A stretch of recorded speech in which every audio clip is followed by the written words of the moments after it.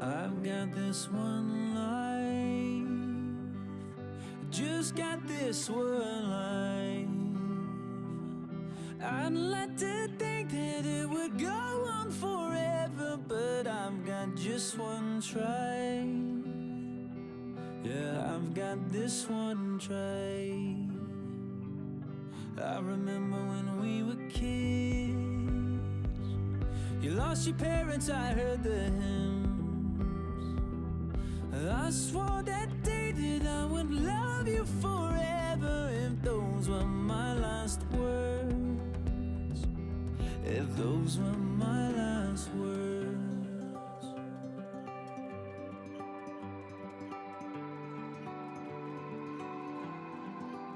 I might never be a captain on a yellow submarine. I might never be an actress on a giant silver screen, but my heart will make a house standing anywhere you'll be. and my love will hold the diamond shining far as you can see.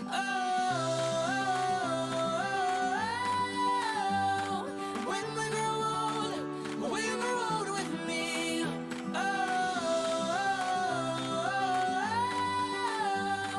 When we grow old, we grow old with me.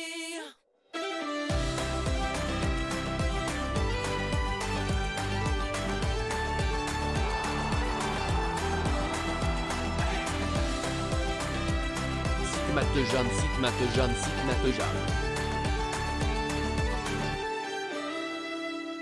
You've got this one light that shines all my life. Just like a rose blooming out from this desert. Oh, I saw these two eyes. Yeah, I saw your two eyes. I might never be a singer who's been knighted by the queen. I might never be a model in a fashion magazine, but my heart will make a house standing anywhere you'll be. and my love will hold the diamond shining far as you can see.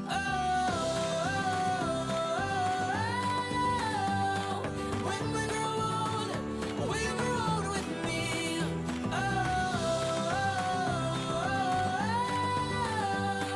When we grow old, we grow old with me.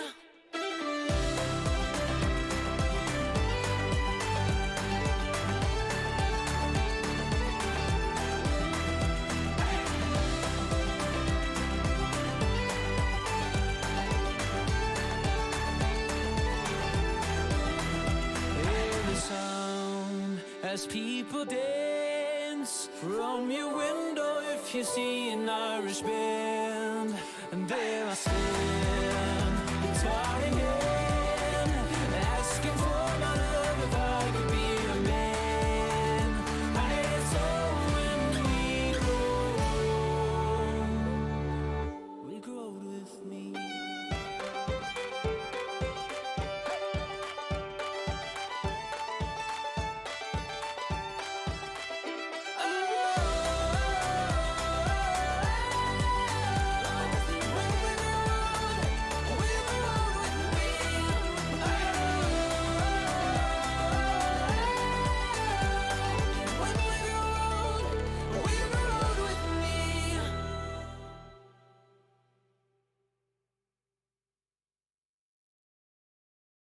I'm fed up with changes. Come pick me up, cause I just wanna see the light. I wanna be weightless. Teach me to fly, I won't be coming down. Could somebody wake me up? I don't wanna be here and let the world pass me by. Yeah. I just see her face wherever I look. She's standing in the crowd. So let go, I don't want to, but I'm gonna try. When she left me, yeah, let a little bit inside. You know, maybe things are gonna be alright. Cause I just wanna see the light.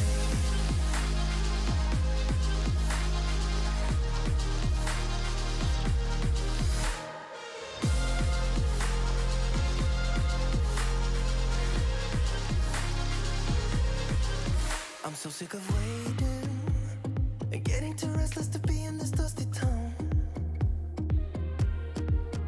I've heard of this place where people forget and you get another try. So come open up my door. I don't wanna be here and let the world pass me by. I won't see your face wherever I look. I'm blinded by the light. So let go. I don't want to, but I'm gonna try. When she left me, yeah, died a little bit inside. You know, maybe things are gonna be alright. 'Cause I just wanna see the light. Yeah, I just wanna see the light.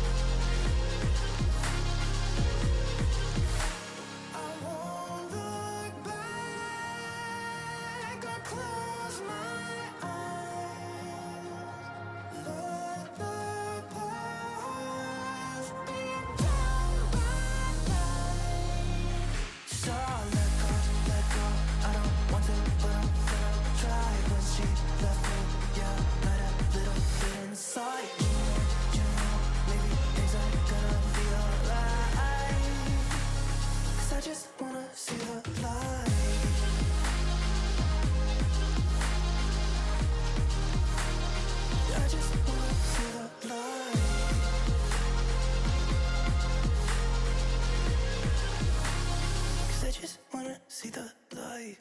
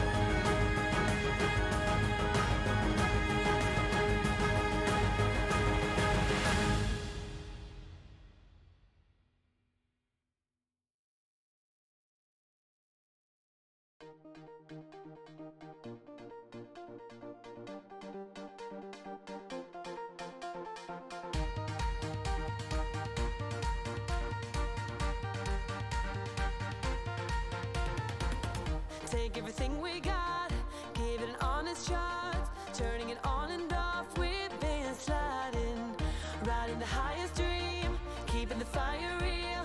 I call for you. Hold your gun, cut the wire, aim for fun.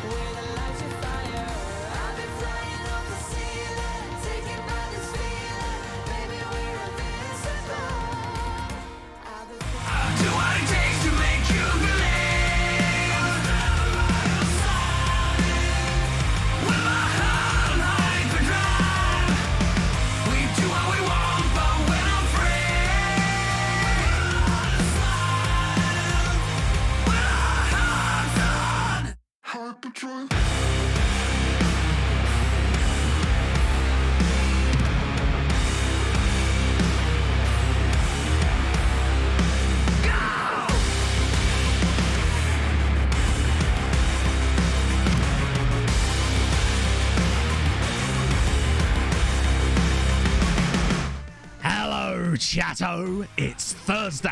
Coming up today on Building a Nation with Treaty United, we have the Champions League qualifiers. The second leg is due against Apollon Limassol. 3 up from the first leg. Can we complete the tie and go the whole way? The league is still very tight. We have games in hand. Will the lads be able to see it over the line with all the extra fixture congestion? Coming up today, that and more on Building a Nation with Treaty United. Ooh, he's done it. He's done it. He's doing all right here. It's new leaf, new me, chat. What can I say? Oh, 100%. Yes. You love to see it. Lord Richard with the 17 months right on the spot as well to punctuate the end of it. Good morning to you as well. And Basil with the 11 months as well. And a Harold Bishop jumper. It's a Christmas jumper, which makes this even worse, but in a good way. I like Gop. Gop is good right now. And Rayton Jr. with the 5 months too. I hope so. I really hope so too, Basil. I really do. Also, final hurdle. Thank you for the 5 months during the intro and Sean converting his gifted sub into... Haven't been able to watch in quite a while because of Christmas and work. That some amazing intro jam. Take note of the amazing intro. It's not going to last forever. Intro's unbeaten so far, and so, I was about to say, and so are we. But we're not, are we? Because St. Pat's happened. Why is it always them? It's always fucking St. Pat's. I'm just going to move on from that now and get into this one game we've got before the big one, I suppose. So, good news, chat. I did a little bit of looking as far as to which of our players might count as homegrown in the future. Didn't realise this. Tom Howcroft actually was signed soon enough. So next summer, he will count as a homegrown player. So it means we won't have any issues with registering him for next year's Champions League matches. And Champions League, he said, presumptuously. Point is, it's good. St. Pratt's, oh, sick burn from Bay Hudson. But not as big a burn as hopefully we're going to put on Scammert Rovers here. I do worry, though, because this is quite a rotated team. But given that, well, it kind of had to be. Also, making his debut is... Where's he gone? Where has he gone? Issa Samadiane as well. This could go either way, to be honest. Troy Deeney, still in charge, of course. Oh, it'd be so typical, wouldn't it? Thrashy, arms. Damn right. I think we're doing all right with the intros. I don't know what's changed. I'm not putting any more effort in than I was before. Maybe I've just stopped caring and now it's suddenly turned out to be excellent.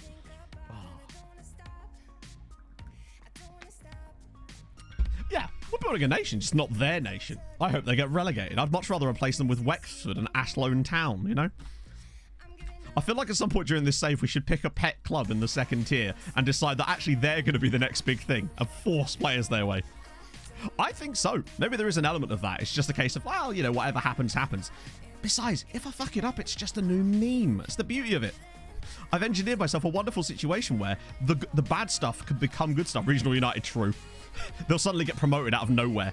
Oh, God. Oh, God. Oh, God. Win it. Oh! We have got away with that. I think at one point what we should do is basically pick like season 10 or something. Just pick whoever is bottom of the second tier and be like, right, you're getting all our loan signings now, then. Right. This has been kind of shit so far. This is an opportunity to move further clear of Derry City as well. I feel like they'll fall away. I was looking at some stuff. So, you know, before we had that meme about how the Finn Harps goalkeeper is responsible for pretty much their entire downfall because he was like, what was it? He conceded 19 more goals than he should have done. So I had another look earlier. It's now 29 goals more than he should have done. The man has conceded 29 goals more than he should have done. That is a lot of goals. Ding! With the 19 months. Insert message here. Well, I will. And the message I'm going to insert to you, sir, is how's the baba? How's things going? Are you tired? Have you slept last night is my question. Let's see. Ooh, Michael Sharif looked down and uninspired. Michael, no. No. Let me read you one of my favorite Bible verses. Play better, you shit. Genesis 1:3. I'm somewhat of a biblical scholar, chap. I am tired. I figured you might be. Oh, first half was already finished. Yeah, what can I say? I'm a speed runner. Shame our strikers aren't speed running, scoring goals. Okay, that's better. He might actually get it. Oh, nicely done. Right, slip him through, Ben. You know what to do. There's the ball. Michael Sharif to do Michael Sharif thing. Oh, my God. Sir, you could just take a touch, buddy. Just anything. I mean, he probably is, although. Like, let's be honest. He's probably better. Do we even have a third choice goalkeeper at the moment? I'm not even sure who it would be. Because we've got Bart and we've got Tashby. But I don't know if there is another goalkeeper knocking about. There probably is. It's probably one of the youth team keepers from, like, a regen intake or something. I don't think Saitama's here anymore. Speaking of, I wonder where he ended up. Because his contract expired and we didn't... Like, no, they've both gone. Mazepan and Saitama both left at the end of last season. So I wonder where they ended up. So I'll get Halcroft on for a bit. I suppose I'd take a draw, but I'd rather not. It's Scamrock. I'll get you on there and maybe Steady Eddie for the middle. That'll do. Sullivan and Ridgick, how dare you? Eric from HR. Now, Eric from HR, he's under a sexual assault allegation. We can't have him in goal. He can't be touching things. He's had enough of that right now, you know? It's a terrible thing to have in HR, really, honestly. Typical, isn't it? Right. Okay. This is not how we wanted to start. Then again, I suppose heavily rotated side and 0-0 draw away wouldn't be that bad, I guess. Particularly if we went and won it now with a Halcroft banger or a Sam Diani bang. That was close. That was close. I didn't actually see him, no, Standards. What I've mostly seen from AFCON over the last... I'll be honest with you, there's only really one story that's permeating through my head about AFCON at the moment, and that was the worrying/hilarious situation with the Mali versus, was it Tunisia game yesterday, where the referee blew up 5 minutes early, then brought them back out, and then still blew up early, and then they refused to come out. What is going on? AFCON be like, we're a serious tournament. Hold my beer. That was, like, how? Hasn't that referee also already in the past been suspended for some rather odd things? Now, again, I don't know for sure on that one, so probably shouldn't be saying that out loud, but what's he going to do? Blow the whistle early on me? Corruption? I don't know. Like, I always like to subscribe to the idea of Hanlon's razor. You know, do not attribute to malice that which can be explained with incompetence. However, there's only so much incompetence that can can take place, no? Oh, dear. Yeah, I was going to say, like, I don't know how it's... I guess the only way that you could argue that it was corrupt is if, like, I don't know, he had a big bet somewhere in, like, East Asian bookmakers where for, like, under 1.5 goals or something. Referee had heat stroke. Well, that sucks. How do you consider the idea of maybe telling someone and allowing someone else to take over instead of just ending the match early? Or are they implying that it clouded his judgment? Because in that case, I can sort of understand. Purple, Akilna Traki. Thank you so much for the follow. Germany, Brazil in the World Cup final as well. Bam. I was going to say, we've seen what Africa's capable of. We managed there. It was great. And also no Chiro hat-trick. Sad time. Oh, hang on a minute. Okay. Oh, so just before I asked, oh, are they going to complain about this? Yes. They're like, you can have more scouts, but you can be damn sure you're not going to pay them anymore. All right, let's see if we can... Current wage structure allows for high... I mean... Correct, Con. You are actually supposedly correct there. However, FM's management and coaching wage structures tend not to agree with that one. Down with the 7 bits. 1 bit for every goal we put past Reading. Ah, lovely scenes. I can't believe that's happened twice in one season. It's insane. Oh my god. Bart Simeo with the 22 months. That might be the first 22-month resub we've seen. A marathon. Let's go, lad. Oh, 4 more for Yes, indeed. So now thank you so much, man. That's awesome. 22 months. That's mental. Oh, maybe it was the Namibian Illuminati. Didn't even qualify. Do you know what, Dan? I'm bloody excellent. How are you, my friend? Were there limbs? Many, many limbs. I suppose we should probably get about trying to actually sign some of these people now that we've got these extra slots. So I guess we get 2 more scouts and another coachy boy. So we'll do scouts first because I think we already have the filters set up for scouts. Yes, we do. So, who do we get? Or who can we get, I suppose, is the bigger question. These guys are unemployed, which means they're going to demand huge money. He's not, which makes me think, though he is a Hoyd, and he's on no money, I bet you he would join us for...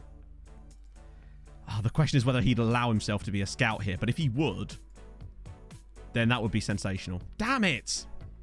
You see what I mean about the discrepancy in staff wages, though? If a staff member already has a job, they will demand virtually no money. Doing the podcast again tonight. Sick. Which one? Is it the same one as last time? Yeah, that's a terrible Hoyd. You're in the wrong job, my friend. You, though, the thing is, he's going to want about £3,000 a week. Oh, yes. Still going to try and screw him on it, obviously. Come on, then. Okay, with our last scout, I'd like to look for someone with a bit more weird knowledge. Like this guy. Italy, Argentina, Paraguay. This is cool. If we could get this kind of knowledge in, that would... What was his last job? What was the last job this man had? Scout at Arsenal 2 years ago. Fair enough, he was at Arsenal. But, like, there's a reason you haven't had a job in 2 years, Jonathan. What else? Oh, Africa knowledge could be quite useful. Or not, apparently. God, any interesting... That's okay, there's an Italian one here. I mean, he was at Spezia, but that was 3 years ago.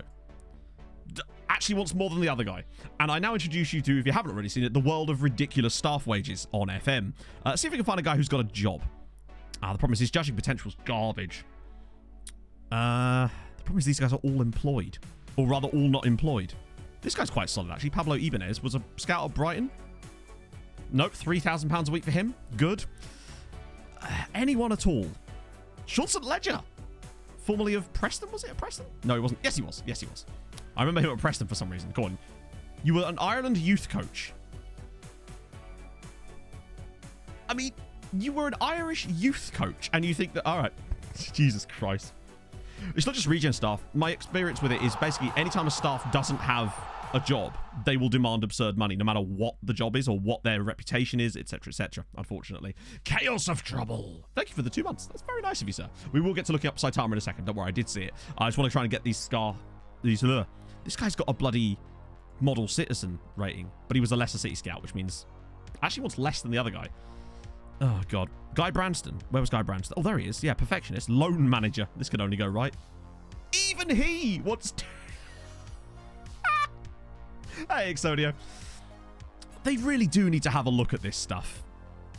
Okay, so, right. Slugs. So we've got Mpenza. Maybe this is just because he's got something else that's... Oh, God. Is this going to be one of these ones where it's a scout that's retired or something? Go lower for the country knowledge. Yeah, but we still want them to be good. That's the problem. Preston left me in a pickle. I'm not even sure where to go with this now. Was it Mbo Mpenza?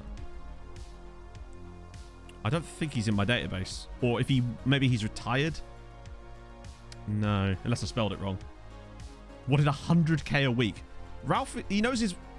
Yeah, he'll do. Yeah, he knows his worth, does old Ralph. Anything else in here? There must be one of these guys that's willing to come. Craig Effer. Yeah, you are a bit of an Effer, aren't you, Craig? Yeah, Sean St. Ledger, even he wouldn't come. What about... Hang on, let's just sort it by world rank, world reputation, and then see if there's anyone good in here. Simon Cooper. Can we get Stefan Szymanski as well? Yeah, to me, I don't think it has anything to do with the reputation, unfortunately. Like, he's got a lower reputation than almost everyone on the list and still wants £2,000 a week. This guy's up... Oh, no, this is the guy with the shocking judging potential. I guarantee you, though, this guy will want basically no money.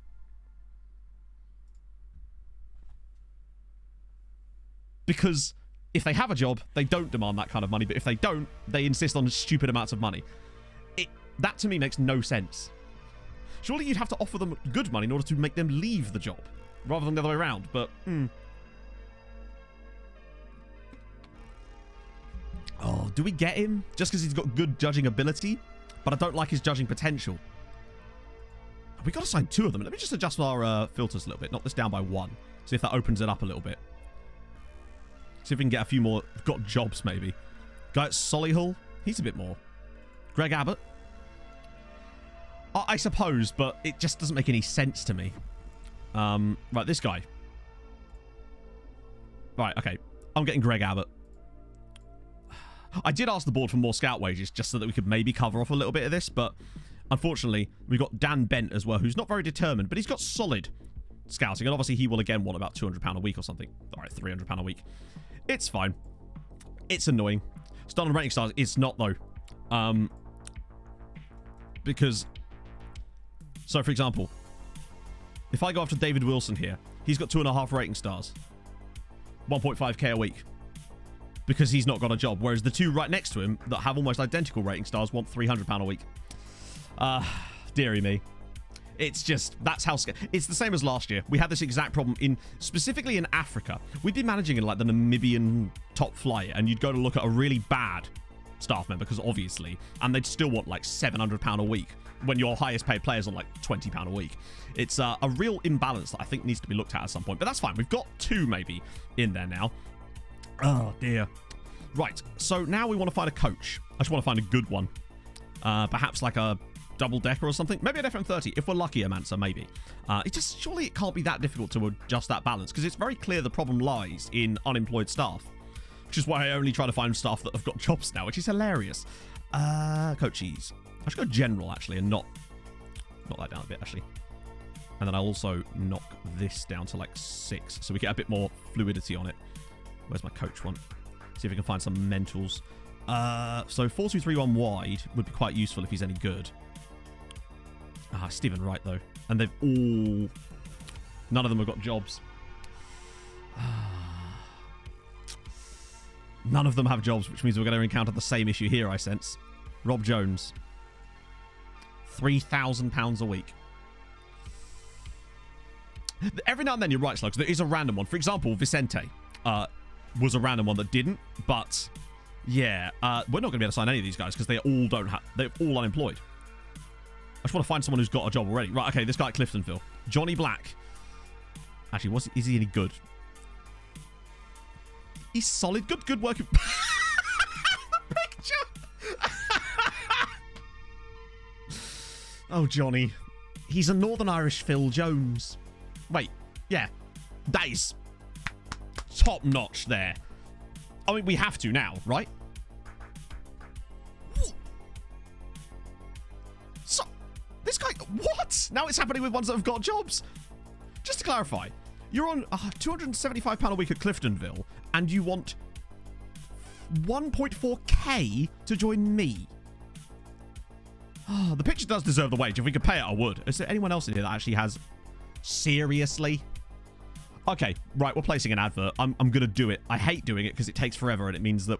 But we've really got no choice, do we? Place an advert, coaching, coach. We're just going to have to do it, aren't we? Maybe we'll have a bit of better luck with placing an advert or something. What's the betting that we place an advert and it's the same exact people and now all of a sudden they don't want the same money? That would be an interesting test, actually, to see if that does change it. If any of the same names come up that we were looking at before, maybe it's... Who? Oh, Wade. Okay, fair one. Hey, Gavin. Oh, Ireland tax in it. We could phone this picture, if only. He just hates Ireland. How could he? How could you? Hey, Charu. Loch Ness FC. I love that. What league did Loch Ness FC start in? Always willing to take your match ways you can offer. I suppose that's kind of the point of it, isn't it, really? But I suppose if you're in this situation... Maybe it's to drive people towards it. Right, so what do we want here? We want Sligo Rovers to do us a favour. Bohemians are going to smack about the Harps. Watch them now lose to them. Now, they'll probably score about 5. Stands to reason. All right, 4. Yes! Thank you, Westlife FC. Oh, looks like some Pats are flying without wings. Whee! That's good. That stops them from overtaking us, because our form's actually been a bit shaky lately, as we know. But obviously the Farps have lost again. Hang on, is that our former player, Dan Cleary? Yes, it is. Oh dear, you've joined a real shitter there, haven't you, buddy? 78 goals conceded for the season. Now, they're going to hit the big 100, aren't they? Because we've only played them twice so far. We've still got 2 more games against them. Oh, Saitama. That's what I was going to look up. Right. Let's do it. Saitama. Boom, boom, boom. Oh, he's a lot. Chat, I've got to be honest. I'm starting to like Longford Town. They take loads of our loan players. They've picked up One Punch Man from us on a free transfer. He hasn't played for them yet. But I tell you what, they're starting to become my second favourite team in this save. A proper Christmas morning at work. Wait. Oh, proper night. I thought it said proper Christmas morning. Why did I confuse Nightmare and Christmas? Maybe it was the night before Christmas. Oh, but I hope you have a better day, man. That sucks. Oh, why did we sell him? We didn't sell him. He was released at the end of his contract because he just wasn't... He wasn't getting game time. He wasn't going to improve. And he didn't have the potential ceiling that we thought he did, basically. So I would drop this bad boy here. Give me attention. Give me attention. I want attention. Oh, Viking. How's it going, man? Thank you for the 22 months. Have you started that new job yet? Or are you still feeling unwell? Hey, Willie Foot. Fresh memories of nightmarish Christmas. No, my Christmases have always been quite mundane, really, as it goes. Oh, he's now Long Punch Man. Oh, that's good. I'm glad they've picked him up. Akwasi Asante, another Asante mate. Oh, he's unemployed. Was this to look up as a player or as a potential staff option? I'm guessing it was the former, since he's unfortunately not brilliant as a staff member, sadly. Beeble! Thank you for the follow. As a player, well, he has retired, incredibly. Let's just have a look at this. Elated his release as he wasn't required standard. The club has gone from strength to strength. Oh, poor Charles. Oh, sticking the boot in there. Can we adopt them? I'll tell you what, I'm thinking about it. They've already got Arrowsmith, and he is smashing it for him at the moment, considering he's not a striker.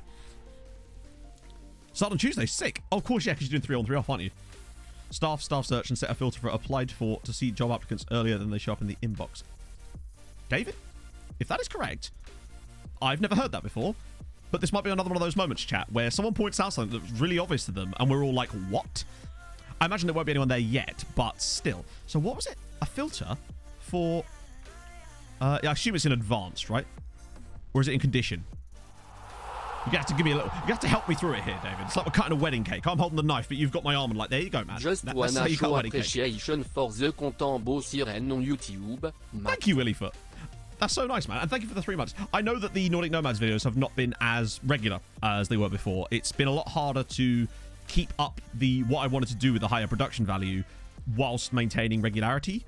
But, and I know that I have seen some complaints in the comments about it, but it's a kind of like, either I do that or it becomes like the same as everything else, and it's like I'd rather keep it being what it is. Like, for example, yesterday's episode took a long time to do because there was like about 3 minutes of voiceover in it, which might not sound like much. Advanced transfer. Applied for a job. This is... Right, let me get rid of this, obviously. How do I... Let me just do that. Hang on. What I'll do is, let me clear this entirely and then come back to it. That way we can get a better idea. Transfer, applied for job. I never knew that was a thing. I had no idea you could get an idea about people applying for your jobs for like coaching assignments before you got that news article. That's amazing. I know there's little things like that that they don't publicize. That's really cool. David, congratulations, though. You've just joined the Hall of Fame of people that have pointed random shit out to me that I've gone, whoa, man. I think the last time that happened was that with the hidden screens that we found. I say we found. I can't remember who it was, but someone found them.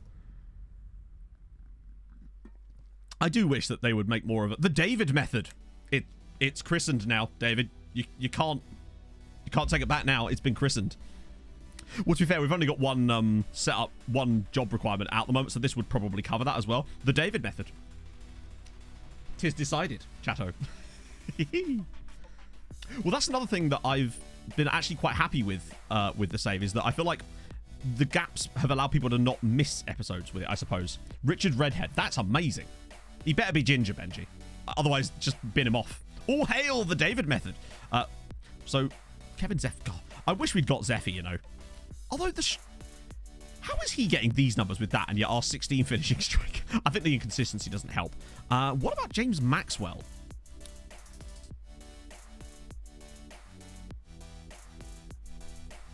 I'm just saying. He needs a scout. Asked to leave, 56k.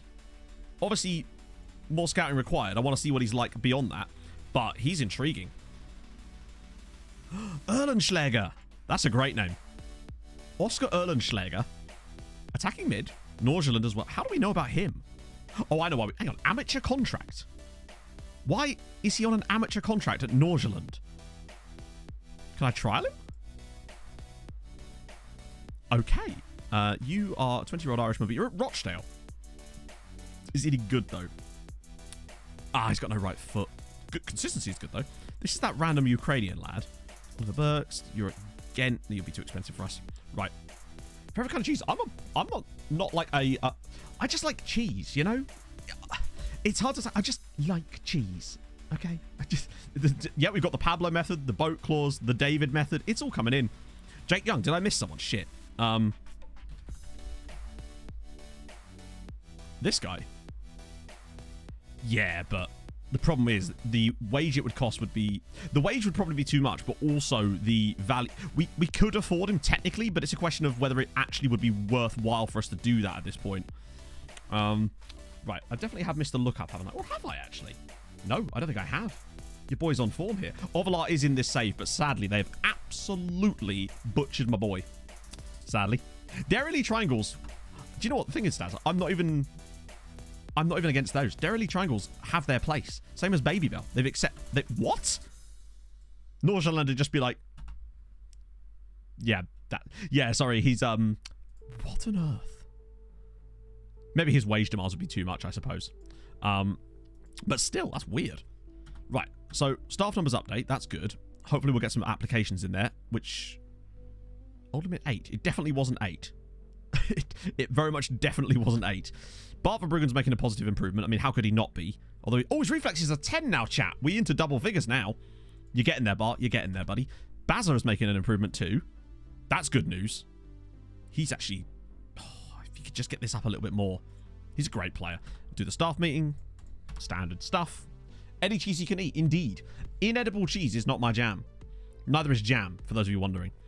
Oh, speaking of, actually, right after the Apollon game, we've got the FARPS match. It's perfect. The ultimate palate cleanser. We're going to lose now, aren't we? We are going to lose. See, I don't really like cheese string, I must say. That's my...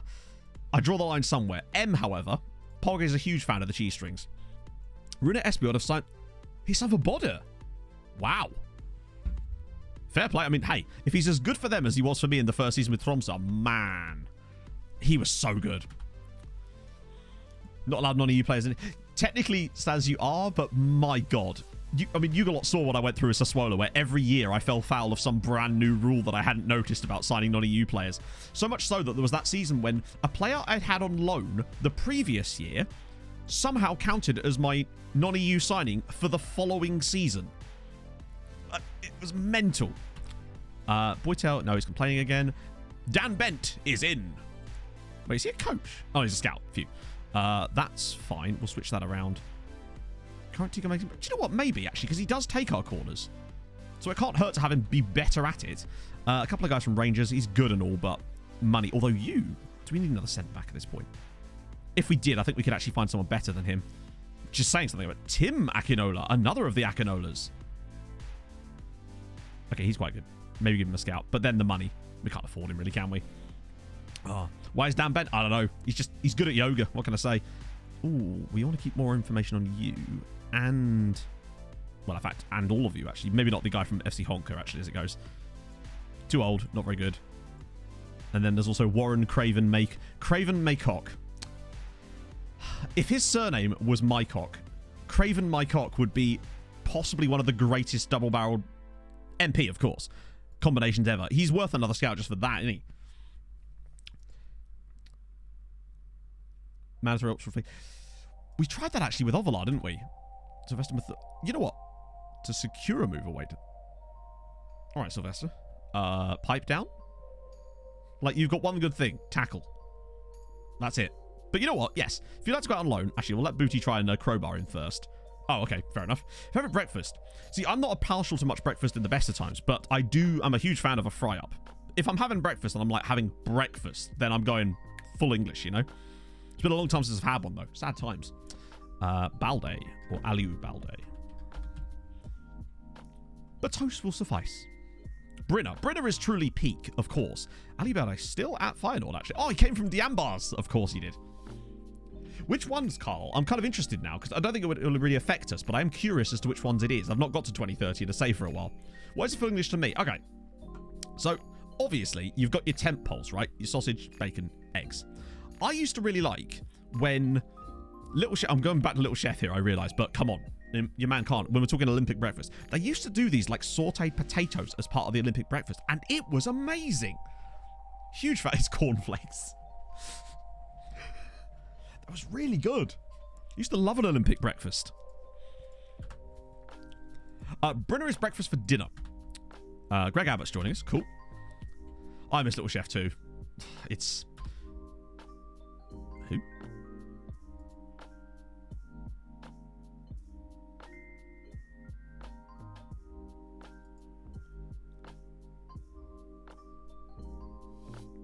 I mean, that's fine. I just don't remember asking a third guy, but sure. Feel like I've culture. I'd say you have. You've never truly... Little Chef is best experienced when you're extremely hungover, I find. I've waited outside a Little Chef at like 7 in the morning for it to open. Not by myself, I should stress. Whilst dressed as Sweeney Todd, waiting for breakfast. It was the best. Oh. Wish.com Tom Feltwood in it. Full English breakfast this morning. There you go. My arteries are not happy. Yeah, but your soul is, Bagpuss, and that's truly what matters. That's quite a lot, actually. Right, so... everyone did well from the... Well, look, basically, Little Chef... well, what it was, essentially. There might still be a couple left, but I don't think there are. It's Think like roadside diner type of spiel, Mandar. Usually found on the side of like dual carriageways or motorways. Generally speaking, there was a few off of that, but mostly that's what they were like. Kind of like motorway services, but a bit more highbrow, if you can even say that. Basically, yeah, just sort of like roadside diner type of food. They had a weird cultural relevance in the UK for some reason. It was great. So much so that when I was a kid, I would actually choose to go for birthday meals at a Little Chef. That is not a joke. That is not a joke. Dressed as Sweeney Swad. I mean, it's funny. Weirdly, Arrow, it actually wasn't. It was after the emo phase. Basically, I went to a fancy dress party for my friend's 21st birthday, and in Mildenhall. And we all got extremely drunk, obviously. Stayed up all night, and then went, hang on a minute. We're within like 3 miles of the Little Chef at Mildenhall Roundabout. Let's just walk there. So we just walked there and be like, it'll be open by the time we get there. Spoiler alert, it wasn't open because it was like 6:30 in the morning. So we stood outside the Little Chef in this car park, waiting for it to open at like, I don't know, 7:30 in the morning on a Sunday or some shit. Bear in mind, I'm dressed as Sweeney Todd. A friend of mine is dressed as Wolverine, and he has like gardening spikes in his hands. We just stood there outside Little Chef, be like, can we come in and have breakfast now? So yeah, that was good. All right. Champions League. Let's do it. Roadkill like that. Do you know they don't? Well, not as far as I know. Sweetie Todd waiting for breakfast, the sequel. True. I went in there and went, what is this? Smells like piss. Piss with ink. And so on. A1 at Grantham. So there are still a few about. I ain't driving to Grantham. Not deliberately, anyway. Matsia, Cano, Miles, Connor, Panini. No. This is a Panini booty job, I think. Pereira, Hayes, good. Cunningham, Johnston. Cano or Hines? It has to be Hines, surely. Did you have any human pie? Do you know I didn't? No. That wasn't on the menu that day. They'd run out. Yeah, I mean, that's my thought. I imagine that the staff were probably a bit perturbed by it. And as you would be, right? Oh, I forgot they're narrow boys, aren't they? Surely, look. Do you know, think it's Sean, right? A couple of years ago, I say a couple of years ago, it wasn't even that long ago because it was definitely during stream periods, right? After a stream, I had to do a little test drive in my car because the battery had just been replaced and I needed to like charge it up. Not been replaced. Something had gone with the car battery and I needed to do like a test run just to charge the battery up a little bit. I think it was my alternator or something. And so I was like, fuck it. I'm going to drive to that Mildenhall Little Chef and it's quite a long way away from me. So I drove all the way up there, got there, and it was fucking Burger King. I was livid, boys. Livid. Oh. If we're going to go outside, no, yeah, I was going to say, outside is for silly people. Also, can I just point out, every single outfield player in our starting 11 has scored a goal for us this season. We're spreading the love around, friends. Hopefully we can spread it around a little bit more. Oh, I thought their striker was called Babylon then. Let's get a whopper. No, I just came straight home. Fuming. Absolutely fuming. I was powered by rage. Damn tasteful. There you go. A review from the Viking himself. Yeah, if we could get the keeper to score, to be fair. I expect... What? You're 3-0 up from the first leg. I think you'll probably be all right. Watch us lose now. He's actually demotivated by it. God damn it. Tafka. No, Tafkai? DK? Thank you so much for the follow. Keeper on pens, maybe. Weirdly, I've not seen the option pop up as much lately to change penalty taker during matches. The reason I don't want to put him on it permanently is for obvious reasons. Maybe if we ever like wrap up the title at some point, I could just put him on it for the last few matches and see if we win one. But we don't win a lot of pens because we don't dribble very much. Most of our play is passing plays. So as a result, we tend not to win many penalties. Watch us now win one straight away. Matsia, Sharif blocked. Oh. Here we go. 7.99 Olympic breakfast. 2 rashers of back bacon. British pork sausage, 2 grilled fried free-range eggs, mushrooms, sauteed potatoes, thank you, grilled half tomato and Heinz baked beans, served with the choice of toast. The toast, I'm a toast man, but fried, yeah, not bad. Last one was on point. Yes. I'll take it. Thank you, man. Welcome aboard. That's a lot of stuff. Oh, that's the second option. Right, I see. Oh, good finish. Aren't we glad we put Josh Hines in? There we go. One thing you'll notice, though, if you're in Scotland, you'll find white pudding is far more common. My dad, huge fan of white pudding. I remember being in this, there's a pub in Edinburgh on Rose Street, I think it is, called Dirty Dick's. This is not me making puns, it's just the name of the pub. And my dad had like full-on haggis in there. He was just like, I want haggis. So we found somewhere, and he had haggis, and he was happy with it. A wheel of cheese, yep. So,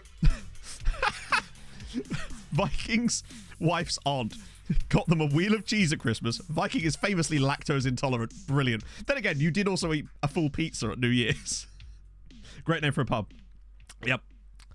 It is. It was called Dirty Dick's, I promise you. If it still exists, it's on Rose Street in Edinburgh. Really nice part of town. It's just off of Princess Street. Sharif is through. Can he do it this time? Yes, he can. Michael Sharif, and it's 2-0. What were we even worried about? Glad to get him a bit of confidence back as well. Sausage Maker's muffin. Almost impossible not to call him a muffin. Really is, isn't it? I actually went to Wetherspoons on Sunday. Em and I, this is such a random thing, but we've been watching Fringe, and one of the characters in the show really likes root beer floats. Whatever reason, whatever. So when we first watched it, Em really wanted a root beer float. This was years ago. So we started rewatching it, and Em's kind of like, I really want a root beer float. So I just sat there and tried to find a place that did root beer floats. And we found a place in Cambridge in the in the Grand Arcade. Oh, surely not. Oh, that does root beer floats. It's called Ed's Diner. So I was like, Pog, how about we just nip to Cambridge the next day? It's actually quite far away, just to get a root beer float. Got there. Em orders a root beer root beer float or whatever. The person didn't seem to understand what she was on about. Em pointed it out on the POS system to the person. They then proceeded to still ignore her, and she just ended up with a normal root beer at the end. So I was like, all right, fine, we'll go to lunch in Wetherspoons. That'll make it better. It didn't. Her food was cold. Mine was perfectly fine. I felt so bad. Oh, it's Bev. It's not Bev, it's Iliev. Always at the post. Yeah, it was all right. The milkshake I had was pretty sick, actually. Walter, that's the one, yeah. Bloody love Fringe. Oh. Naughty Riches, yeah, probably, actually. Next to an SED clinic. No, it's actually over the road from a tobacconist's. In case you needed that. Still open. Yeah, it's quite cool, isn't it? It's very sort of, not claustrophobic, but you know what I mean, Paul. It's quite, there's a lot of stuff in there. Well, certainly used to. This was a while ago. This was like 2013. It's called Glee. Yeah. How did they mess that up? So basically, they didn't mess it up so much as the person that was doing the order just refused to acknowledge that they did it, even though we were pointing it out on the menu. And Em, obviously, because she does work in retail, was looking at the POS system and could see the word root beer float. So she was pointing it at the person, and then they just ignored her and did a root beer. It was just like, how do you get that wrong? Oh, what a brilliant header. Jam bomb. Thank you so much for the follow. Ed's done the other day when you... Did you really? The one upstairs in the Grand Arcade? I didn't even know there was something up there, to be honest with you. I don't go shopping much. Can you tell? Usually what happens is Em brings me shopping and I just spend the entire time taking the piss. Not that that's different to any other activities involving me, admittedly. Well, to be fair, they actually got the order perfectly fine. Very quick as well. Plus with the app as well. It was a bit Van Persie, wasn't it? Oh. Here's one for you, chat. What is the worst you've ever had your order in a restaurant screwed up? Like, the most bizarre, misplaced order. I'm curious now. Why am I not surprised? Is there any reason to be surprised? Rangers Remorphed TV. Thank you very much for the follow. Is that Power Rangers or just normal Rangers? This is my question. What kind of balls in this up here, aren't we? To go to Krasnodar, as in this save or in real life. At Five Guys, a jug of water was salty. Ew. I've actually never been into an actual Five Guys before. I've had Five Guys, just never in the restaurant. Was delivered a vegetarian risotto. To be fair, they are painstakingly similar there, Hodzy. Hey, Tiger Tails. End up with a burger set at a drive. Burger set? I'd say you came out on top there, Leanne, unless you're like maybe vegetarian, in which case perhaps not. Surely that would have been worth more than the ice cream, no? It's like that time when Em and I went to McDonald's and the drinks were broken. Not like the ice cream or the McFlurry. No. Their entire range of drinks. All they had was water and Oasis. I was like, how does that work? Oh, what a finish from Michael Sharif. I've had five. Oh, I bet you have. Maybe even 7 guys. So I tell the swamp donkey to sack it before I give him a tonk in a tradesman's head. It was good, actually. Their spicy fries were really sick. DJ Mike. Wait, no. Maybe even DJ Mikkel? That's wrong as well. Miklex. Miklex? Thank you so much for the follow. Post. That's awesome, actually. But I don't know for who specifically. Probably for them. Maybe. Dribbling down your chin is the best. It is, isn't it? It's just. Have you had their bukkake burger? It's a sensation. No, we can't do that because that news isn't registered. We'll maybe put you in, actually. I am familiar with over 600 dance moves. Thank you for the follow, sir. That actually hurt. I shouldn't do that. Learn your lesson, Matt. It's too early for that. Voice isn't warmed up yet. Maybe even get Kano on. Yes, lovely. Get ready for the Farps game. Oh. Had to change their menu due to not having any As in, like, because of a chicken shortage, or they just couldn't be asked anymore? Because either's fine, I suppose. 5 blokes. Is that like a rip-off brand? Oh, dear. Max Johnson's done a silly there. Playing Scammert Rovers in the playoff. You better beat them, Gulliver. You have to beat them. Unacceptable. Collected a pizza from Domino's. Damn it, we've actually been starting to concede again. Oh, well. Drove down to Wexford. Interesting. Down to the bottom of the league. Bacon chicken. Opened it, well, it smelled like fishy. Oh, no, it didn't have fish. Was it like anchovies or something? Tuna? Tuna instead of bacon. How do you confuse the two? That doesn't even make any sense. Oh, hang on, just trying to scroll up to see. Hey, Alikins. So basically, what, depending on what the last thing you saw was, we managed to win the league last season from 14 points behind. And as a result, we're now playing in the Champions League qualifiers. Oh, Jacob Carno! That deserved a goal.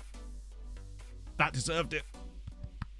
Has no supply of chicken. Fair one. That does kind of suck. Otherwise, it's just Kentucky Fried. They should change their name to KFF. Kentucky Fried Food. Just whatever they can get their hands on. And horse and such. Brother Stag did. We go to a pub restaurant, order our food. Wasn't a great selection. They bring 3 of the 7 dishes out, put them down, and we went for another 4. A couple of us are picking up the food. Like 5 minutes later, the waitress came to say we had the other table's food and we're going to have to take it away. Then we had to wait for another. The worst thing about that night, it could have been worse, though. Because they could have been like, oh, yeah, no, you've eaten it now. You're going to have to pay for it. Have we conceded again? Oh, well, it's fine. We're away from home. Managing an island. Thankfully, technically, we aren't managing an island in this one game. They've been a bit unlucky, haven't they? They've actually been a bit unlucky.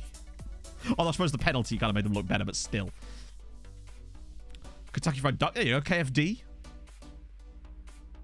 Just happened to be... Oh, that's kind of... Yeah, that's an easy confusion to make, I suppose. Right? Because if it's the exact same order, then... Yeah. Yeah, a win for the coefficients would be quite useful. If we could actually pull off a magic one here, that'd be kind of good. Oh, Howcroft. Sharif. Love it! Oh, off the bottom of the post. I don't know if it's Kentucky Fried, but it's certainly fried. Yes, a single win does still get you coefficient points as far as I'm aware, but I'll honestly just take not losing this one. A draw's still coefficient. Although, no, not with passing like that, it won't be. We've been kind of fortunate to win this tie by the amount that we... Oh, don't be silly. Good save, Bart. At that point, surely just be like, okay, this is this table's. We'll get the other table the same meal that they're already having, right? That seems like a smarter plan on that one. But I guess smart wasn't really in the vocabulary that day. Oh, go on. Pull out a late winner for us. Carno. He loves a little chop, doesn't he? He's just been absolutely bundled over. Go on. Watch him blow the final whistle now. It's going to be one of those meaningless highlights at the end of matches. Booty drops one in, and it's going to be cleared immediately. Oh. Why is there nobody back? We're going to concede here. How the hell? The guy speeding back there like Roadrunner. Yeah, we probably got away with that. But we won. That's the main thing. I'm going to yell at them, of course. Okay, maybe I shouldn't have done that. We did kind of qualify. Now, Cluj got through 5-0. We expected that. That's Apollon out. Which is fine. Which means we draw Cluj. That's going to be tough, man. But at least with Sharif scoring a couple of goals, that's good news. Because him just starting to... He's actually scored braces in both games now. Oh, yeah, by the way. So I looked at any players we had coming up for due in terms of, like, club training. Howcroft next year will guarantee us that. If we could get Hazy back for another year, he will also potentially count as homegrown, which would be sick. Right. Oh, my God. This is getting tough now. We'll get those knocked in. So we've won 1 round. We need to win 1 more round to guarantee ourselves a group stage. But I don't know if Cluj is going to be tough, man. Now, how do the other Irish sides get on? Oh, no, it's not till tomorrow, is it? Went to our local Greek restaurant. They got our order 3 times. How? Surely just like... Like, statistically. Seems like you're bound to get it, right? Even a blind squirrel. Burak Kapacek.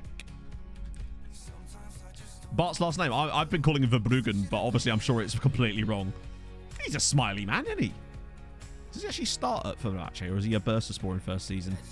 It's hard to tell with FM sometimes. Oh. Hey, DFB fan. Get through his water.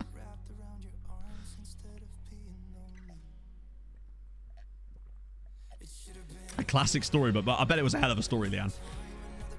So that's Burak Kapacak. I mean, he's a... Oh, for some reason I thought he was a goalkeeper, and I don't know why. I think it's the green. I just associated green kits with goalkeepers for some reason. Because I'm an idiot. Victor Osimhen. Now, he was smashing it in the World Cup. Still at Napoli, but I think he was the second top scorer in the World Cup this game cycle, if you like. Because Nigeria reached the semi-finals before getting smashed by Germany. But he did pretty well. Still got like a third of the goals that Ciro Immobile did in the World Cup, who managed a grand total of, I believe, 19 goals. Was it 19 or 70 that Immobile got? It was a lot of goals. He broke all the records, basically. Not just for individual goals, but also overall, I think. 17. Sorry, he got 17 goals in the World Cup. Worst thing is, Italy didn't even reach the final. Ciro's just like, come on, lads. What have I got to do here? I guess score a bit more. Yeah, he managed to get 17. Then again, Osimhen did manage to get 8, which is pretty good. How is it possible? Well, I'll show you. So basically, their first game was against Thailand, and Ciro's got a double hat-trick. The second match was against Jamaica. Ciro scored a hat-trick. They got Qatar in the first knockout round. Ciro scored a hat-trick. They then got France in the third round. Ciro scored a hat-trick. And then were knocked out. Sorry, they beat the Netherlands. Ciro scored a brace. And then were sadly beaten 1-0 by Brazil. So that game there against the Netherlands was the first game in which he hadn't scored at least a hat-trick in the World Cup. Needless to say, he had quite a good time. So, yeah. We were watching it unfold last stream. It was mental. Newcastle are so rich and have no sense. Oh, does that mean you get to sell them random players for enormous amounts of money? It's always fun. He has literally carried them, and he couldn't carry them any further than that because they got beaten 1-0 by Brazil. I don't think he did. I assume he probably did score in the pens, actually. Let's face it. Oh, televised. Oh, I suppose we'll take it. It's money, innit? Oh, classy Netneck. He's actually really good. He's better than he was last year. I don't know. Part of me thinks we might be able to go in for him at some point. There's Ovalar as well. This is a lie. They've just not done him very well this year, sadly. You are probably a very good player, but we're just having to try to find some under-19 players now. Alfie Osborne. Now he's at Wolves, so we'll end up paying Wolves tax. Luka Racic. He could do with a trial. Jack Bassett. Tokyo. I thought that said Tokyo Vardy then. Chat shit, get Nippon. Augustin Goodwin. Oh, it's the Swedish guy, isn't he? Jake Allen. Oh, yeah. This guy's absurd. Oh, exciting. Possibly, yeah. It had to have been. Transfers and tactics. Tactics, I cannot give advice on tactics because I don't know your team. And honestly, I wouldn't listen to my advice on tactics anyway. I'm not very good at them. Transfers, again, I don't give transfer advice to people because what do I know about the save they're doing, really? What I say when it comes to transfers overall, loans, free agents, trial the hell out of people. That's probably the best way of going about it. When you're at the lower leagues, all you really can do is just trial as many people as you can. Try to filter it like that because you're not going to have the money or the time to do a lot of scouting with actual scouts. Better than me at tactics? I don't know. Striker system. I mean, okay, yeah, I realize that we did quite well with the right backless system in Africa. Like, put it this way, I feel like once I decide on a system, I generally can make it work with little tweaks, but I don't know. I'm not one of those people that's got like notebooks and notebooks full of tactical ideas and all this sort of jazz, you know? I'm more of a clown that happens to occasionally strike gold, I suppose. A clown with a drill is basically me. This should be fine. I don't want to change anything because nobody's new. Not that we can make any changes anyway, so that's fine. Broken clock, yeah. A broken squirrel occasionally shits in the woods. That's me. Struck gold. Hey, I've reached the last 2 finals, I'll have you know. Probably going to be doing... My standard with me in showdowns is I start off really bad at the start of the year, and then towards the end I get better and better as I start to work out a tactic that's not in total dog shit. I mean, think of how bad I was in the first couple of showdowns last year. Dreadful. Clown in a horror movie. Yeah, essentially.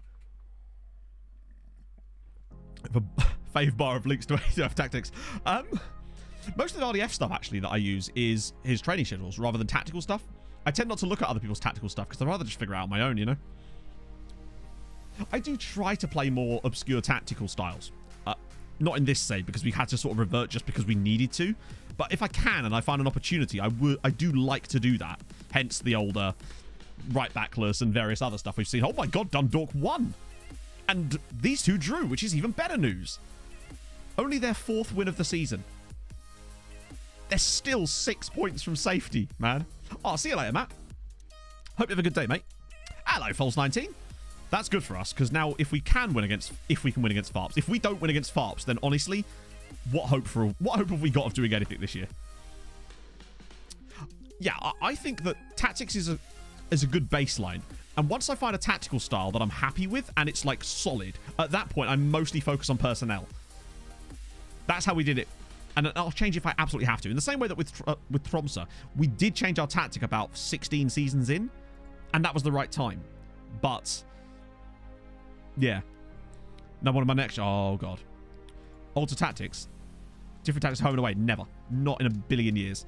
The reason I don't do that is very simple. It's because I want to try and build a tactic that should be consistently good overall. And if I'm building different tactics for different scenarios, I find that, firstly, it takes up a lot of time and it's not something I find that interesting. That's really my main motivation. But also, I'd rather build a tactic that kind of works for every scenario. So it may not be like maximizing the potential in certain games, but overall, like, I think if I really, really tried, I could come up with tactical scenarios that maybe would get us like a 9 out of 10 performance in away games or in this scenario or that scenario. But I'd rather have like a 7.58 tactic than just does everything.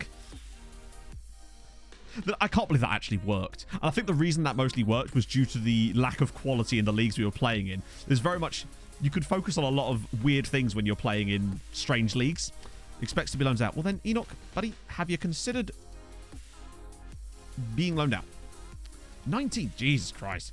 Oh yeah, by the way, I know we talked about this ages ago. We have finally set up a Rocket League channel. Em did a load of the revamping stuff in the Discord yesterday. So we've now got live score bots, all sorts of other stuff. A few chat channels have been like merged and stuff just to clean things up a little bit. But yeah, I wanted to make a Rocket League channel in there because I know a lot of you play it and maybe you were looking for teammates and stuff like that. And it might be a good way of getting that because I just hate solo queue. It's just the worst. To the other To be fair, I played that right backless tactic against Mike in the playoffs, and it actually worked. Not just Mike, against other people in that playoffs. We damn near won the whole thing with it, didn't we? The only reason I think we didn't win that was because I made a tactical error when I was picking my starting 11 for the final match. I think we would have won it if I'd actually done that properly, but my own complacency got in the way. I can't believe we nearly won that with a right backless tactic. It's so hard to defend against if you're not paying attention, I think. Because I also think it's quite easy to exploit if someone is playing it. The Foxy of right backs. Damn right. He'd be proud of that. And Lee would be happy if he saw it. To be fair, we actually stopped playing the defensive winger after a while because he was almost doing too good of a defensive job and wasn't getting forward enough. So we didn't... Basically what we did was we actually used a winger on attack in the end, but then gave him some defensive-minded instructions. So he kind of operated like a wing-back that covered the entire side of the pitch.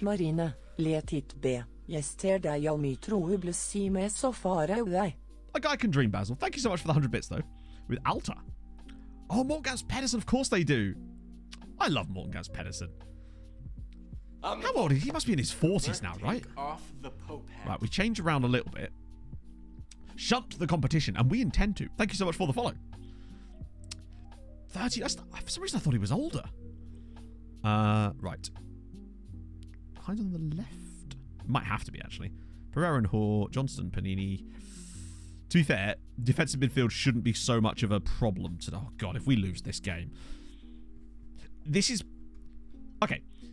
This is perfectly set up to be one of those FM matches, isn't it? We all know it kind of is. So, just to set the scene for you, we're top of the league, in a good spot. A win here takes us 3 points clear.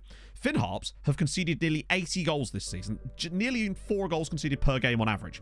They've also not won a match and only have 2 points to their name after 23 matches, which means, inevitably, this feels like one of those games that will end up losing 1-0. But, positive thoughts, eh, chat?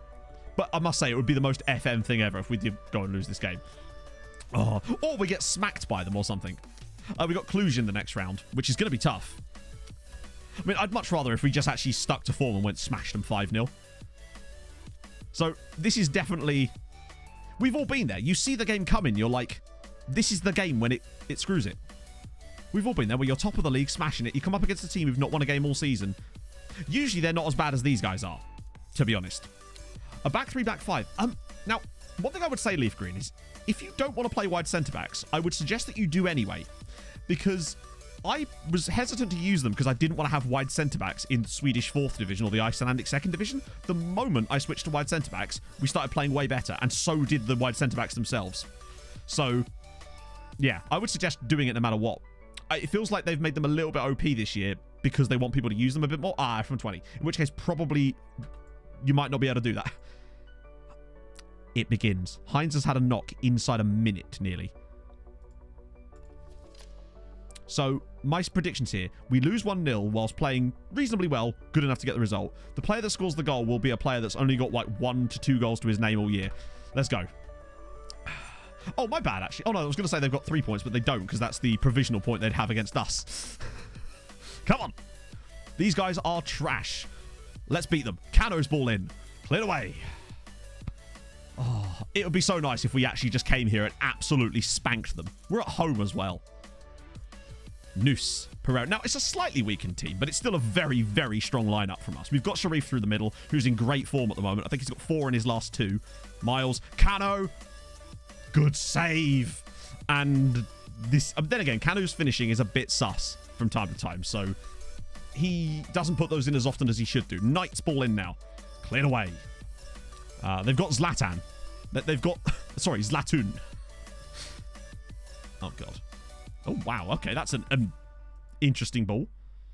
Keeper to have the game of his life. It won't... No matter what their keeper does, it won't be as good as the Gap Connors Key goalkeeper. No goalkeeper will ever have a performance like that against me ever again. It simply isn't going to happen.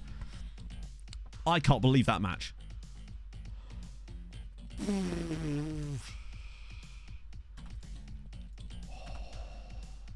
Keeper's going to get his expected goals back to 0. Yeah, we'll have an XG in the game of 29. And he'll keep a clean sheet. Sharif, round the side for... Oh, dear, that's poor. They are giving us space, though, I must say. We're getting a lot of room on the edge of the area. Kano. And what a tackle. Credit to that. That was a superb tackle. We've got the ball back, though. Sharif. Look at that for a finish. He can do it. Treaty 1, Farps 0, Michael Sharif, 30th goal. 30 plus shots. Oh, Dazza. That was the on-target stat. We had 48 shots, over 30, I think, on target in that game, and they kept a clean sheet. Our XG was, I think, 5.8 or something, and it was 0-0. Yes, I saw them, Dan. It gave me a great deal of happiness. You can sort of see why their goalkeeper might be letting them down this season, can't you? How is he on a 7? He's made 1 save.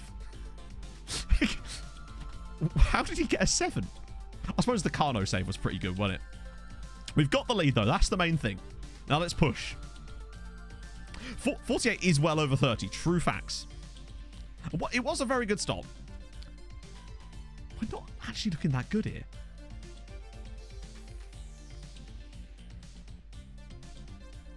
I mean, I know we're a bit hungover from Europe, but yeah, it's got kind of corner in the 87th minute kind of vibes so far. Well, I don't want to throw on attacking despite our possession just because you know what that could do. If we go 2-0 up, I might be tempted just to... Oh, God. Actually, no, that's fine. We'll get Nusi on. Okay, we're starting to get a bit more control now. Lots of shots on target, just not a great deal of quality in them. Oh, no. Oh, okay. Yeah, I'm really starting to see why they're down there. Kano, watch him absolutely skin this guy with beautiful skills. Or just whip a great ball in. What a cross. Regba, it's 2-0. Ali Regba, what a man. I know he's leaving at the end of the season, but he's been a great servant to the club, just coming in and doing stuff. Kano, he's so good out wide. I think that extra speed that he's got and the ability to do stuff like... Look at the power on this cross. And Regba's just like, yep, having that one. Oh, it was a terrible pass that allowed that. He deserves a testimony, doesn't it? He deserves one more than Tim Breach ever did. Oh, what a ball. I mean, they kind of did the work for us on that goal. Okay, it looks like we're not going to spank them by any means, but now might be a perfect time to get Steady Eddie in for a bit. Oh. 2-0. Yeah, we might as well throw it on attack now, actually. 2-goal lead. Surrender a bit of possession to try and be a little bit more expansive. Although I don't suppose much more will happen in this game now. But, you know, a win's a win. It's not quite what I would have. I would have wanted a game where we could try to maybe bump the goal difference up a little bit. Though ours is still very good. And, of course, we do still have the best defence in the league by an absolute mile. I think we've still only conceded 11 goals this season in 23 matches. So Bart's got like a clean sheet every other game, essentially. No, it's Antoine Noose. He's a youth player from Strasbourg. Oh, Sharif could slip him through here. Or he could go for it himself. Little 1-2 maybe? Oh, okay, they just want another brilliant cross from Kanu, don't they? And he might well deliver it. Oh! Close one. To be fair, their goalkeeper has actually made 9 saves in this game, to give him his credit. I mean, they've still conceded exactly as many goals as they've expected to, which is an unusual one, because usually they concede about 6 more than they're expected to. Yeah, Kano has given their left back an absolutely woeful afternoon, hasn't he? Every time he picks the ball up, he's just like, you're in for one now, bud. Oh, it's going short this time. Go on, give me a third goal. Ali Regba, man. He's just... Oh, he's offside, Ali. Actually scored a header yet? No, but he does only have 7 heading, so we weren't really expecting that from him. Oh, he's not even close to being onside. We had Stefanello on loan, yes. We had a lot of players on loan from them, to be fair. That left back is going to be waking up in a cold sweat thinking about Jacob Kano. He just is. He's done all right so far. I think he's under... Oh, hang on. Speaking of.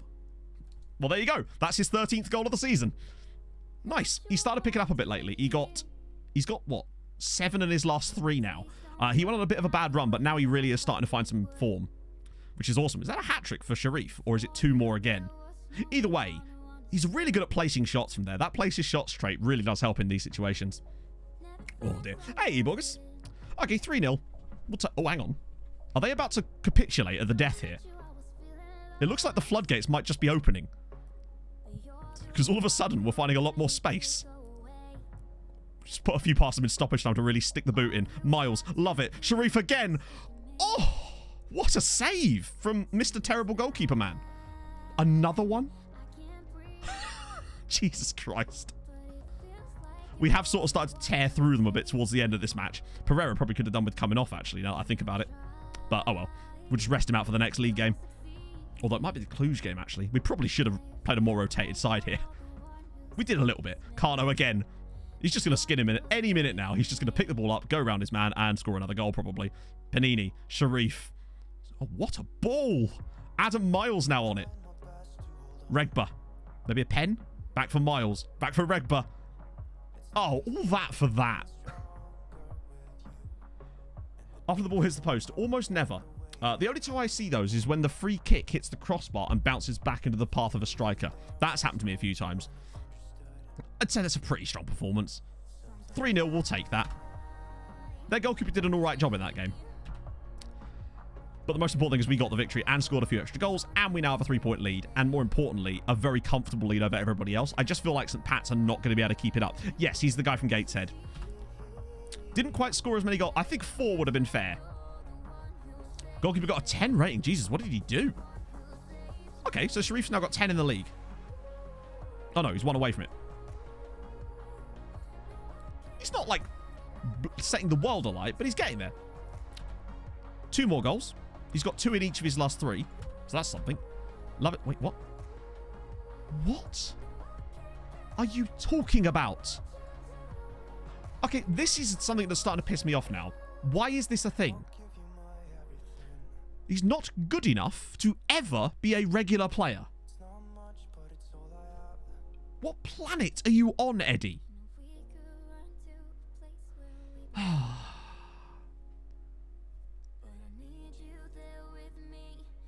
This happened with bloody...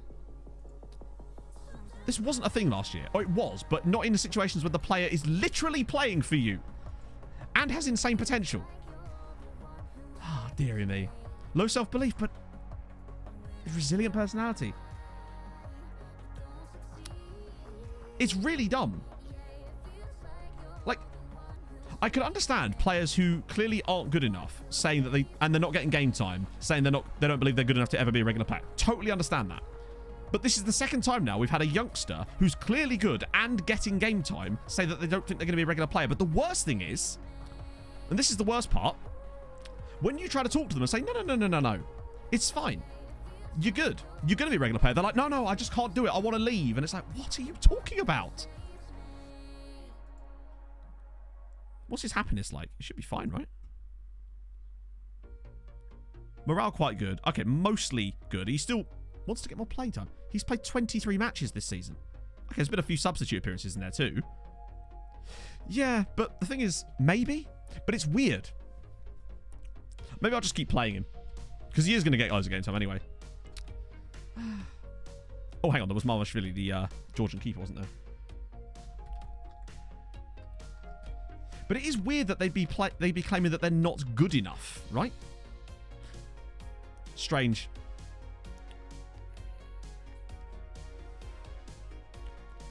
Thing is, though, I never had this specific problem last season. You'd have players saying, why aren't you playing me enough? Totally understand that, because the squad status doesn't match up. But they never say they're not good enough.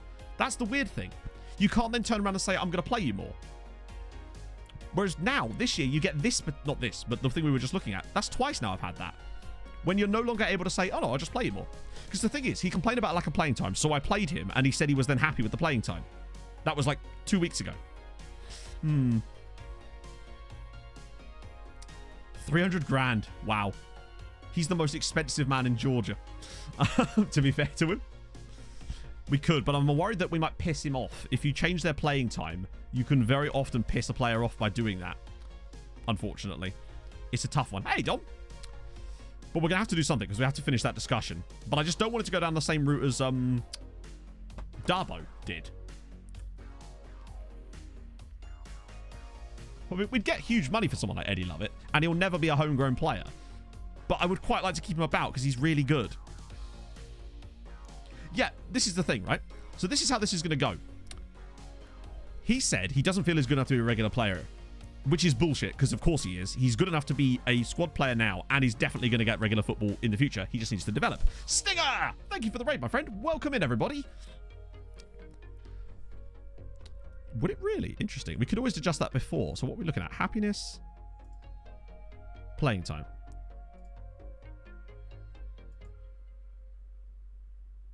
Could upset him. So basically, yeah. Don't. So what's going to happen is I'm going to go, right, you're good enough, but again, you're part of a squad. Maybe we could lower your playing time or whatever, right? He's going to get pissed at me no matter what and demand to leave, despite me trying to play him.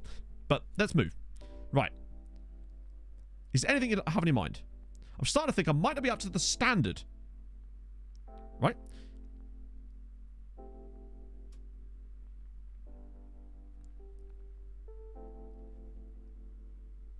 Sorry. Where is the... Okay. My next question then is, why is there not an option in here for me to say, no, you will get game time? Obviously there are, but like, why is there not a promise in here then that says, I'll give you game time? There's all these promises are just me selling you. Like, not one of these is a promise about me giving him more football, even though that's what he wants, allegedly. I kind of hate that it puts you in a box where you can't say the things you're supposed to say. And it seems to be completely arbitrary whether it decides to give you the option to tell him that, basically. But he thinks he's not good enough. Yeah, of course, but... Option for him. But it should be an option for me. Why does it matter what he thinks? Surely I should be allowed to tell him that.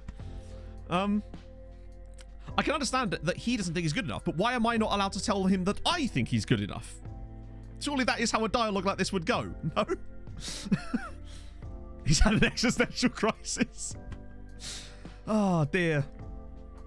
But it's annoying because now this is going to happen more often, it seems, because this was not a problem I had last year. What would happen last year is you'd get a player that would complain about the lack of playing time due to their squad status. You then say, I promise to play you more, and then you either do or you don't. And then if you don't, they complain about the lack of playing time. They never say that they don't think they're good enough. And then put you in a box where you can't do anything except sell them. Right, let's try this. New job. Replacement. Force a move. Just... Alright, we'll do the reasonable bid one, hoping that the reasonable bid is so high that he won't get bought by someone. Perhaps. But it is still fucking stupid, man. Probably get the option. You don't, though. What will happen if you try compromise is they'll just get, what was it? Downcast. I expected better from you. Okay, so what's a fair number? No. 600. All right. 550. 525. Oh my god. The negotiations in these are also tedious as hell because there's little to no wiggle room. Whatever, mate. Piss off. Public opinion he's accepting is fine. That's annoying. I think it feels like it has a different mechanism in the background to how it would with, say, transfers, where you can't get the same amount of leeway. Yeah, the value is usually stupidly low. What's his release clause? I'm actually kind of interested now. I want to see how much he thinks his value has dropped. Analysis view. Where has he gone? Eddie Lovett. What's his release clause? Ah, no, to be fair, now I understand, because his release clause for £500,000. Fair one. That's actually fair. Should have checked that first, actually. Be a bit weird if I was like, no, I will only sell you for more than your release clause. I can understand why he'd be like, is this man on crack? No, not got Romanian. I only have Scotland, Wales, and the 2 Irish nations loaded. Loading Romania with my Champions League winners say, I haven't played a game from the year. Before I give it a tonk in a tradesman's entrance and have a lick me yarbles. BDB Dan, thank you for the follow. So, hang on, let me think about this. Does the Romanian league split? Because if it does, there used to be a bug whereby if you switched on a nation during a season at a certain point before a league had split, it would cause a bug where the league would just stop happening for a year. Happened to me in Serbia. Not Serbia, Poland. Happened to Mihai. He's at Bologna because he was only ever on loan.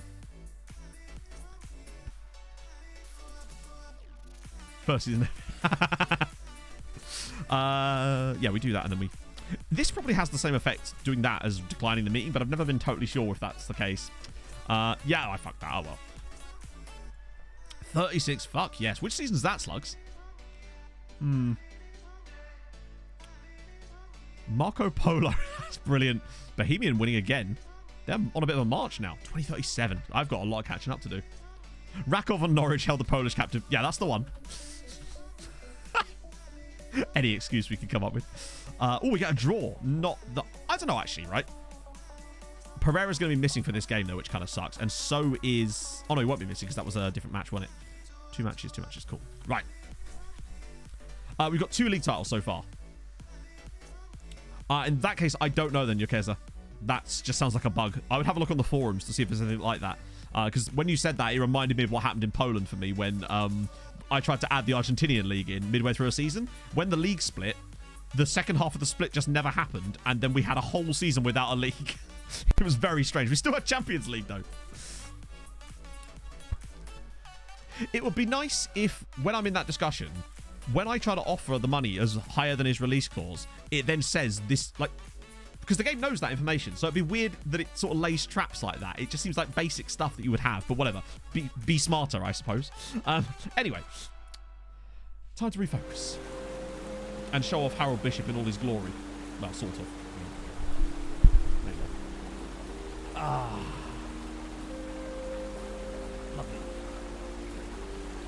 Oh, no, you're right, actually. We haven't checked the other teams, have we? Remind me to do that.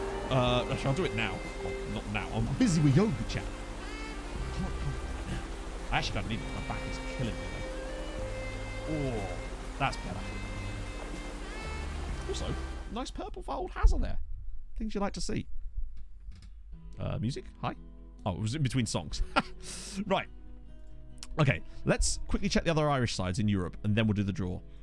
So they're all in the Europa Conference League, aren't they?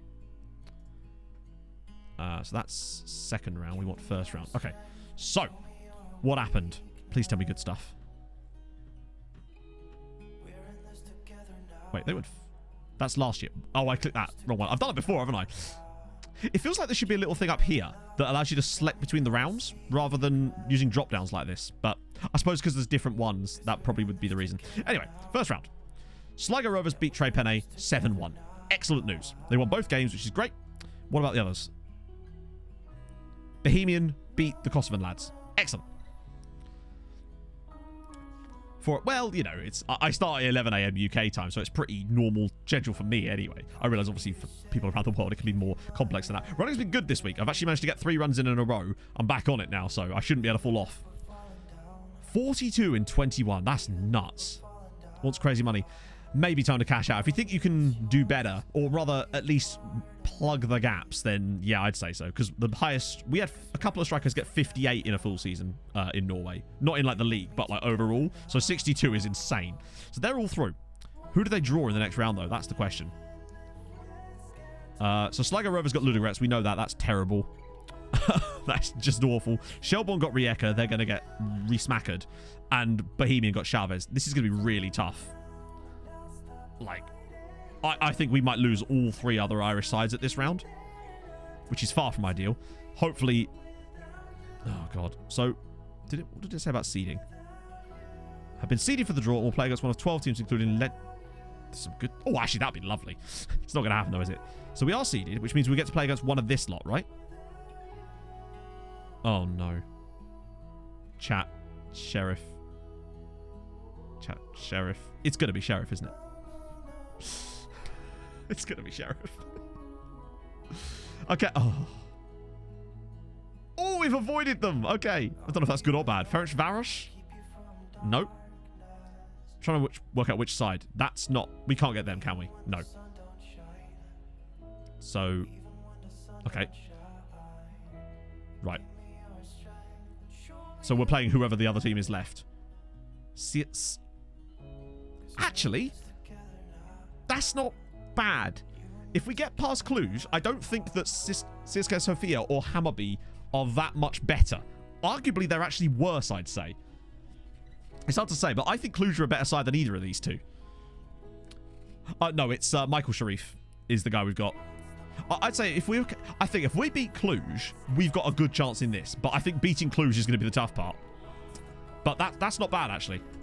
Muammar Tankovic, Fulham legend. Did you get games after? So, yeah, what happened is basically after that year where there was no games, we still had Champions League games and European stuff. But then once the season ticked over into another season, then it was all back again. It was weird. It just sort of glitched out for a year. Arrowsmith has got 10 goals for Longford in the second tier this year. He's the top scorer in the division. Fair play. So, to get a group stage at any level, we need to win one more tie. And we'll get 3 attempts at it.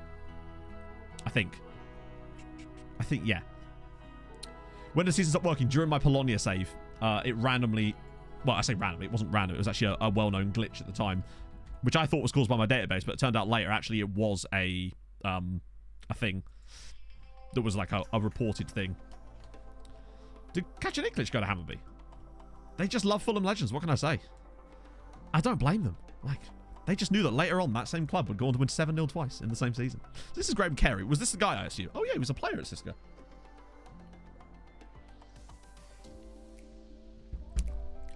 So the standard way that we work it, because we've always used this logic, is when you go into the first round of the Champions League, you need to win 2 ties in any level to get a group stage. 3 ties will get you Europa League, 4 ties Champions League. That's really not good.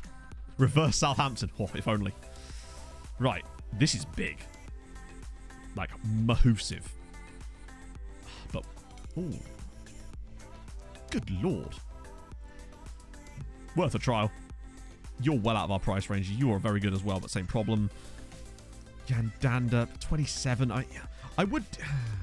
I really do, at this transfer window, just need to focus on trying to find some under 19 players for us. Unless we find someone that's like a world beater, obviously. We're already scouting you. Alfie Hughes. Yep, trial. I've got to think of... Oh, Paul and Bomb. Lovely. Rio Adebisi. He's 25, though. Leif Davis. What a name, although 26. But then again, we'll trial him so other clubs could pick him up. Connor Coventry. Wow, these two have got very high potential there, potentially. Vestergrid. 18. Nice. James Bolton. Plays for Plymouth. Useless. This guy probably is... Oh, hang on. Oh, it's a different guy. Gregor Barker. 19, though. Ben Sutton. Wrong club, mate. Magnus Norman. Didn't he used to play for Fulham? We could have another former Fulham goalkeeper. Huge player by Nottingham Forest. Well, damn. That's annoying. Usually you get your huge players poached by the other teams in your division, or at least in your nation. I suppose we're kind of the bigger club, aren't we? So that's probably unlikely. Yes, Ed McGinty still knocking about. Wasn't he your goalkeeper for that Aegis Slugs? Jed Rowe. We can't Well, we can, but we can't do it yet. George Lapsley, I've had him on a save before as well. Right, okay, that's not ideal, but it'll do. This, I can make a change, but what on earth would I even make as a change? There's no long-term injuries, is there? So I'm just going to piss people off again, I think. Jamie Barry. I can't say that... I mean, obviously, this is meaningless, but that might be the first time I've actually seen one even have a star rating. Dempo's annoyed. It's fine. Oh, wow. It really is fine. Cheers, Kyle. What about Enoch? Same problem? Yes. I like having this problem where we actually don't even piss them off. Dissing out Salt and Plymouth Argyle players. No. His name was Bolton. Wrong club. It was a joke. Let's see. Okay, so, wow, they actually said yes. So we've got a couple of guys that are going to count as homegrown soon. I say soon, next season. Which is Howcroft and also the guy from the Dutch, like Tafiki. He will also be homegrown, which is good. Because it just means we can keep them in the squads for Europe. They'll get a lot of game time in the early rounds, potentially. Which is really useful. Has anyone actually ever seen one of their youth players that were poached ever go on to do anything? I've only ever seen one player that I've earned money from later down the line. When I was at, I think, Whitport, I lost a guy to Sheffield Wednesday who actually did go on to be quite a good player, and I got some money for him later. But that was the weirdest thing. Ooh. Okay, there's some quite interesting players in there. He's maybe not. Bloody hell. Good on both feet. I can't finish, but Connor Coventry. Hot damn. Irish too, which would... Was he trained in Ireland? Or... No, damn it. I get excited when I see the Irishness, but then unfortunately, because if they've been trained in England, they don't count as Irish as far as like European stuff goes. In terms of like trained at club kind of thing. Or not trained at club, but trained in nation. Tony Bate is going to St. Pat's. That's a good signing for them, actually. If we didn't already have Bazza Cunningham, I'd be like, fair one. Nobody amazing. They never seem to be, do they? It's kind of weird, actually. Since this mechanic was introduced, I've only ever had one player, my club, poach one player from another team. Because I didn't even think it could happen. Such was the rarity at which it did. But it happened to me at a club last year. I can't remember which save it was. Might have even been Africa, actually. Get money from News Prospect. Yeah, I don't know how that happened. It's because you stole our News Prospect. Right. So, wow, that squad's so tiny. Sharif, Matsia, Halcroft, Knight. No, Hines. Has to be. Booty and Panini like that. Cunningham, Hayes, and Pereira. Wow, Pereira's recovered remarkably well. Lovett's there, but he's pissed at me. Oh, that's Festus Harper, never mind. Lovett is there, but he's also pissed at me. If someone pays his release clause, then I guess fine. We do need to have a good season in Europe this year, because our bank balance is starting to dwindle a bit. We're under 2 million now. Was it Cape Town? We got it from Bayern 2. Did we really? Or am I just being memed upon? Turn to the best player of the game. Now that's the dream, innit? Yeah. Just send him a little note through the noting system. Be like, gutted, mate. Right. Okay. This is huge now. I have no idea how we're going to fare against a team like Cluj. Considering how we looked a bit sus in places against... Bart really doesn't like motivation, does he? Like, we got past Apollon fairly comfortably, but it didn't feel comfortable. But hopefully today is the day. We really have struggled with set-piece goals this season, and I don't know why, because the tactic hasn't changed. And I know that it still works, because Nordic Nomads is all I can really say about that. Okay. This is enormous, particularly as it's the home leg first. We've got pretty much our strongest 11 out there, I'd say. With the exception of... No, actually, I think this is probably our strongest 11. And pretty fresh, too. Just need some magic from someone like Howcroft or Sharif to continue the run of form he's been on. At least Matsi's assists could help us. Oh. Want to win by multiple goals? Yeah, but I mean... I think that we're not playing a team that is... If we were playing against like a minnow side, I'd definitely agree. But when you're playing against a team like Cluj, obviously that's the dream. But I don't think it's the kind of game that we're going to be able to win like that. We're just going to have to hope that over 2 legs we are strong enough to get through. This is going to be a very tight tie. But if we do get through, it would guarantee us a Europa Conference League group stage spot before we'd even have to play any more qualifiers. And that is guaranteed money right there. I think it'll be quite an even match in terms of statistics, but I suspect that Cluj will have 1 or 2 players that are just that little bit better, and that's going to do us. Omrani might be a bit too wide to do a lot with this, so just hold him up. We're going to... Yeah, I mean, that's lucky. Good defending initially to force him wide, but...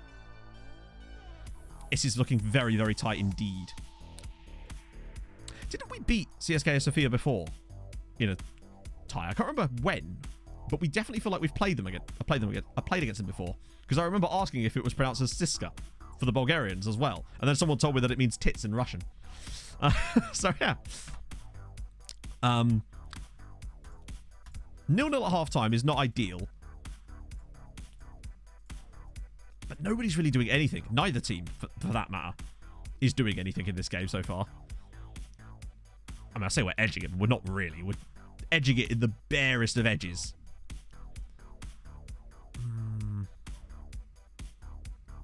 I wonder if play for set pieces, actually. Well, oh, they were in our group. You're right, yeah. Of course they were. Because we smacked them, didn't we? Johnson's knackered. Yep, but like... I mean, are we going to put on Sean Hoare at right back? We might not have a choice, to be honest. Unfortunately, Noose couldn't be registered. Heinz has been poor, which means Ben Knight was going to start there, so we may as well bring him on. Wow. I mean, there's so many options to bring in here, and I think Eddie's going to have to come in for someone. Panini's the most tired. 0-0's not great, if I'm honest. Hey, Tom Cam. How are we winning away? This has been a very stagnant match, but, you know, we'll take that if we can sneak a 1-0 or something. Knight. Doesn't bode well for the away leg, though, I must say. Hoare. And it's... Oh, the patience. How has he missed the target with that? That was such a good chance. I might just turn this off now, actually. Oh... Not Sophia. If you said the word Siska itself, apparently. How are we doing? We're okay in this game. We're not losing, which is a good thing, I suppose, but I would have rather us... I think we've played well enough to maybe sneak a win here. Knight. This could be the chance. Look at the space for Howcroft. Oh, yes! Come on! Treaty 1! Cluj 0! Howcroft with an absolute screamer. Oh, that is insanely good. Tommy Howcroft. They just look at... Nobody picks him up. It was his first time as well. Outside of the right foot. Bang. In off the post. For once, it went in off the post. Oh, gorgeous hit from Howcroft. That could be staggeringly important. Oh, no. Unless it's us winning the ball off them. But I would worry.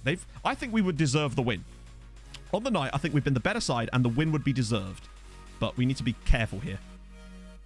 Come on, win it, win it, win it. Yes. How? The ball was practically between his legs. Right, win it back post. Over the bar. Phew. Oh.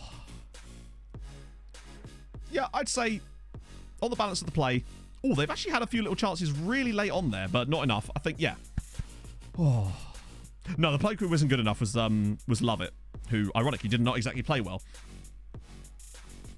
Starts as a set piece. Typical, isn't it? Oh, right. Good. It's not perfect, but it's something, right? Wow, how many came from... That's massive. Oh, that's good. Very good. Now, still going to get through the second leg, but it's given us a base to which to build on. Hello, Sam Taylor at... Sorry? Oh, he was at Burnley originally. Well, okay then. That might be one of the best Gibraltarian players I've seen in a while. Manny Chat, that's too expensive. You're probably too expensive and has a nationality that could cause us some problems later. Ah, Pokey's still looking alright though. You're all... Probably... no. You though, maybe. And Wooly. Love it. Oh. Booty's going to be suspended for the second leg. That is actually bad. Yeah, I imagine it will end up losing the second leg 5-0 or something, where they'll have like 6 shots, but hopefully not. Hopefully not. Good for George Nunn. Well done, lad. Right, so let's get to Friday, and then we can have a look at the other teams. I think they're unlikely to progress. If any of them progresses through that round, I would be amazed. And very happy for them, because we kind of need them to do. Because we've got quite a big year to overcome this season. This was that random year where Scamrock Rovers did really well in Europe. Well, really well by their standards. And actually earned us quite a lot of points before we even had a chance to get into Europe. Right, there we go, Friday. Let's see. Conference League. Stages. How are we looking? Bravo. 2-2. Yes, lads. Well played. 2-0 to Chavez, annoyingly. And Shelbourne with the 2-all against Rijeka. Impressive. That is actually stunningly good. Shelbourne just took a 2-all draw against Rijeka. Bear in mind, Shelbourne are in the 2nd division in our league. They're top of it, but still, they're a 2nd-tier side. It's 2... I think they're still all buggered, but at least they've taken a little bit of coefficient with them, maybe. How is that for coefficient, actually, while we're here? 1.85. Sorry, 875. That's not bad. Butterfly has gone, Mr. Makako. I opened the window, I don't know, it was a couple of weeks ago now, just to get some air in the room, and Mr. Butterfly just randomly flew on out. So we said goodbye to Aberron Musgrave, but I did wear a butterfly costume for a whole stream to honour him. They've done a bloody good job there. I think that we've still got... As long as we do a decent job this year, we'll be fine. It was 1-0 to us, Obbo. A late goal from Tom Howcroft. An absolute belting strike from the edge of the area. Brilliant hit. Oh, good. So, it's Season 6 now. Remember, not once in this cup have we ever been drawn against a team from non-league, despite there being an insane amount of them in this draw. Finally! Oh, thank God for that. That's the first time in this day we've actually finally been drawn against a team from the non-league. That's so useful. Because it just means we can rotate massively for that match and it's not going to be a problem for us. Chance to give some of the youngsters a bit more game time as well. Lovely news. Rock them out. Damn right. Ooh. Yeah, Ruffin was... I'm kind of interested, but still not that interested. You guys, as good as you might be... Intriguing. Ooh, I mean, he'd be... That price is surprisingly low. That might be a lie. Oko Flex. Yeah, let's do it. Lapogum is still looking like a potential option. As is Hello Carol. Oh, 5'11". Then again, jumping reach is good. Perfection. That could be a problem later, but... Mr. Carroll here. By no means, he could be... There could be something there. Quakier. Yep. And our Meteor is well old. Well, he's well old. He's 28. He's literally 3 years younger than me, and I'm like, he's well old. Watch us lose to them now. Look at the gate receipts for Rockmount as well. Yeah, he's not fantastic. He's pretty good for 16, but he's... Yeah, ooh, check Cisse. 16, centre-back. 10, 11, 16. 6'3", 14 jumping reach. Bravery's good. Speed is not. He's interesting. Might not be one of those players that's fantastic overall, but he's certainly within the range where we can have a look and he might be worth a punt. Also, I don't know if you saw, right towards the end of the last stream, I offered an Austrian 16-year-old player a contract. He ended up turning it down and signing with Wolfsberger again, which makes sense. Right. It's the Farps against Dundalk. Watch Farps get their first win of the season against Dundalk. That would be tremendous. Oh. Okay. So Pat's won. Dundalk only won 2-0. They're only 4 points from safety, though. They're coming. Liechtenstein. They're not going to overtake anybody. Screw Liechtenstein. Skamrock Rovers drop some more points, which is always hilarious. But they're still catching us here. Ooh. Oh, the reason... Hang on. Who's got 26 points? Farps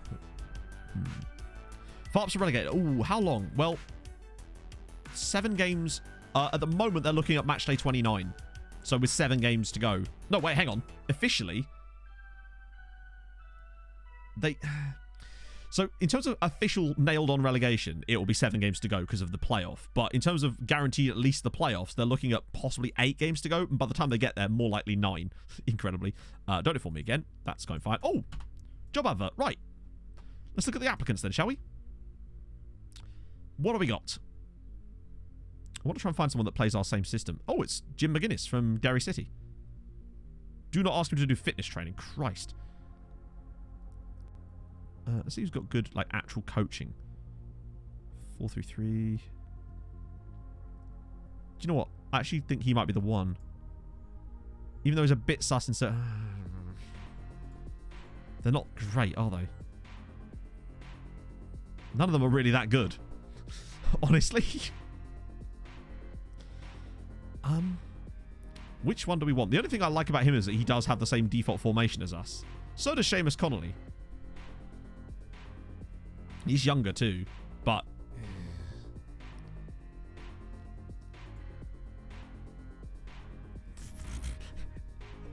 You know what, should we have Paul Scholes just because Paul Scholes? And look at the attacking.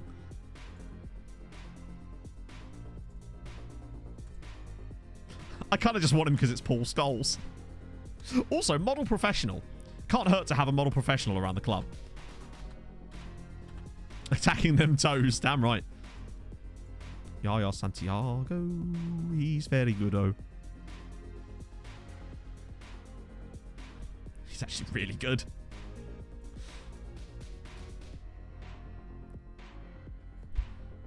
Be a good replacement for Lovett. But it would also be another 23-year-old that wouldn't ever be able to be registered. He's another goalkeeper.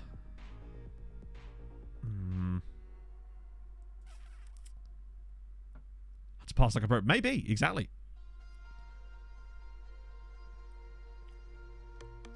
Will he stick around? Whether he does or not. We'll get used out of him at that point.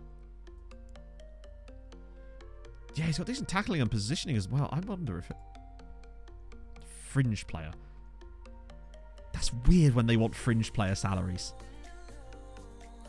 Which makes me wonder if this average wage here might be a bit of a lie. 2.7k to 3.9k for a fringe player. Watch him want like 600 now. Or not.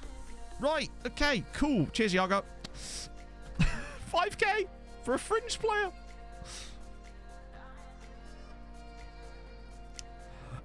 The trouble is finding one, Paul, because the problem is a homegrown player is fine, but trained at club is... You're right. Maybe just having one that's trained in Ireland wouldn't be the worst idea, actually. Let's see if we can find one straight off the bat. Can we do that? I want goalkeeper. Homegrown status is trained in nation, obviously Ireland.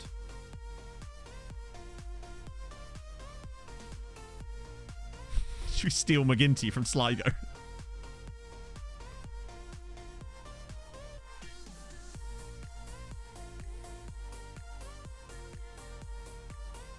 I'm not going to do that. Imagine if I just steal St. Pat's best goalkeeper. Because homegrown. Oh, McGinty, though. He's actually quite good, isn't he? I feel bad for Sligo. Approach to sign? He's... Oh, yeah, he would count. Because he is Scottish, but he's actually been in the country the entire time. First choice goalkeeper, no.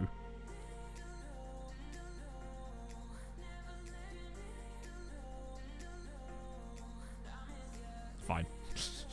Just for a bit.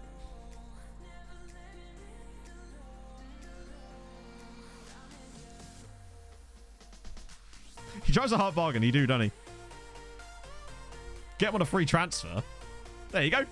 Have Ed McGinty, who we're playing against next. Oh, but you're right, that's a good idea, actually, because the thing is, we have to register 2 goalkeepers for Europe. But if we had one of them that counted as homegrown, trained in nation, we could free up a slot for another player. Watch AFCON. Not like watch, but I've seen a lot of the highlights, particularly the thing from yesterday. Exactly, we got in his head. We're right in his head before this game. Watch him play an absolute blinder against us now. Right, I'm going to try to rotate a little bit here. Because we kind of have no choice. Where's Sean Hoare? Pereira's the one of the two that's really knackered. We can't play somebody Arnie. Knight might be able to start there, actually, because it means that Josh Hines can play the next game. Having Miles in there isn't too bad either, because it means that Panini can then play the next game. Booty needs to play this game because he's suspended for the game against Cluj, so having him in there is imperative. And Lovett's pissed, so I might just, yeah. I do sometimes, but I haven't noticed a huge... Oh, of course they've got Elliot Lebeth, haven't they? Okay. There's Older. Trigger press. Our players will just be up to him like, oi, Ed. It's good to see you soon in our training ground, mate. Oh, thank you, Fortrain. That's very nice of you, man. Oh, yeah, imagine that. We signed the Farps goalkeeper and they suddenly get really good. They can't get any worse, can they? He was okay against us, to give him his credit. But that might be, that for all we know, that was his best game of the season and they still lost 3-0, so hey. I hope he does, yeah. Howcroft excites me because he is going to be homegrown. That's what I love about Tommy Howcroft. And he's been good for us so far. I just want to find more of them. We only need 4 or 5 players for the homegrown thing, just to make sure that we can have a full quota of players in Europe. That's the dream. Right, okay. They're playing a 4-4-2, which historically actually has fell into our favour with this style of play that we use, but you just never know. Particularly with a slightly rotated side today, we'll see. Adam Miles has not done well since he joined us yet. I'm waiting for him to really have his breakout game. It certainly hasn't happened yet, but, you know, he's brand new to the club. He's got to learn our style of play and whatnot. McGinty's get...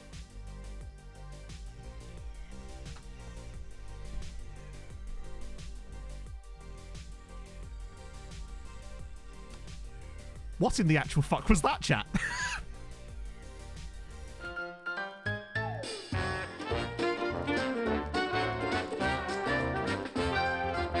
What the f was that? If you need me, I'll just be sitting here eating my Skittles. The ultimate in Jimmy's Rustled.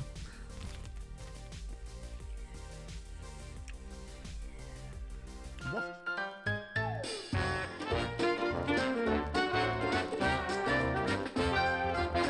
What the f was that?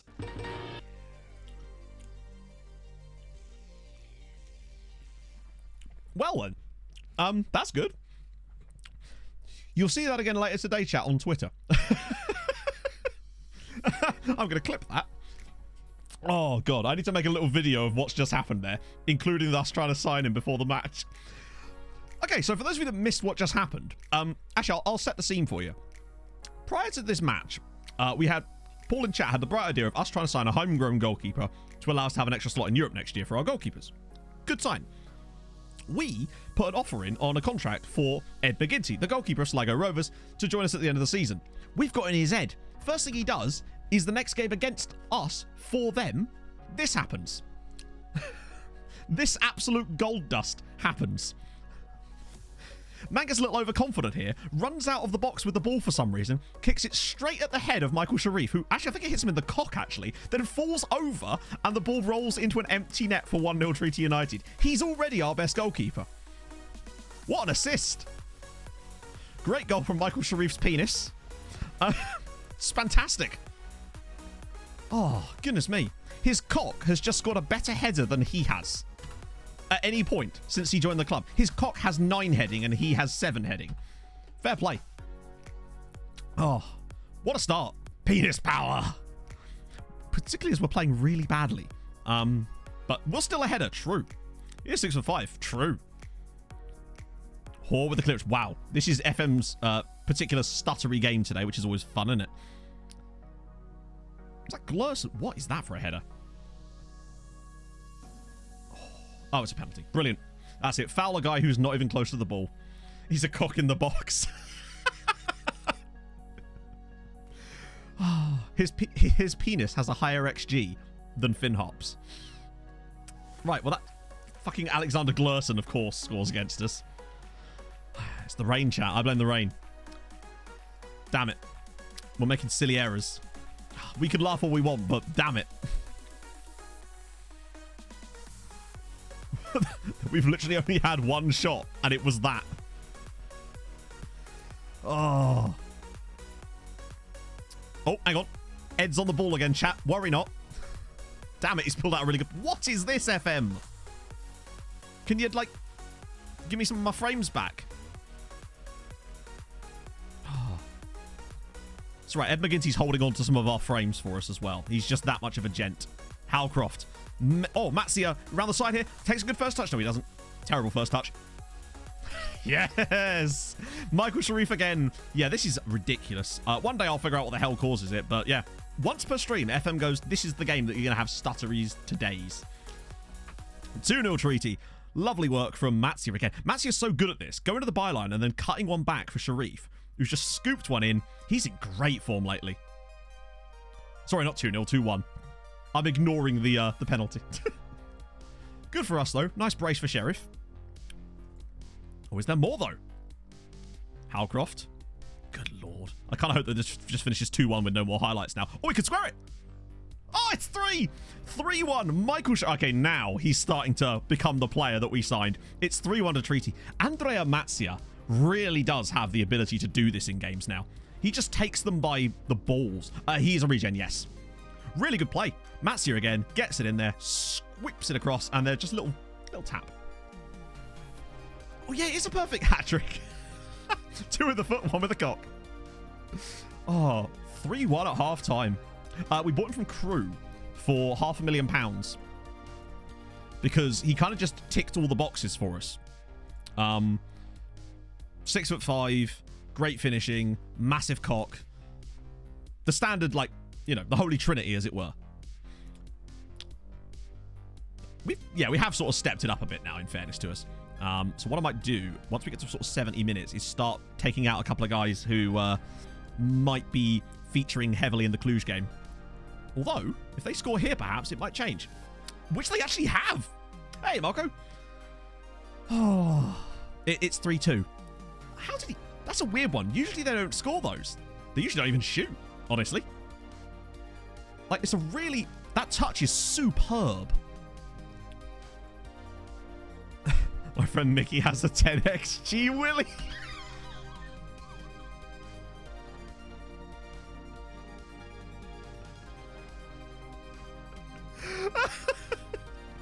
We got Cluj, Marco. Right, yeah. Howie's going to need a little rest. Hang on, wait. Who's playing really bad? Ben is. Right, let's get... I might get Carlson on, actually, because Hines is going to be needed for the next game. And Lewis Hayes come off for Festus Arthur just because I want him fresh for the Cluj game. Like, they'd actually probably be okay value if they were to get an equaliser. I'd rather they didn't, though, if it's all the same. Particularly not as we've actually played reasonably well. With the exception of the cock goal. Which was just a stroke of genius.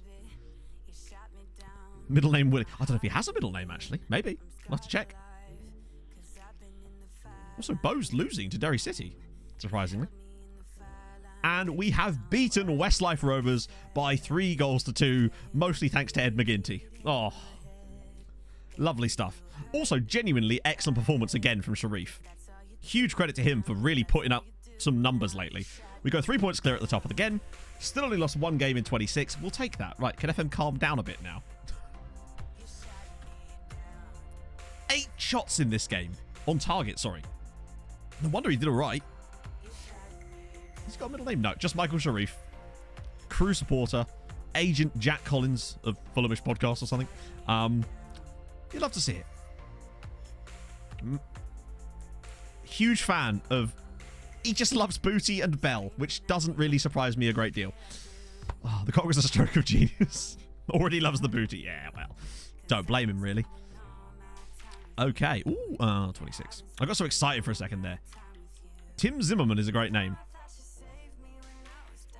But I've got to be realistic about our scouting here. When we don't have that many scouts to go out and do fully scouting, and it's going to bog us down too much if I start sending them to scout people we're never going to sign. Other than Van der Wobbler, obviously. Yep, all 3 of you. Ooh, particularly, one of them is actually under 18. A 30-year-old. Oh, even Luke. Oh, yeah, I know. It was from a lookup before, wasn't it? Shame about the money would just be too much for us. Plus 31. 2 rating. Yeah, exactly. So that's what I meant. Oh, phew. Sheriff of Booty County. We're all the Sheriff of Booty County. Bushel's going to Aldershot Town annoyingly. Oh, that is actually quite annoying. I wish we could get a news article about players released from Premier League clubs.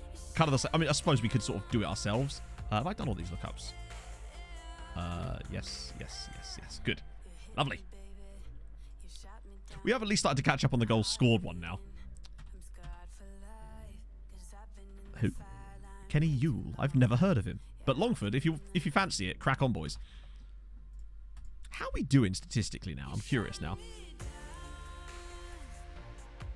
We're still underperforming. Oh, wait, wrong one. We're actually still incredibly underperforming this. Whilst this league basically shouldn't be as close as it is. But it is, currently. Also, there's just the farps. They're just the 31 goals more conceded than they should have done. Jesus Christ. What an embarrassing team. If they don't concede 100 goals, though, I will be disappointed massively. Eric Martell. £69,000 a week. I mean, What's not to like, eh?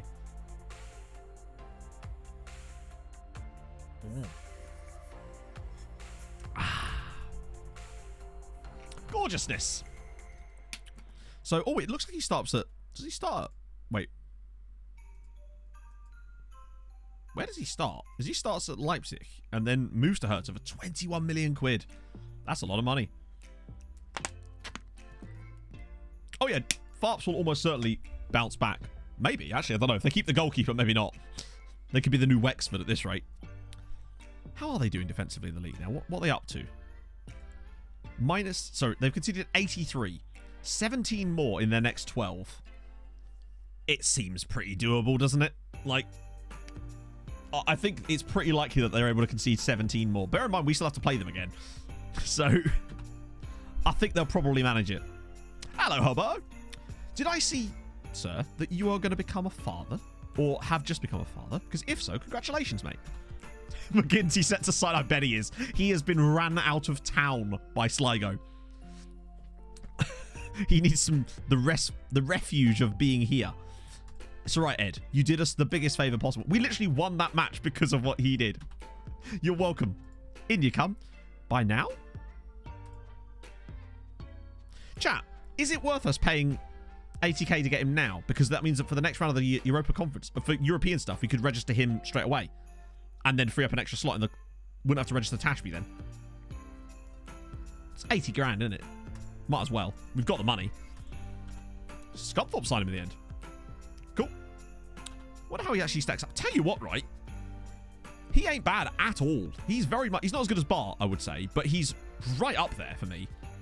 Which is awesome. He can't register straight away, but the next time we can get registered players, that's perfect. It means we don't have to register Tashby. Frees up an extra slot for an outfield player. Not exactly ideal. Yeah. Father in June. That's awesome, man. Congratulations, man. Yeah, we've got to get some congratulations in the chat for Alberto. Of course. It's always nice. I say that as if I have any idea what becoming a father is like.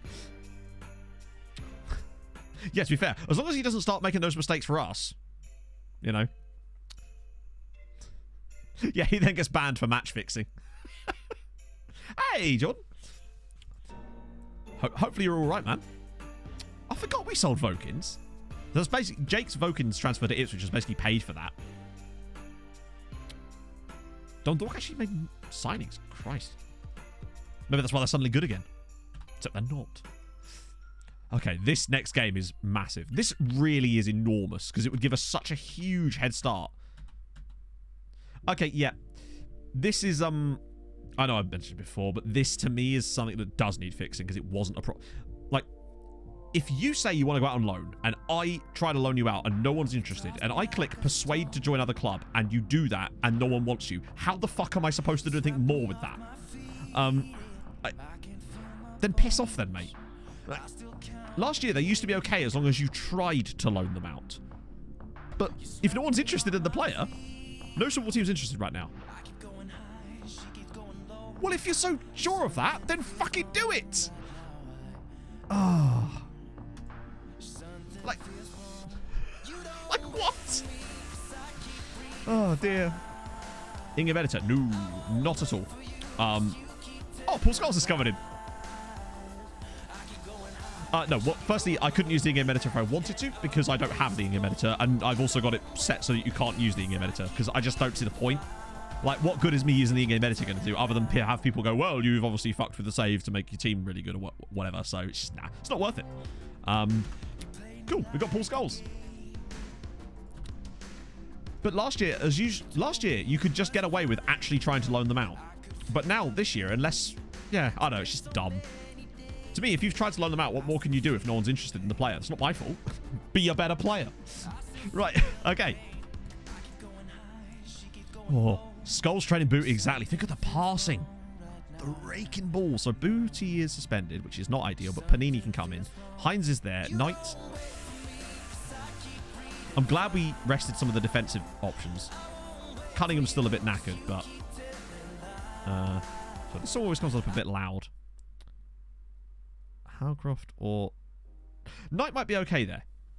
But we probably will have to bring Howcroft off the bench at some point, I sense. Right. This is enormous. Waz! Thank you very much for the follow, man. Increase much? I don't know. They're not great. His attacking coaching is excellent, so that's obviously we'll have to make sure we got him set up. To adjust Poland's youth rate. Yeah, I don't know. I don't like using the editor for anything, really. Particularly not with, like, if I'm doing a save that's publicly, it's just not worth it. Because all it does is give people the right later on to be like, oh, well, you didn't actually get Ireland to #1. It's because you edited this, that, or the other. So, like, nah, fuck that. Right, let's go. Win this and we get some kind of group stage. And, more importantly, get it done soon. Means we don't have to worry about it later. And we can kind of just have a free hit at whatever else is there. But this is going to take some doing here. This is by no means a foregone conclusion. We were good in that first game. Definitely deserves it. Was first YellowCard taken? Do you know it wasn't? Well, actually, I didn't really check, to be honest.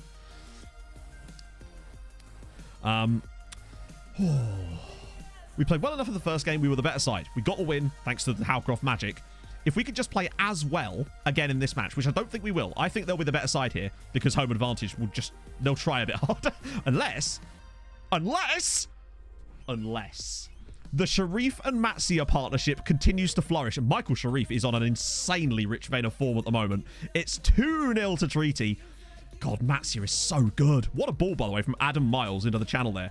Matsia's so good at this little spin move where he cuts back inside. Great finish from Sharif. That's filth. Still, a lot could go wrong from here, but we do at least now have a 2-goal advantage in the tie, with Sharif having grabbed both. Well, there's no away goals, so Big Dick Mick does it again. Big Dick Mick. 10xG Willie does it again. I don't know. I think he does have high agility. He's got 15 agility, and I think that's what it is.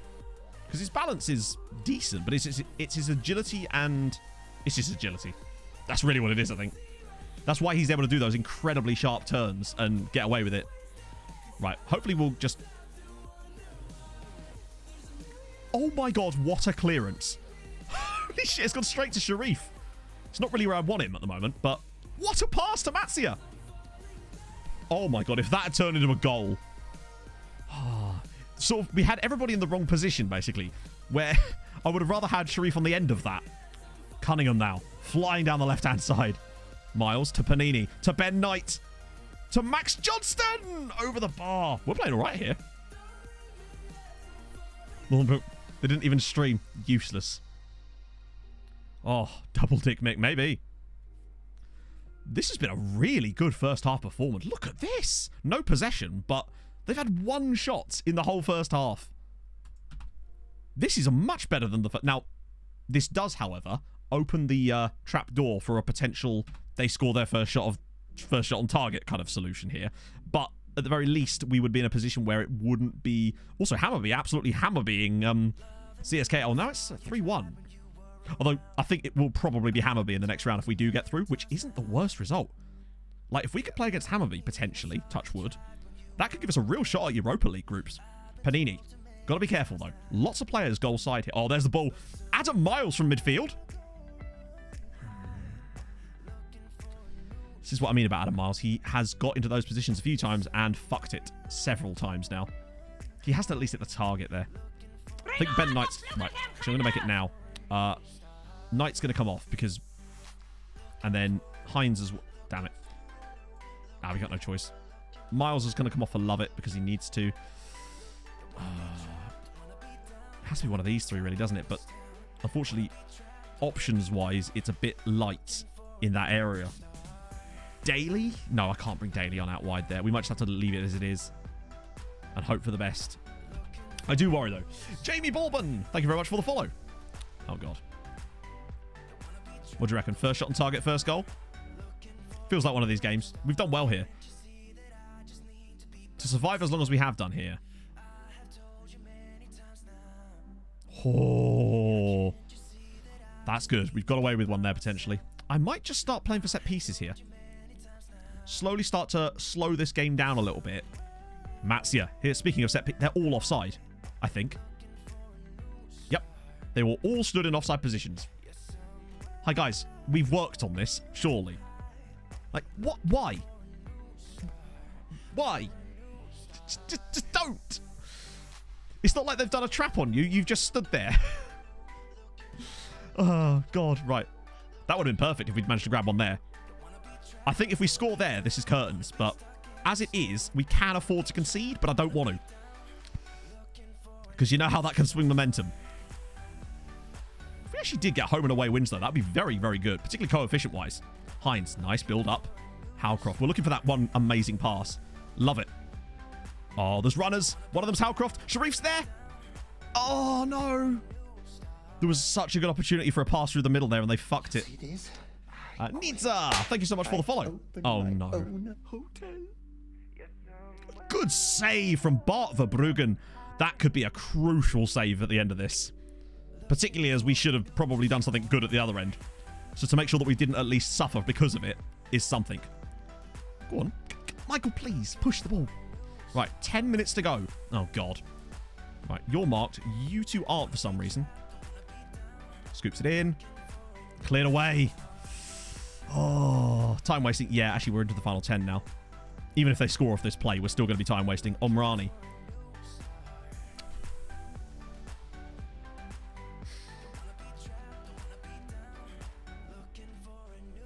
Don't you dare. It's a great strike, in fairness. Similar to the Howcroft one, actually, in the first game. I think we've actually still been... We haven't been as good in the second half as we were in the first. They've actually at least offered something in the second period. But all we can really do is hope that we can sneak through. Yes! Chat, we have done it. We are in the group stages of some kind of European competition this season. And that's guaranteed us £2.5 million at the very least. We're gonna... The financial issues are a thing of the past. Now we can look forward to just to see how far we can go. Oh, we get in group stages of something. Really pleased for them. And I think over 2 legs, just about, we deserve that. 6-4 to Hammarby. Not bad. 85k for that, obviously, but you don't get real big money until you start actually dropping down. Even have to move the Brockmount game. That's awesome. Now, Hammarby, I don't know. It feels doable, to be honest. And do we get our draw before the game? I think we do, don't we? I think by the... Oh, we do, yeah. I think by the end of the stream, we'll actually know what we're going to be in. We should be able to easily get through potential... Well, 2 more ties, because no matter what, we get 2 more ties. That is a great result. I think, for me, that might be one of our best results.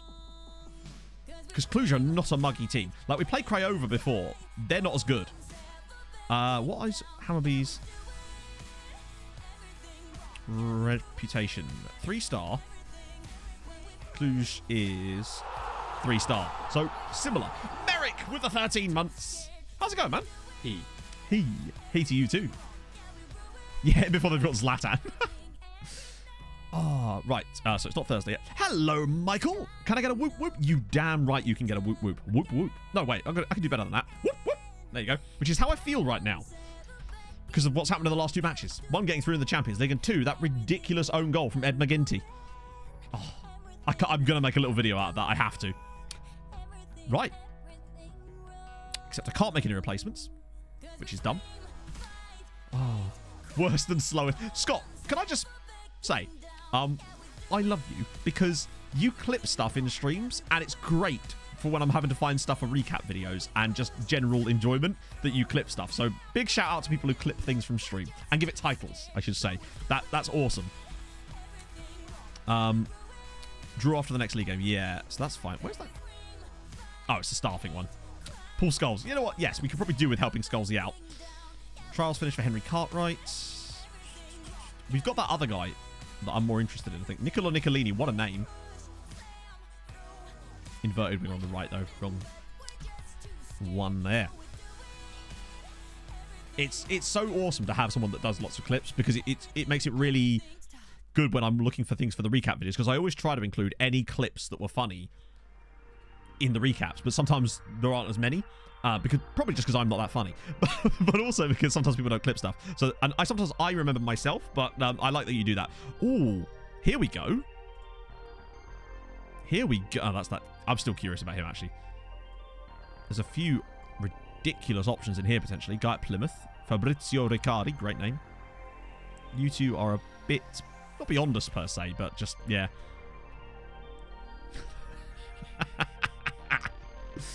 Joel Petit, yes. Oh, what a lovely name you've got there, sir. 18-year-old Serbian centre-back. Sounds like my cup of tea. Yep, you as well. This is better. These are the players I want to see. Abdi.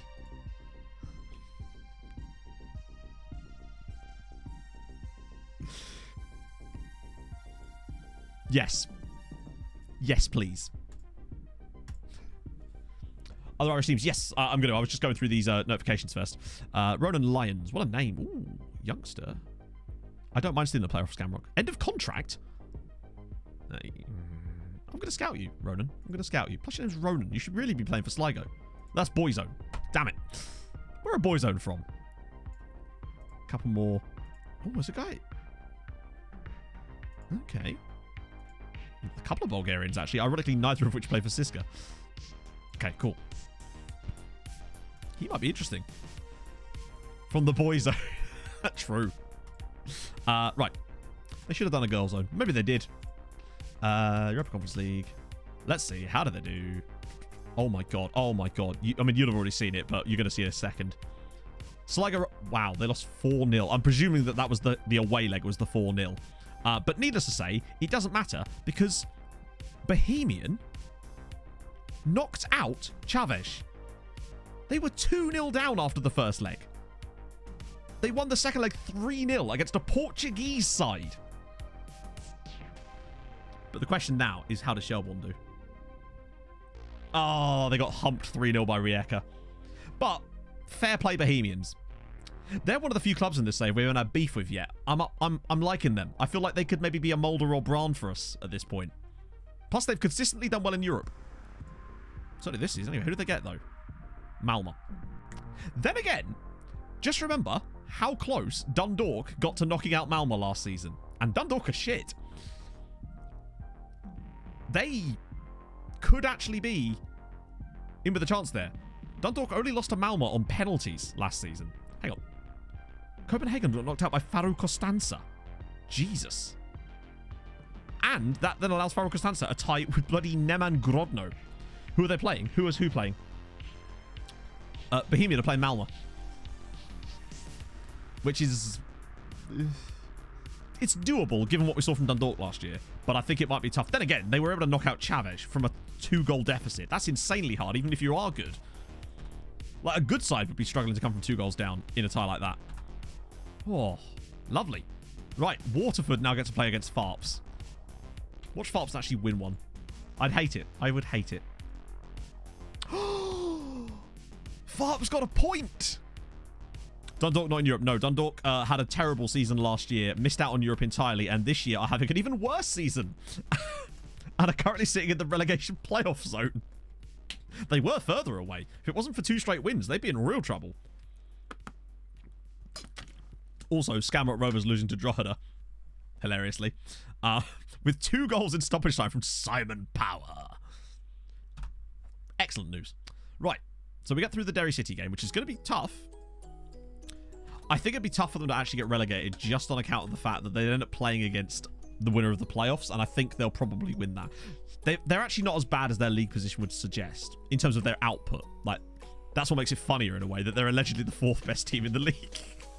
Their new manager is Keith Long, who was previously the Bohemian manager. Wait, did they just steal Bo's manager? So who did Bo's get? Gavin Tian. Oh, he's the caretaker. They've only just done it. Imagine that. In the relegation zone, you're like, yeah, let's go after a team who's actually know what they're doing. That means that they're going to do worse in Europe, aren't they, because of it? Hang on, was he in charge for the...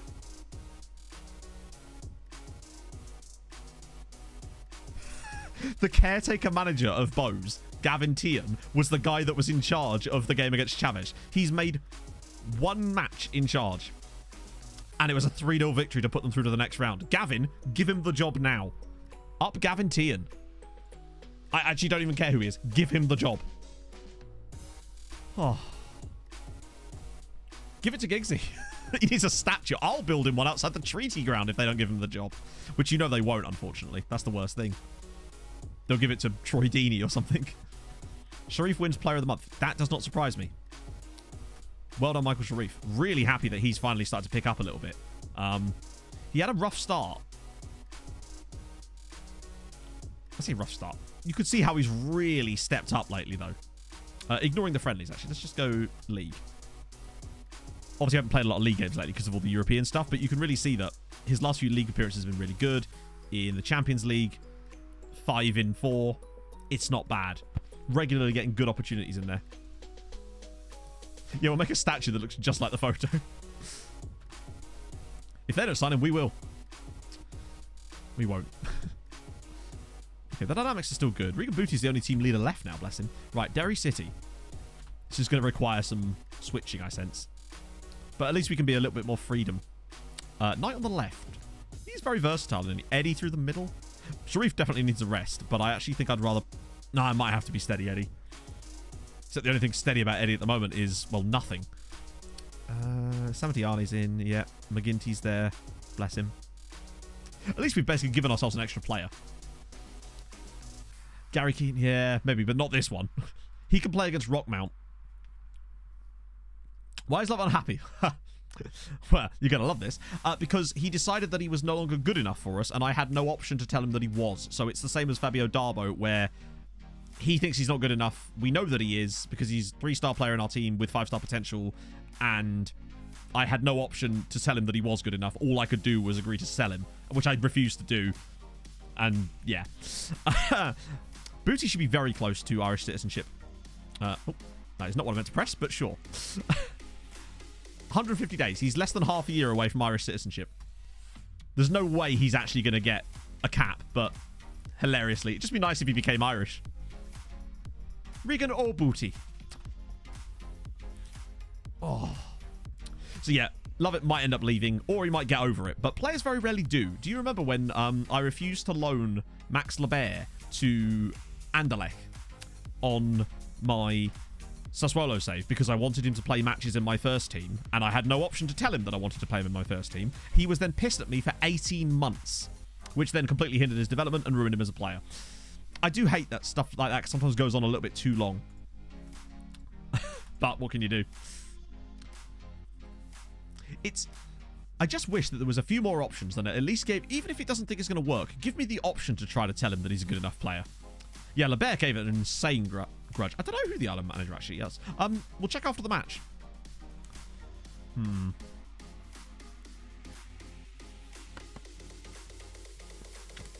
That is an annoyingly good goal. And I don't think he's going to be offside or anything, is he? No. Disappointment. Random call up for Greece because of... Oh. Wow. Loan him with a recalling contract. Loan who?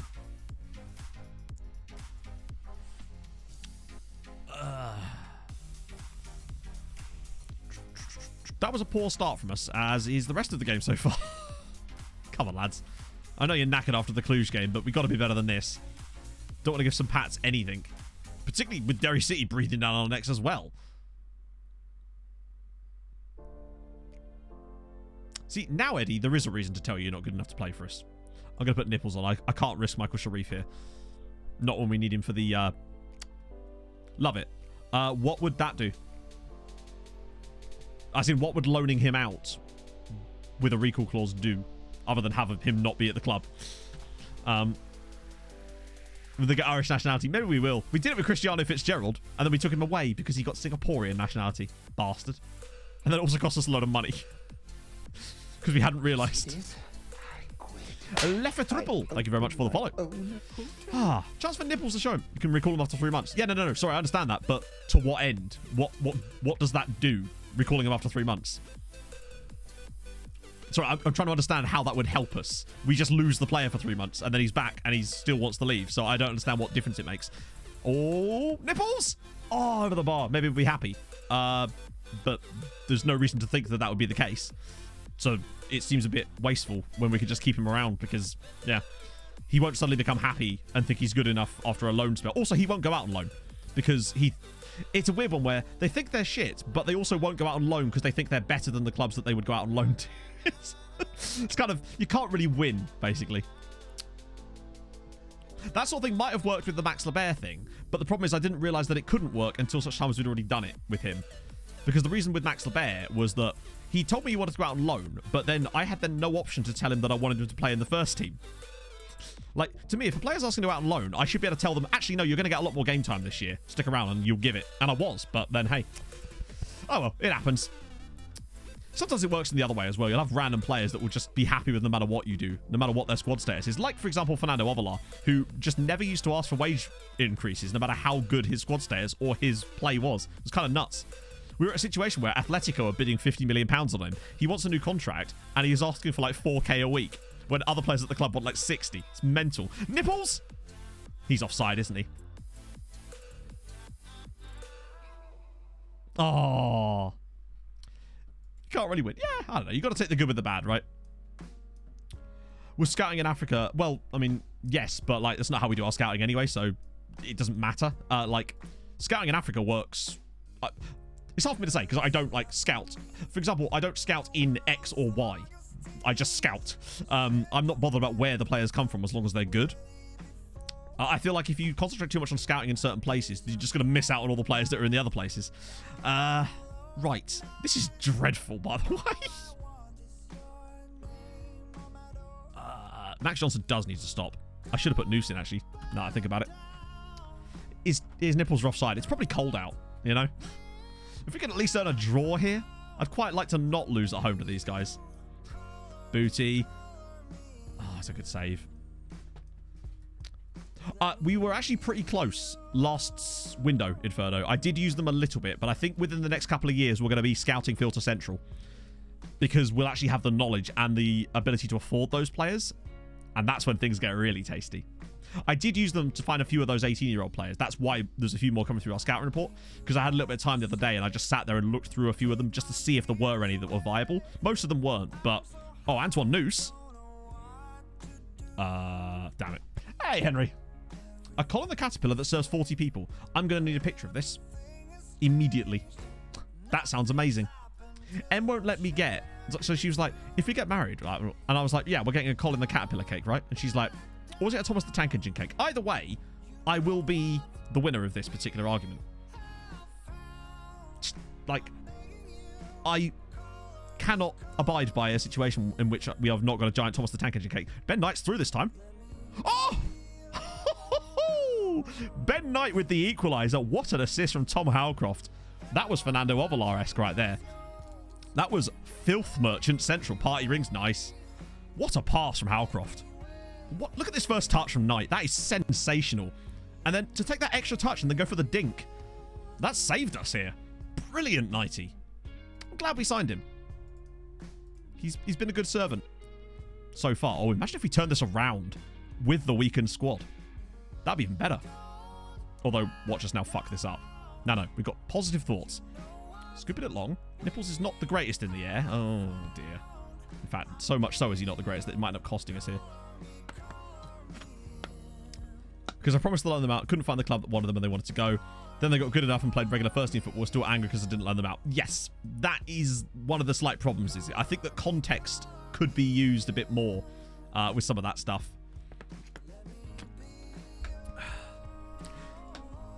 Particularly some of it does feel like it should be relatively simple. Good save, but... Oh, no. What? Why does he get up and then... That's annoying. That is very annoying.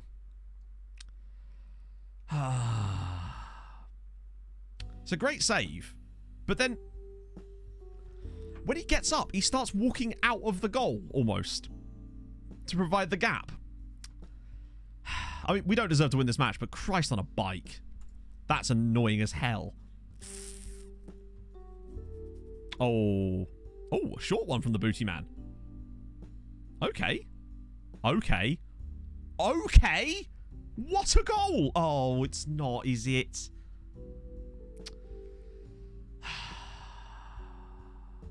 By a country mile. By a country mile, he's offside. I couldn't see him originally. That was a great piece of play. Didn't mean anything, but it was a great piece of play. And now we've lost at home to Derry City.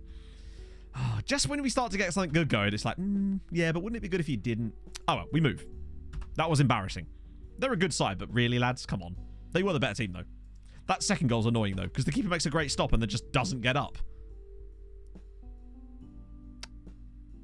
Well, Eddie, I have less sympathy than I would have done normally. Yeah, speaking of, actually, I'm going to save it briefly.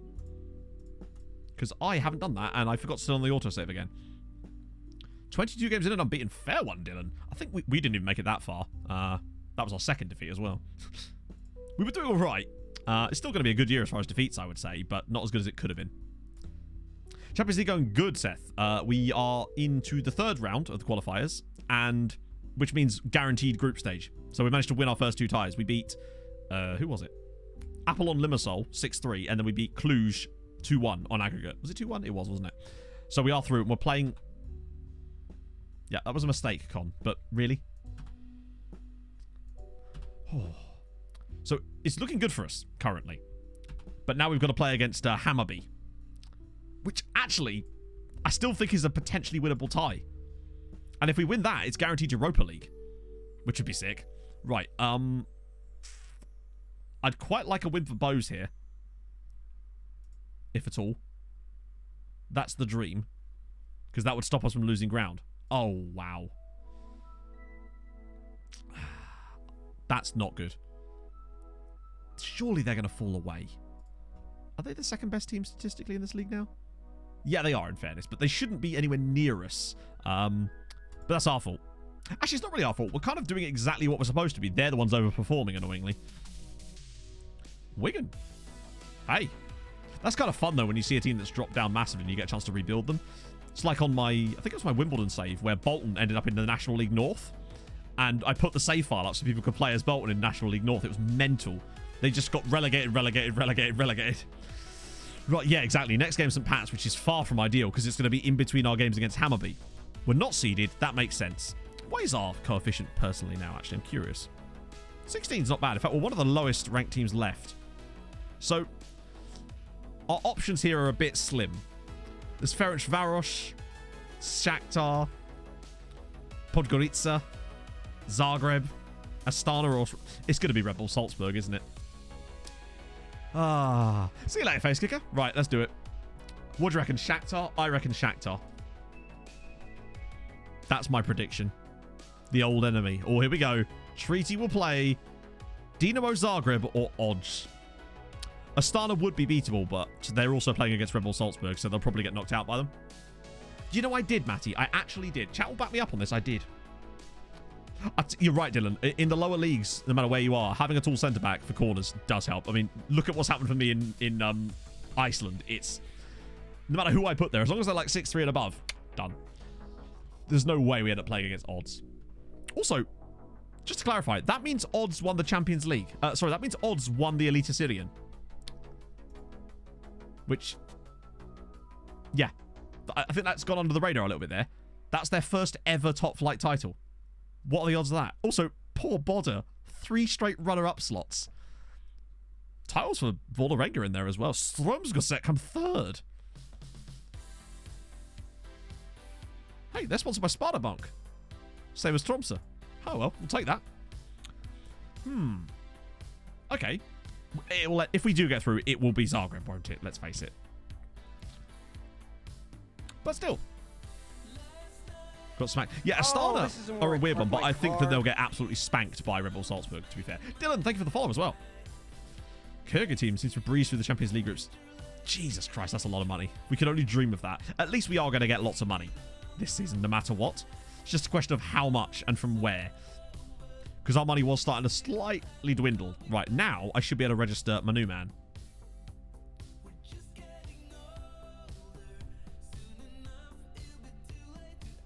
Yeah, which unfortunately doesn't mean a lot for the moment because obviously I can only replace one player, but it does mean that when the next thing comes around, we will be able to add another player. Someone like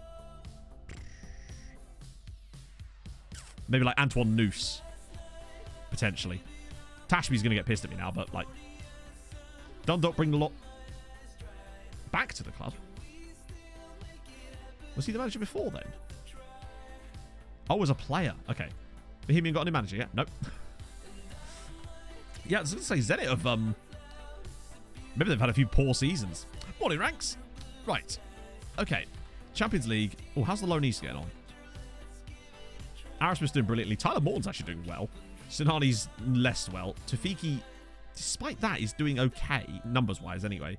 Plus, we need to keep him good because he is actually going to be really good, potentially. And he's going to be homegrown, which is, if anything, more important. Okay. Hammarby now. Oh yeah, I was trying to work out the other type. Of course, it's Malmo versus Bohemians, isn't it? As far as I know, Gavin, you can't. I swear at one point you can. Okay, no. There was a weird, not a loophole, but a few years ago, this used to happen. You could manage an under-23 teams, I think, but only for the Olympics or something. Europa draw if we lose? How do you mean? As in, like, we would go into the Europa League if we lose, yes. But we can't see the draw because obviously you don't know until we're not in the competition yet, so or is it actually, no, you might be right, we might be able to see who we could draw against.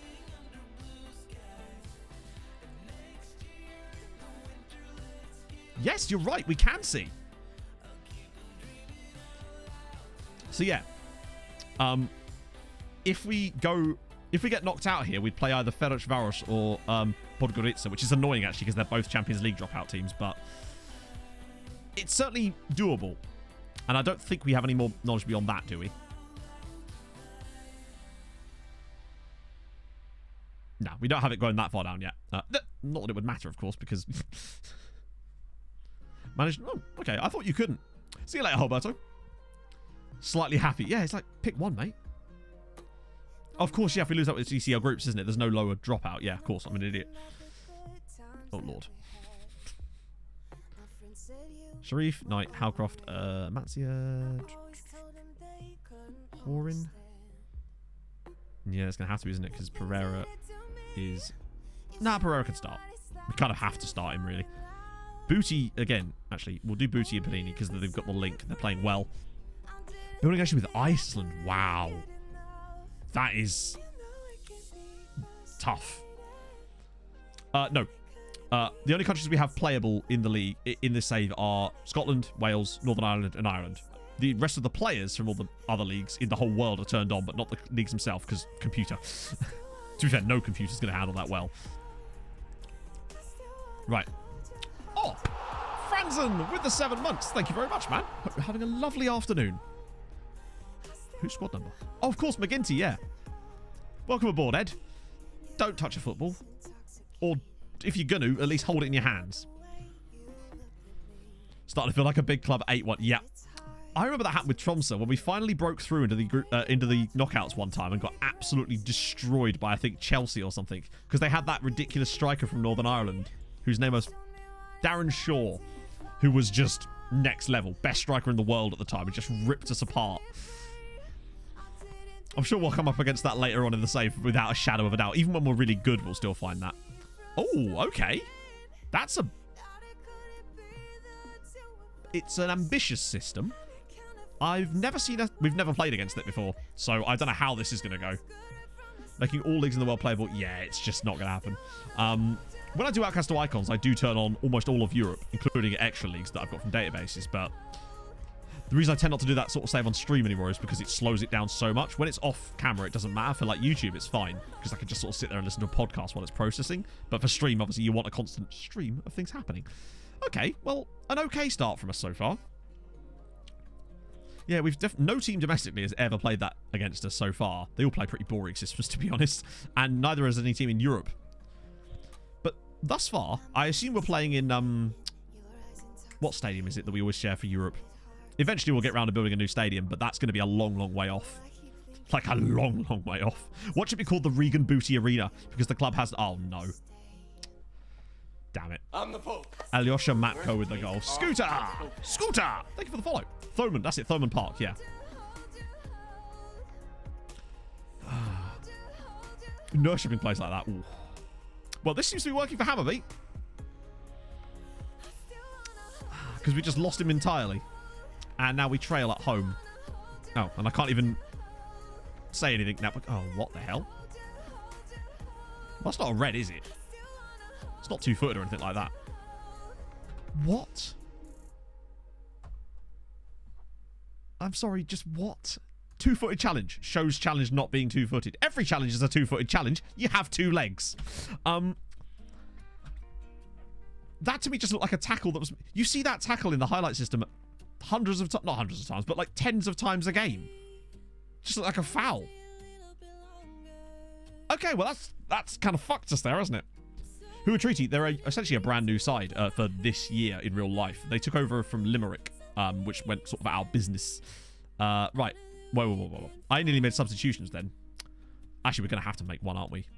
It's probably going to have to be Howcroft off there, and then maybe switch him to a playmaker. Wait, not an attack. What are you doing? We've got 10 men, Matt. Ah. It doesn't bode well.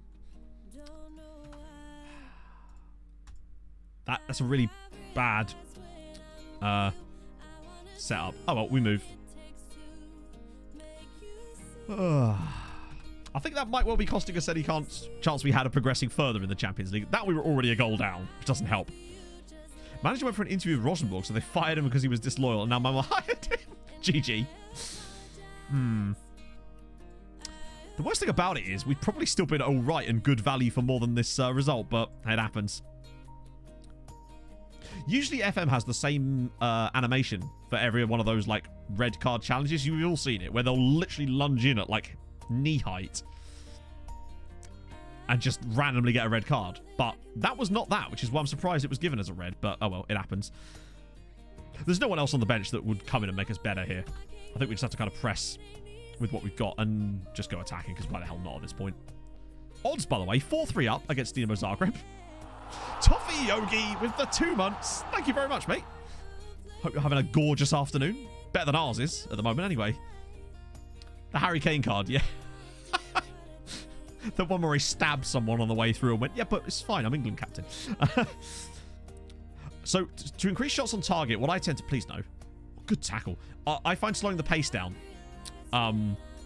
tends to increase the number of shots on target. Work ball to the box can sometimes help, because it might mean that you're taking shots from range too often. So if you're having too many shots off target, then I find that work ball to the box and shoot less often on certain players that you don't want shooting as much, and then sometimes just slowing the tempo down works. We had that problem a lot in this save initially, and that's one of the things I changed as well. But you can also slow the tempo down too much sometimes when it means you won't create anything. It's a finding a balance. Good save, Bart. I think that... Actually, I might just turn it off of attacking. If we only lose 1-0, it... What was that? It might give us a bit of a chance in the second leg if we can actually put in a decent performance. So I don't want to over-push here, because if we concede a second goal, that could really be curtains. That's a dreadful pass. Right, win that header. We really are just not up for it today, unfortunately, because they're just not challenging the ball. Oh, my goodness me. The red card has certainly not helped us. But if we only lose it by 1-0, then that's probably as good a result as we could have got. Yeah, we got ourselves a bit of Stockholm Syndrome. 4-4 between Dinamo Zagreb and Odge. We yell at them, obviously, because Matsi has been a silly, silly Billy. And that's cost us.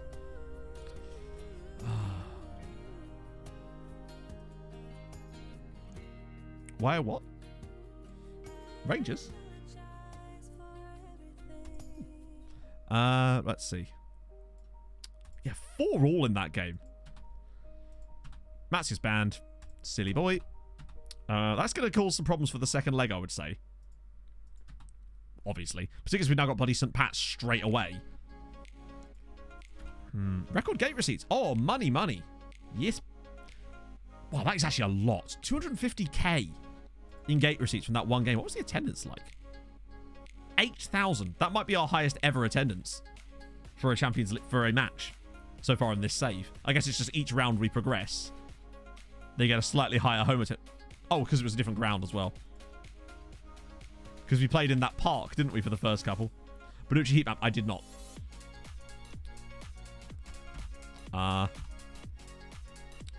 You'd like to think so. Like, I feel like we should be able to beat a Montenegrin team. But you just don't know. The fixture congestion does really kind of clot up. Yeah, our stadium's not big enough. And it's not even that. It's big enough for the first round, but it doesn't have enough seating. So we have to play our first games at a literal park. Like, it's absurd. It is just a park. And then we play the other ones at Thomond Park, which is definitely a bit better. Oh. I was running from a horde of zombie doctors and I kept running out of apples. Fair one. Turns out the old adage is truly true. Nothing else works. Not even zucchinis. Mad. You just can't get the fruit these days. So that's both attacking midfielders injured. Good. Jesus Christ. We really could not have asked for a worse player to get injured other than maybe Sharif. Right, so Scamrock versus Finn Harps. Once again, you are staying where you are, bud.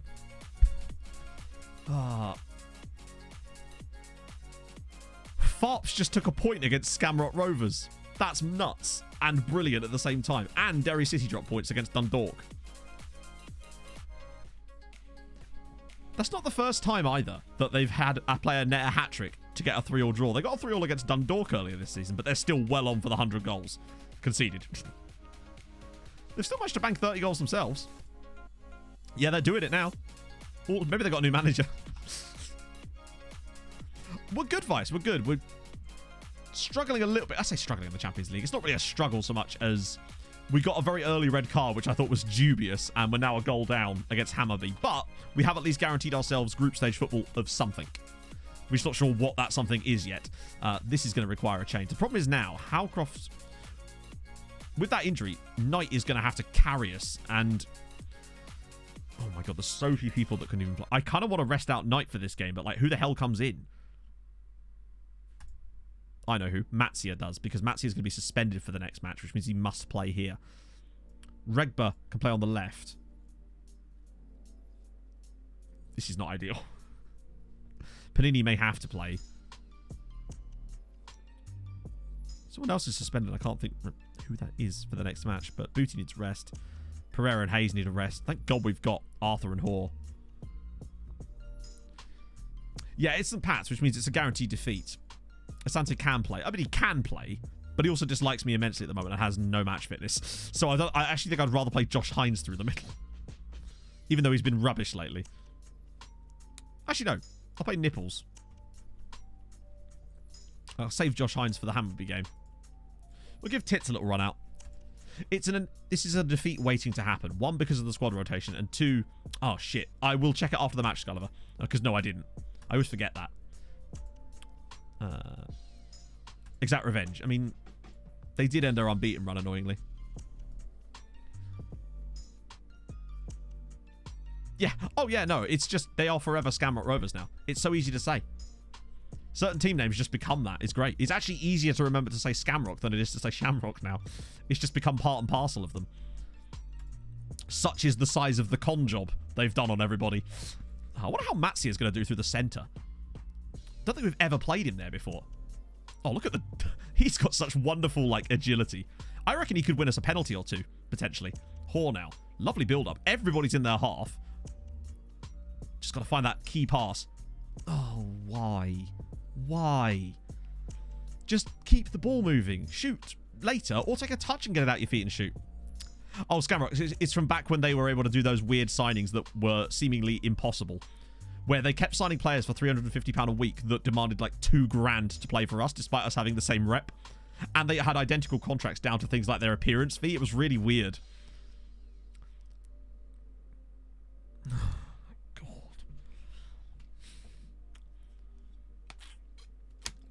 There's a special Circle of Hell reserved for Betrayers, Mutineers, and Scamrock Rovers.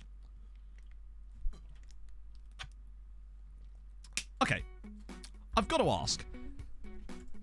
Is Bart Verbruggen, like, is he actually 100 years old? Because whenever he dives to save something, he tends to get up in, like, stages. I open my own... Christian S, thank you so much for the follow, man. Hope you're well. Yeah, it was the £9 unused sub thing as well. They all had the exact same contract. It was really weird. And they were able to offer players like a fifth of the wages we were, and they would still join them despite... Yeah, it was very odd. Hasn't happened since then, but during that one season, they were just constantly doing it. I think they did it with 3 different players. Oh, dear. Yeah, exactly. He'd still be at Manchester City if he could stand up. Suffered a bruised thigh. No, you're staying on. Known to be drunk. Ah, I see. That makes a lot of sense. Matthias apparently done well. We are hanging on for dear life here, which is actually fine. If this ends up being a 0-0 draw, then so be it. I would say hopefully things will calm down, but the Irish Mafia, I like it. This is Liam's brother. That's a pretty deep cut quote from Leverage that I don't think anyone will get, but still, if Pog saw this, she'd appreciate it. You see this? Arisha! Thank you so much for the follow, man. I open my Hope you're well. own hotel.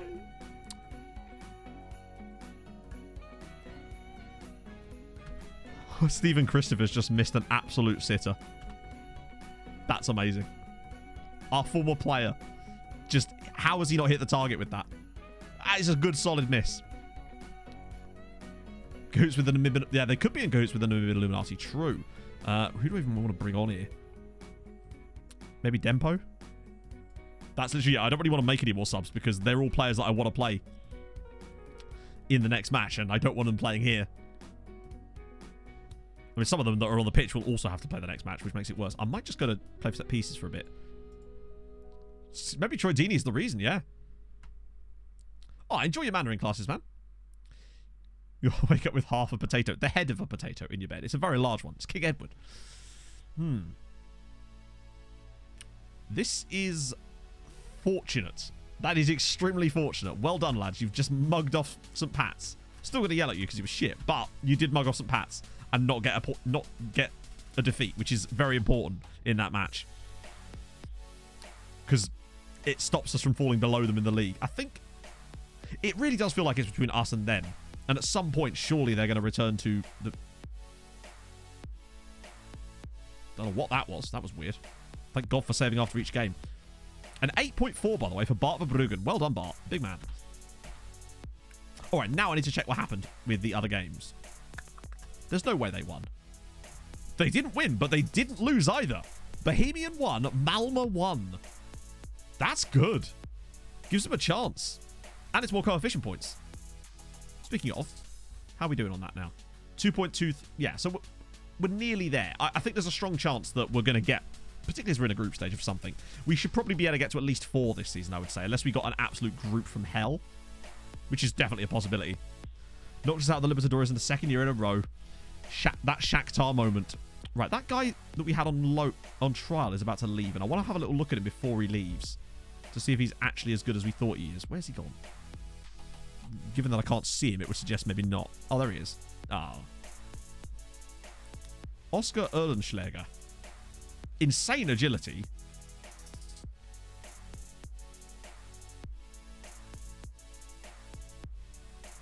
The question would be how much money a player like he would want. Hang on, this analyst report that shows his... If he was cheap enough...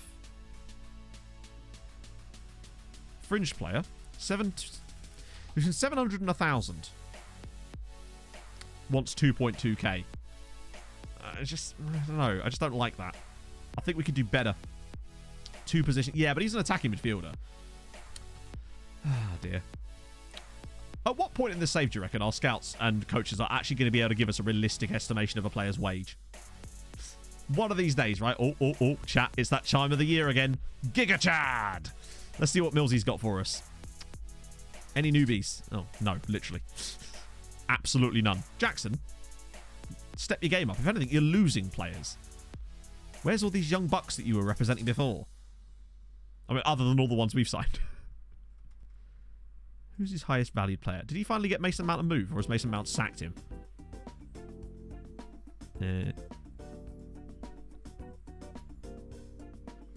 Wait. Oh, no. Mason Mount still at Chelsea. Still listed. Has been for 3 years now. Yeah, it is kind of dumb when they demand fringe player, but also want to be paid as if they're the most important player on the team. Jackson Mills is going to have to step it up. Try him out for a loan. Oh, see if Jackson can fiddle it out for us.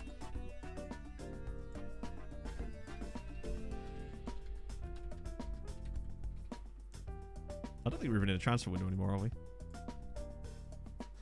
Do you know what the stupidest thing is? The fact that Chelsea were actually willing to let us have Mason Mount. They're actually willing to let it happen. Not that we can, because they want us to pay $1 million a month for it, but can you imagine?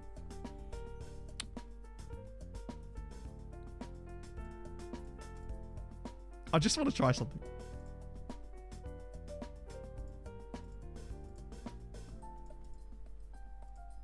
Why am I not allowed to add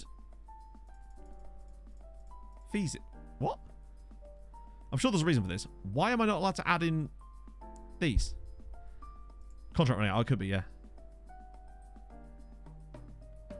Not till next season. Not in a transfer window. Does that matter? Also, I must be in a transfer window. So...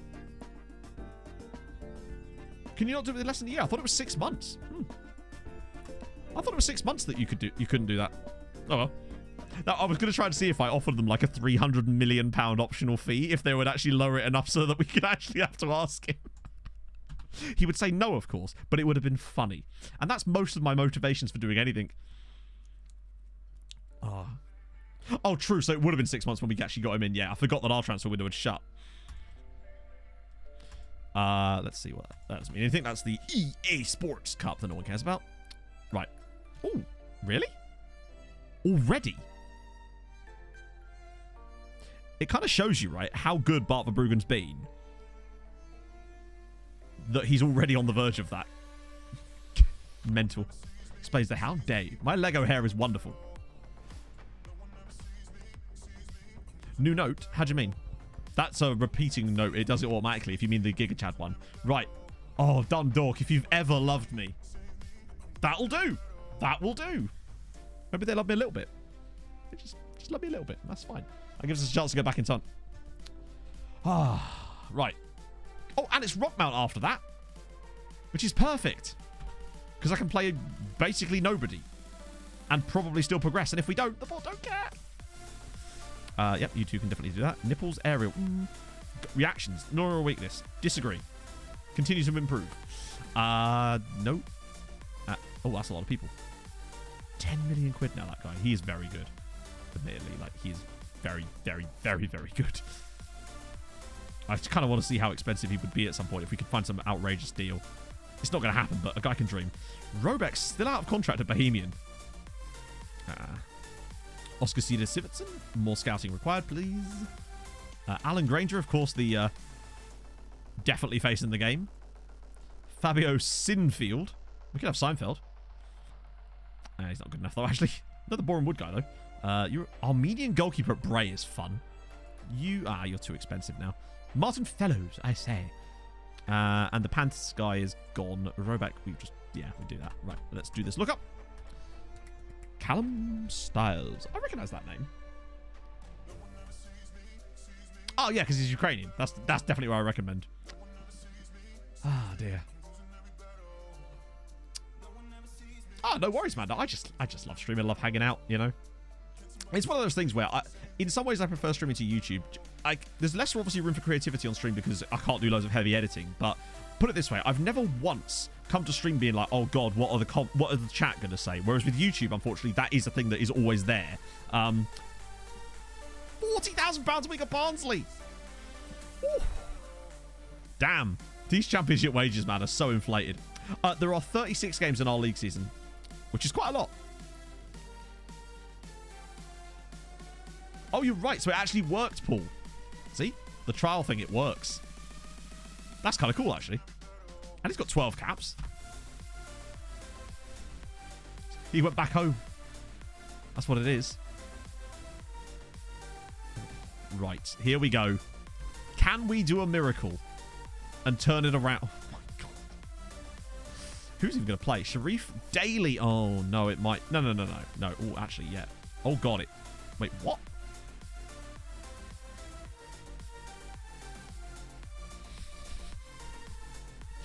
Such is the number of injuries and suspensions to our team, we have greyed out players on the bench in the Champions League. Right.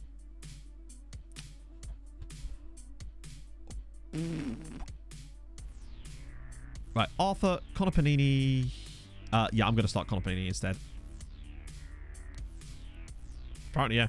The grey means that they're not players. They're just players that the game has had to generate to fill your bench, basically. Because we didn't have enough players. So basically, we've had so many injuries that the game, yeah. Oh, dear. Mandar, thank you for the 4 gifted. That's very kind of you, sir. To Puffin Gamer, Scott, Amoam, and Mellow Chris, who's no doubt just that tiny bit less mellow now. Thank you so much, man. That's very, very nice of you.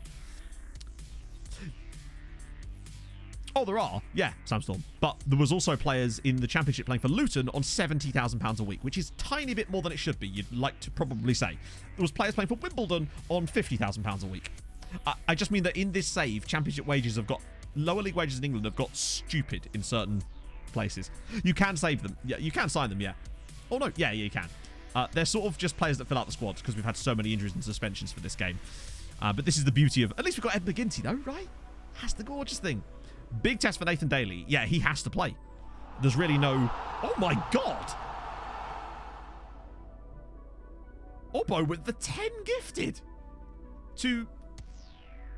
The name is Ed, Chris Caffrey, Password, Reese Douglas. Hey, Reese, how's it going, man? Springbok Gamer, Spikes Master, MD, Holbrook, Nikki, and Viv. What a... Hello, Jordan. Orbo, thank you so much, dude. That's... Rob, that's unbelievably nice of you, man. You really don't have to do that. Very heavy investment, apparently. Now, it's because... I think it's because England isn't switched on in some way, and it's fucking with the wages. Same as in Spain, where there's some absurd wages. Like, players at Real Sociedad being on £470,000 a week. Basically. Miles for Daly. No, Miles is not an attacking mid. Well, he is, but... I suppose... I kind of... Yeah... Could always bring Daly on. He's got better match fitness than him, I suppose. I kind of want to give him a chance, but you're right. We probably should go with what's best there. New Saudi. Luton Toon. Yeah, FM does not... It's sometimes... Well, I'm not going to sit here and pretend that it's okay, because we've seen how FM handles finances sometimes. Oh, hey, you can still go off the bench and be here. At least we get the exact revenge one. This is going to require some mad performance, given that we lost the first leg 1-0 at home. Now we have to travel away from home. And they've even got a Magyar on the bench. What chance have we got? Hopefully he won't be as mighty as his predecessors. And go. This is going to need some of the heroics that we've seen in the past, but I think this might be a bridge too far for us. But it doesn't matter, because we've already done the hard part, which was making sure we qualify for a group stage. This was... Anything from now is just a bonus. That's the beauty of where we're at. Anything we do beyond this point... Really? Okay, we've got to be better than that, though. Let's not embarrass ourselves. It'd be nice if we could at least take a draw here, just for coefficient, if nothing else.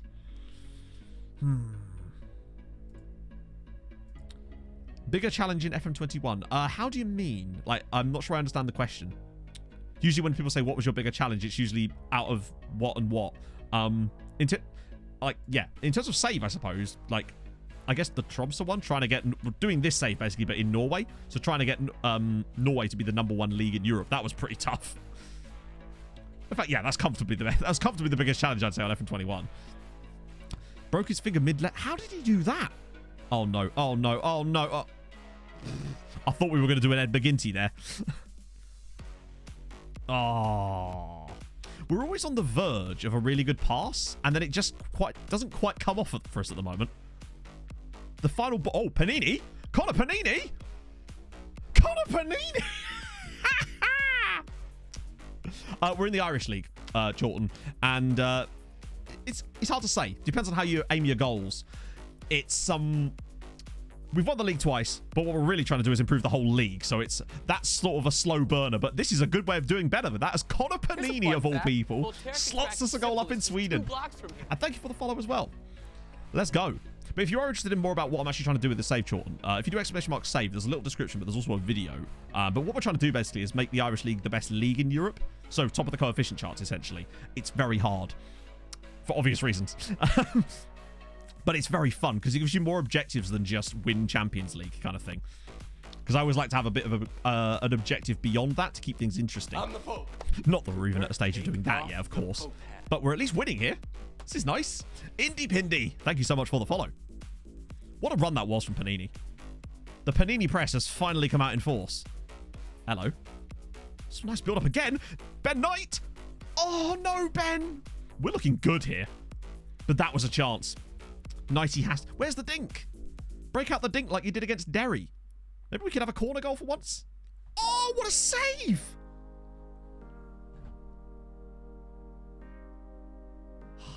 It's the Manchester City night. Unless he was at Derby at one point. Oh, no! How have we not scored another goal in this match now? We should be more goals up, potentially, with those chances. Wow. I'm happy with the guys, but we've missed some good chances there, and it could come back to bite us. Because if we score, literally, we're a goal away from Europa League. We've had the same problem, Rob, for ages. Is unfortunately, this year's FM, something changed in the optimization settings that fucks with my graphics card, and I don't know what it is. It only does it in certain games. I've yet to figure out what the issue is. We've turned the graphics settings all the way down, and it just seems to randomly do it sometime. So what I mean by that is that I'm seeing the stutters on my screen as well. It's not just like on the stream. Hines' throw. Josh Hines! Oh!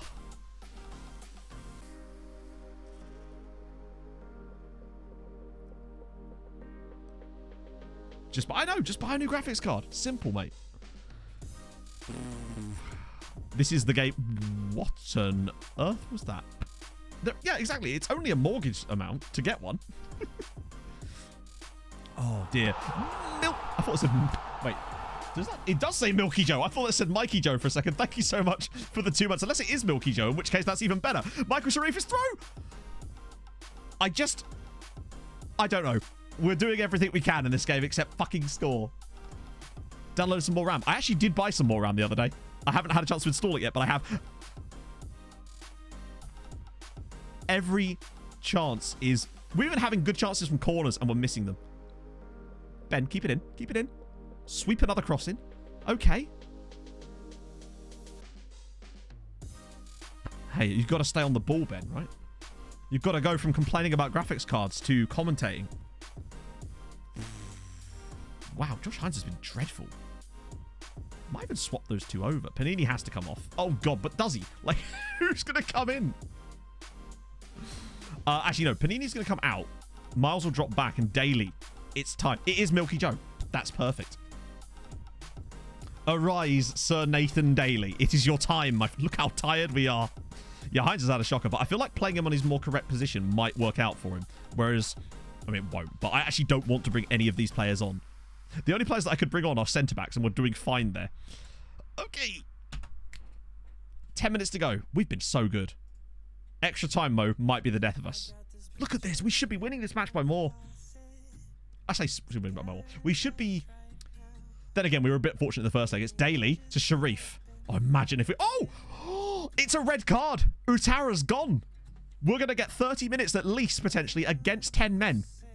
Which, you know what that means, chat? It means no more highlights for the rest of the game. It means no more highlights, no matter what happens now. We're going to yell. Oh, extra sub. Doesn't matter. Extra sub for who? I've only used one sub. What we're going to do, we're going to grade out player. The problem is, the only two players I can bring on off the bench are centre-backs. Now, I'd be tempted to bring on... Actually, one for Pereira. I know he's slightly less tired than Hayes, but he's had a worse game and he's on a booking. So I'll get Festus Arthur on for him, but I don't want to replace both centre-backs because I just don't want to. Yeah, Josh Hines has been awful, but like, who are we going to bring on for Josh Hines? A grayed out player.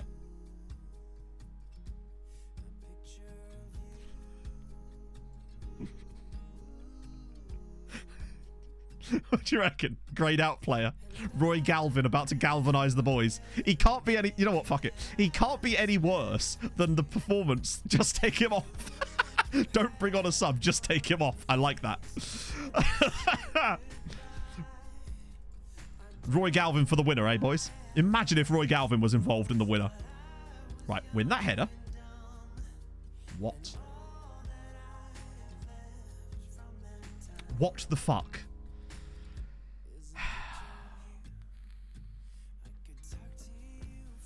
Yeah, well. This is why I tend not to substitute centre-backs, unfortunately. Because I believe it was the guy we just brought. Yes, it was. It was Festus Arthur, unfortunately. Not that it wouldn't have happened if it was Pereira in that spot, but yeah. I blame Galvin. Tight offside? It wasn't tight at all, was it? It was... Bloody hell, that was pretty tight, actually. Oh, it's annoying because we've actually probably deserved more here. because he's not a player that actually plays for us, M. Harritz. He's literally a player the game has generated because we had so many suspensions and injuries that our bench couldn't be completed, and now we've had to bring him off the bench. Daly with the ball through. Michael Sheriff! Michael Sheriff! Daly with the assist, and it's Hammerby 1, Treaty 2. Nathan Daly. Arise, Sir Nathan. What a ball. What a ball from Daly, but what a finish from Sharif. That is such a good pass. Look at that. Great finish on his left, though, from Sharif. We're back in the game. It's 2-2 here in Sweden. Oh. Come on, Roy. Pick it up. As soon as Heinz comes off. Well, we also conceded as soon as Heinz came off. They've got 10 men, remember. We can still do this. Oh. We're getting a lot of shots on target. There's going to be chances. Oh, you're right. Galvin's done it. Okay. Second half of extra time. We push.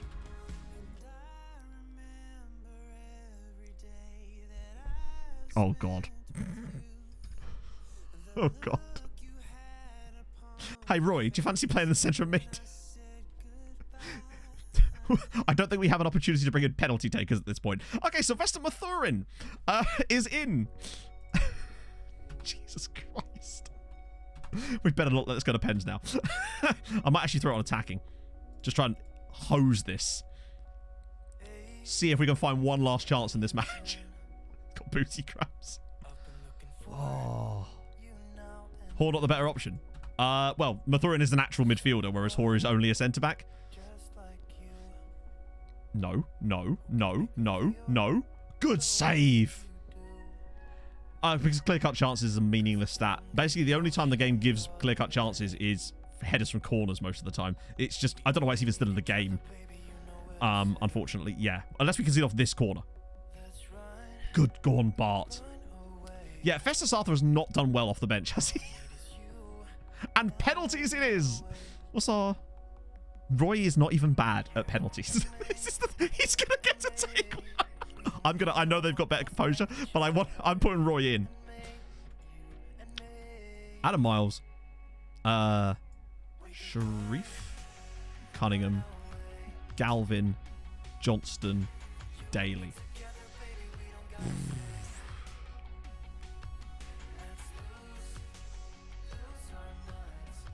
Believe it or not, we don't get to take a lot of penalties in the Irish League. Best is 8 penalties. Well, okay. Do you often sign a player because they have good penalties? Because most of the time I'm looking at the rest of their stats. Like, it's rarely a signing, like a pivotal point. I don't know. Oh, I'm sorry that we don't sign players purely on their penalty rating. Particularly as penalty shootouts don't actually happen very often. Also, I found that it's a complete lottery. You can have a player with 20 penalties. They still seem to miss at the exact same rate from what I can tell. If I have a striker with less than 11 penalties, I'm not signing them. Well, then that's your loss because you're going to miss out on a lot of very good strikers. Because why does your striker have to take penalties? Okay, let's go. Where's Bart? Positive. Honestly, he's like... Yeah, let's go. Right. Everyone here should be able to take a... That's not true, Matt, though. Where's Cribbin when you need him? Knocking about in the second tier, I think. I'm not going to say that. I'm going to point finger. Back yourselves. And now we're going to point finger. Yep. I have faith in you. Nice. Though, to be fair... Oh, I didn't notice that it did that. That's kind of cool. Where's Cat? Good shout. Thank you.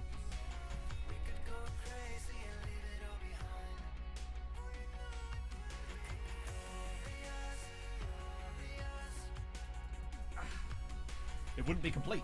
The fans want Katzen. Yeah. Generally speaking, I mean, look at some of the best penalty takers in Europe. Most of them are midfielders. Bruno Fernandes, Jorginho, generally speaking. My point is that if you're prioritizing penalties over other attributes, then that really, in the long term, is going to have a worse effect. Like, to me, a player's finishing is far more important than their penalty taking stats. How many chances are they going to get to score from penalty versus how many chances they'll get from open play. Right. Katzendacker's here. Katzendacker from Red Bull Salzburg is here. We're ready to go. Okay. Oh, Adam Miles is up first. Have play for set pieces on, though. Right, but then surely you'd want players that are good at scoring from set pieces, like headers from corners and free kicks. Okay. Let's go. Anyway, moving on from that. Matko from the spot. Bart Verbruggen can't save it. We've at least scored our first one. Do you know what the thing is, chat? Roy Galvin is going to miss. That's what's going to happen. Or Michael Sharif, the best finishing player on the team with his 16 finishing. Oh, that was good. I open my Alejandro, thank you so much for the follow. Let's go. Bojancic. No, sorry, Bojanic. We're positive thinking. Bojanic, good finish from him as well. Okay, we're going to be settling in for a long haul here, I sense. Chris Caffrey, thank you for the follow. It's Barry Cunningham from the spot, the left back / centre back. Go on, Bazza. Smack it, son. Yeah, I don't think you quite understood the instructions. You did not get the assignment. Well, that's us out. Come on, how often does it turn around? Oh, Bazza. Anderson against Bart. Oh, it's a great penalty. That was a dreadful pen. But luckily, it's Roy Galvin. Luckily, Roy Galvin is here. Watch him score. Roy Galvin can score. That's fine, I guess. Oh. Curtulus scores. I think we're probably done. I think that's had it, sadly. Unless Bart can pull off a massive stop here. Wait, other way around, isn't it? Hey, Roy Galvin scored. Oh, God, it's Max Johnston. The Scottish right back. Oh, we'll sign him all right. Is he just... I think he misses this. I think this is the one that... Two absolutely shite penalties. But my point being that, again, the player that was crap of it managed to score his just fine. That was basically a pass to the goalkeeper. Oh. We were so good in that tie in the end. Team demotivated. Be demotivated by your performance, sir. Well, at least Roy's getting a contract, I suppose, isn't it? Hopefully he'll still be selectable, actually. Hang on.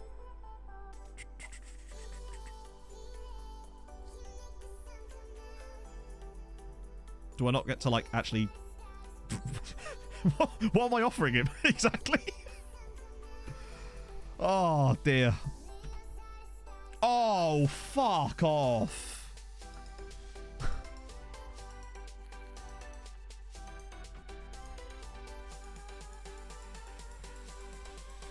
Oh, dearie me. Well, that's just what we needed, isn't it? So now we're missing Booty, Howcroft, Lovett, and Carno.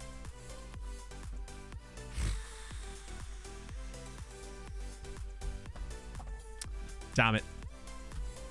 That's just... I've just... Get someone in. I don't think we're in a transfer window. Oh, so we got Podgorica. We knew that.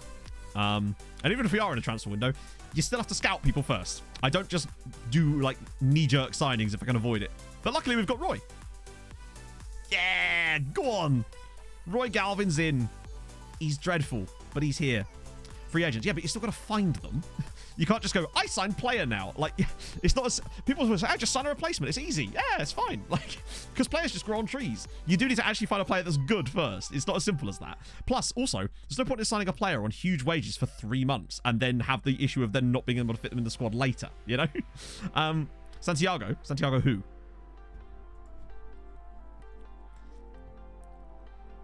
Roy Galvin is the true... Wow, 3 games in a week. Good. God. What share of stats? He is... Bam.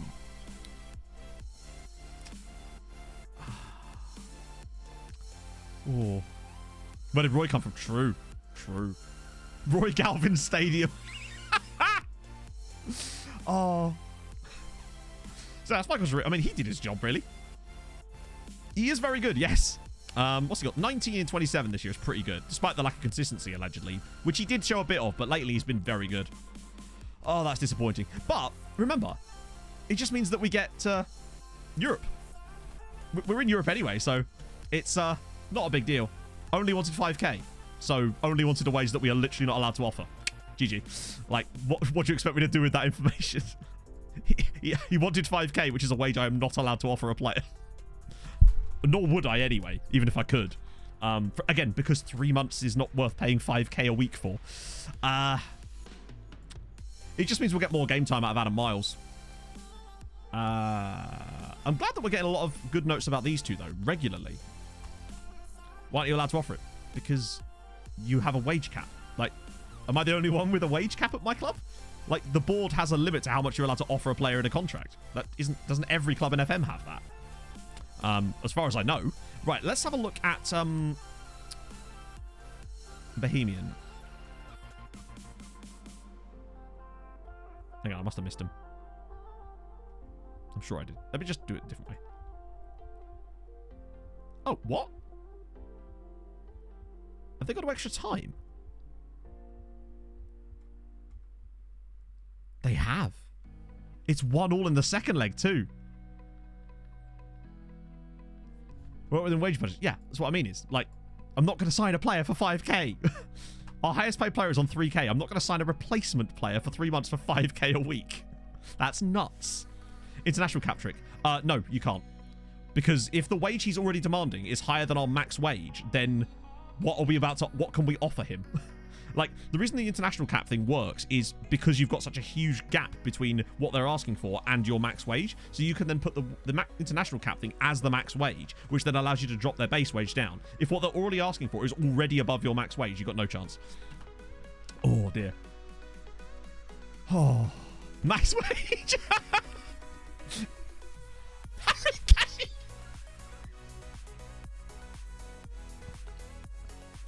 I mean, it's not wrong. Probably. FM's just like, what's he on? That's not even true. You've lied to me, FM. Useless. Why was it Harry Kane? Has he got like Max as his middle name or something? No. Oh, Harry, you don't suppose fancy converting late in your career, do you? Oh, dear. Oh, dear. Even so, that's still funny. I hope they've got... Oh, I haven't done Valgate. My bad. I also didn't do Eintracht Frankfurt. Hang on, we'll catch up on these first. Not that there's much I'm going to be able to show you about Eintracht Frankfurt other than that they exist. And maybe if they've got a squad. Maybe. We'll see. Oh, he's taken up a... To be fair, that's quite good money. Although I was willing to pay him that. So I don't know why he refused to talk to us. Agent for Kane Giga Chad. True. Gahamian's Dane's gun. Oh, true, yeah. One sec. I just want to get through these. Replace Booty. Should use a high play player. I don't think so. No, not even close. Highest play player is is Bart Verbruggen, the goalkeeper. So, for example, Sharif has got that wage clause, which is why his wage is able to be that low. But the wage thing doesn't work unless if they want already your maximum you're allowed to have, basically. 48-year-old. It's not Yuri Krot, is it? It's gone back a few years, of course, but still. All right, so Eintracht Frankfurt. I guess we have a look at the squad and see their most expensive player. Well, we can try. Of the ones that I can see, anyway, the most expensive player is Gibril Sal, a Swissman. Swissman? He's a Swissman. Oh, dear. Tyson Nunez.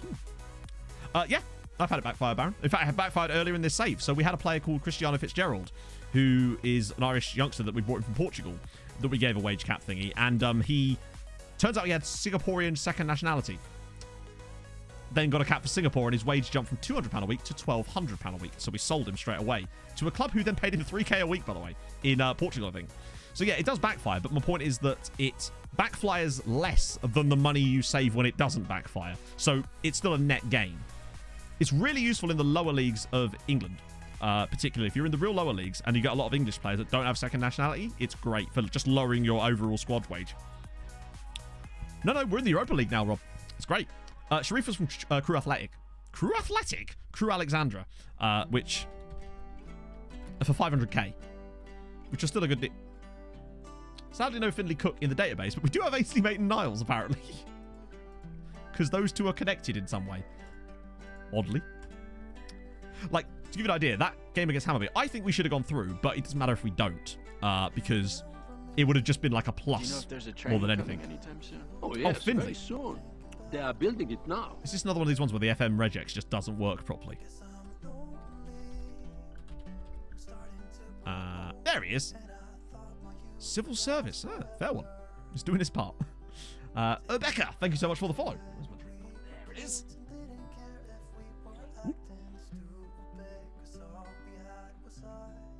Same month. Ouchie. Yeah, I mean, obviously you've got to be thinking about what nation they play. So if they're Spanish, English, Italian, and you're in a slightly lower league, it's gold dust. And honestly, sometimes it's still worth it, even if you think they will get a cap, because you can still save some money in the meantime. So that's Finley Cook. Now that I've spelled his name right. Hines has been poor actually in his last few matches, despite still being one of the better players this season. Trials. You're a centre back. Not bad actually as it goes, but not what we're looking for right now. What about you? Right winger. Not even close to what we're looking for. So basically, when you're signing contracts up, you can give players an international wage clause, which basically means that if they get a cap, they get a higher wage bump. So if you've got a decent amount of wage to work with, you can sometimes get a player. Say they're English, you could give him an international wage clause that says that if you get an England cap, I'll give you $3,000 a week. But obviously, they're never going to get an England cap. So what it does is it allows you to manipulate their wage down lower to begin with, essentially. So you can get them on a much lower base wage. It's essentially for free, but not really, because it does still have the ability to backfire on you. Yeah, Lorenzo Luca. Oh, I know why he's in there, because someone wanted me to scout him. He's not actually like a legit player that my scouts have brought through. Let's have a look at the shortlist, though. For a second, I thought that was the whole lot. We could try and get Connor Coventry to fulfill that booty role for a bit. And he's Irish. This is the sort of signing I would be interested in to replace Booty for a bit. But it would depend heavily on how much he wants. If it actually is 1.3 to 1.8, then sick. But we'll see. Regular starter. See if I can actually bump him down to squad player. Yep, cool. Scott Chegg, I don't... Nice. I didn't realise I said it out loud. Nice, I like that. Europe's good. We just got knocked out by Hammarby on penalties, unfortunately, so we are missing out on Champions League group stages, but we are guaranteed a group stage now. We were unfortunate, I think. I love that Nathan Daly got the assist and Roy Galvin got the scoring penalty. Right, let's see. Okay, good. This is workable. No Ireland caps. Probably unlikely to get them. I'm only going to give him a 2... No, it's the most I can give him anyway, isn't it? So yeah, what you do, this is a good example of it. So international wage clause. I don't believe he's probably going to get a cap for Ireland. So what you can do is use your max... Wow.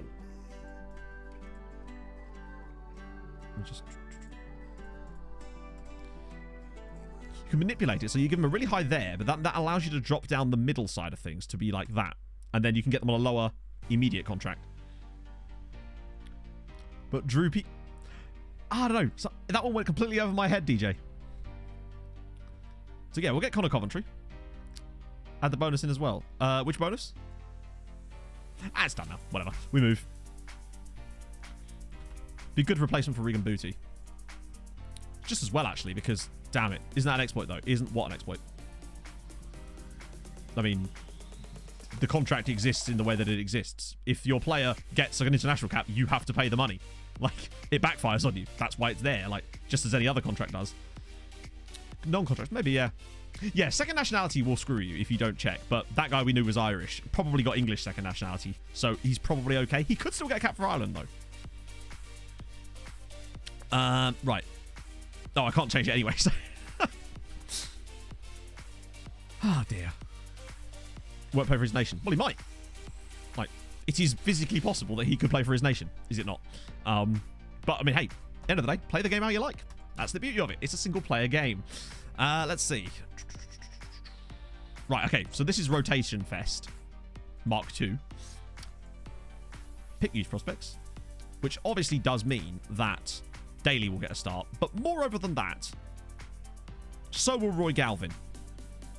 Is there any disagreement to the idea of starting Roy Galvin for this game? I just don't know how there could be. And alongside you, probably Sean Hoare. Nope, you're already alongside him. Galvanise.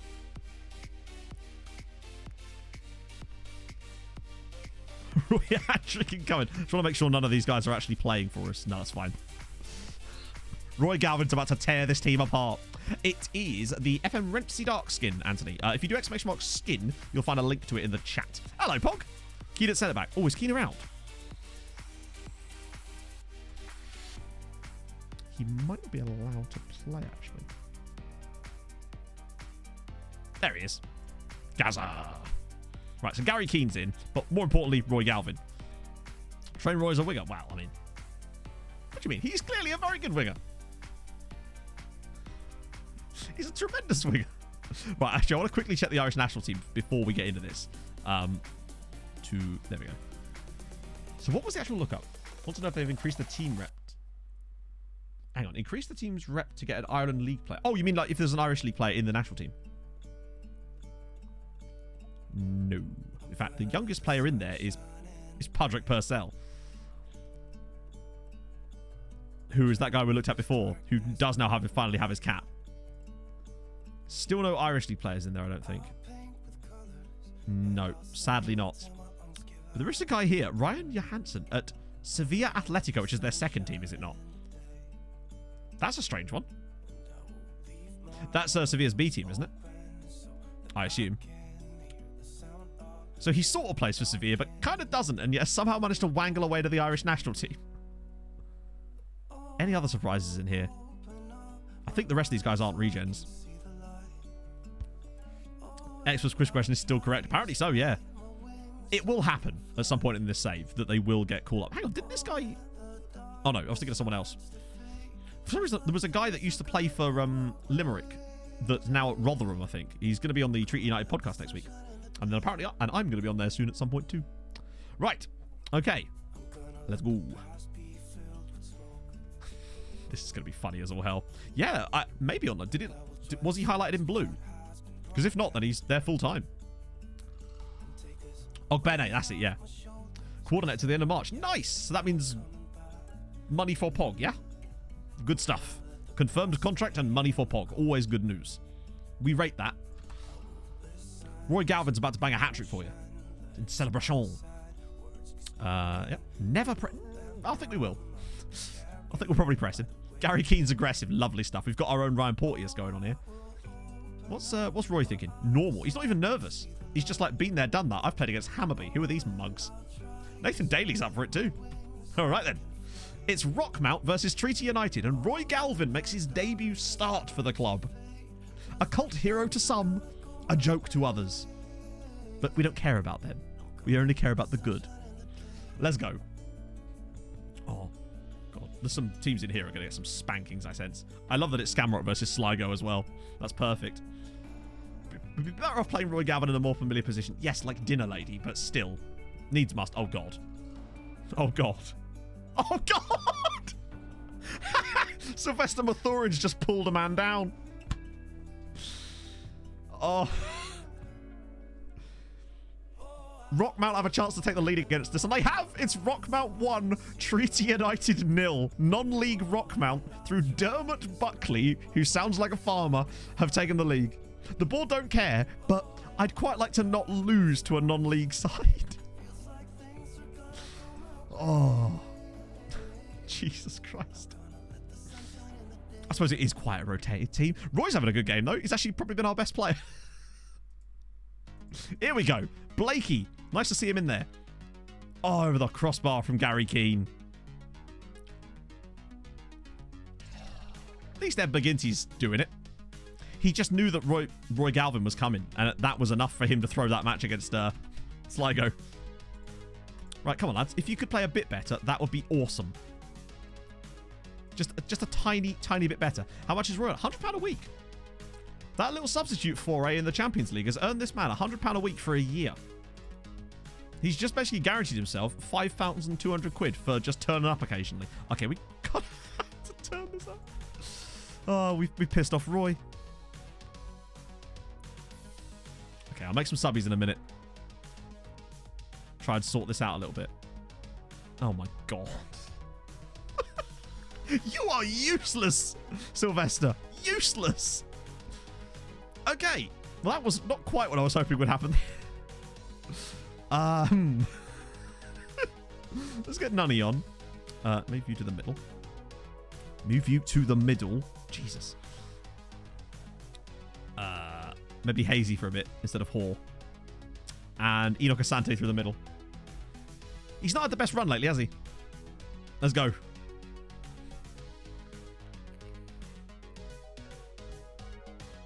Oh my God, Ed! For the love of Christ! Oh, Jesus. Ed needs to calm the fuck down, boys.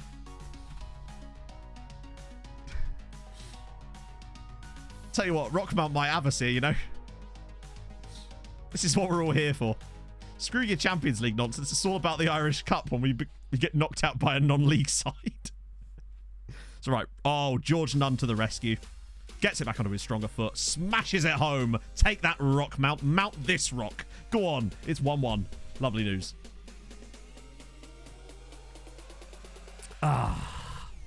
See, all you needed was a bit of George Nunn. Lovely ball through in the end by, was it Asante actually, or was it Blake? No, it was Asante. Nice work. Nunn was on the run, and he's just hammered that with his left foot, weirdly. But we'll take that. We're level. Phew. I was getting worried for a second there, friends. I thought we might embarrass ourselves. Roy created the space. He did. It's all really Roy. Ball in. Keane. Nunn again! Off the crossbar. Oh, now he's tracking back too. Go on, Georgie. We certainly seem to have picked it up a little bit since I made a couple of subs.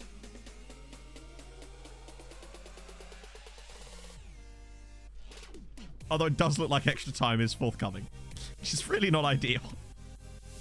Got none on the run, we do. It's absolutely unacceptable. I think if Gavin scores the winner, I might just explode. Maybe another penalty shootout for him, though. He's already proven that he can do the job. So why not give him the chance again?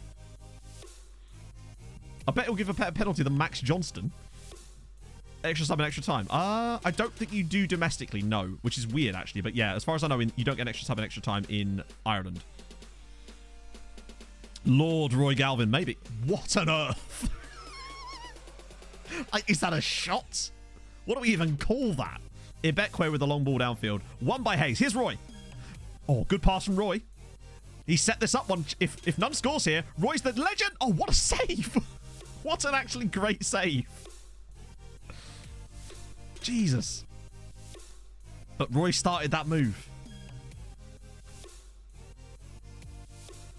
How have we not scored another goal in this match? Roy would have scored, you're right. He would have done. He actually would have done. Actually, I know what we would do. Roy's not getting forward enough. That's what it is. We're not using his absolute prestige in that role by getting him forward enough. There's Roy with Antoine Noose stepping up. He started things off. Nuns to the back post. He's going to have to bring this down and go again. Maybe find Roy, if he can. Oh my God. I thought that was going to drop through to him. I actually thought that was going to drop at Galvin's feet. It might still, you know. A ball in from here is likely to head towards the back post, is it not? Gary, that is unnecessary. Like, as is that. Like, what are we doing? Oh no, Gary Keane. We're down to 9 men, chat. I forgot we were playing with 10 men. Do I get another sub? Do you know, I don't think we do we? No. I need your goalkeeper. Edge, you feeling injured, mate?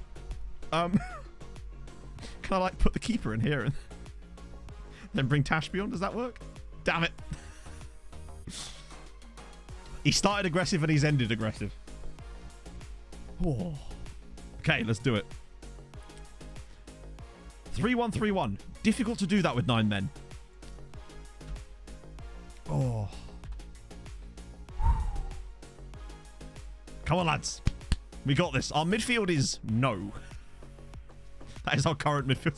Still got to penalties. Hey, look. Enoch Asante. Nice. There you go. Someone that can take a pen. Gary Keaton. Like, Roy's the second best. Except he's not, is he? Because obviously composure is important here, but still. Oh, these guys have all got the same, which means it's Dempo, Blakey, Hazy. And then literally might as well put McGinty in there at that point, because what difference does it make? Yeah, for once our midfield was actually slightly overrun. What I would say though, right, is think about it like this. We got a stronger chance of our players having to take a second penalty because there's just less of them. It'll rotate round quicker. So basically, Rob, he's a greyed out player that we had to have on the bench during our second leg against Hammarby because we had so many injuries and suspensions. He then played, we brought him off the bench in extra time and he played okay. And he scored a penalty in the shootout, so we gave him a contract and now we've started him in this cup game. Yeah, back-to-back penalty shootouts, eh? What is this? Let's see. Courage your convictions. No pressure on you. Disagree. Immense amount of pressure. Let's do it. Oh, right. Let's go. We're all Roy Galvin today. Coughlin. And it's a great stop from... I don't even know who's in goal. Is it McGinty? Easy save for McGinty there. Asante now, our best penalty taker. Smashes it. Fair one. Wasn't even that good of a penalty. It was just solid. Down the middle. Down the side, rather. Okay, we've already got a good start for ourselves. Collins now. Hopefully we will at least get to see Roy take one since he's second on the shopping block. Oh, that's a good pen. Very good pen from Collins. But now, chat. Now it's time for Roy Galvin. Can he make it 2 out of 2? Go on, Roy. Oh, he's just brilliant, isn't he? So calm, so composed, galvanized it into the bottom corner. He just does it. He doesn't care. He's a plumber. He's got no interest in what we do. He just turns up, does his job, and leaves. Oh, he's every fucking way. Roy Galvin, yes. Don't need Roy Kent anymore. We've got Roy Galvin. Nathan Daly as well scoring a penalty. Arise, Sir Nathan. It's just Dean is here. Oh, that's a good pen. Good pen. Very good pen. It's Ursat's centre-back Kyle Dempsey now. Come on. What a pen. Oh, he's getting an extension as old Roy. Does he fancy another contract?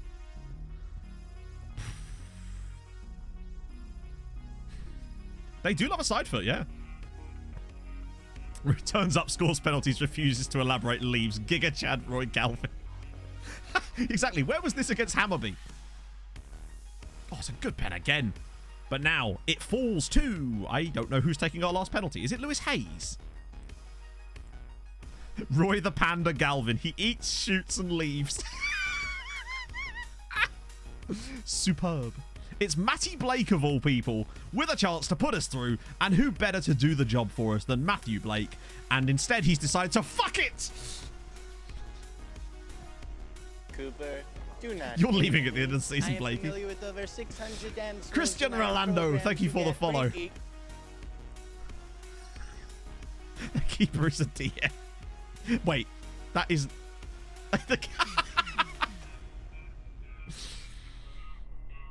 Yeah, can we have Roy Galvin back? If it's all the same. Watch us miss this one as well now. Lewis Hayes will smash this wide. Bear in mind, he has better composure than the players that just took them. Oh my god.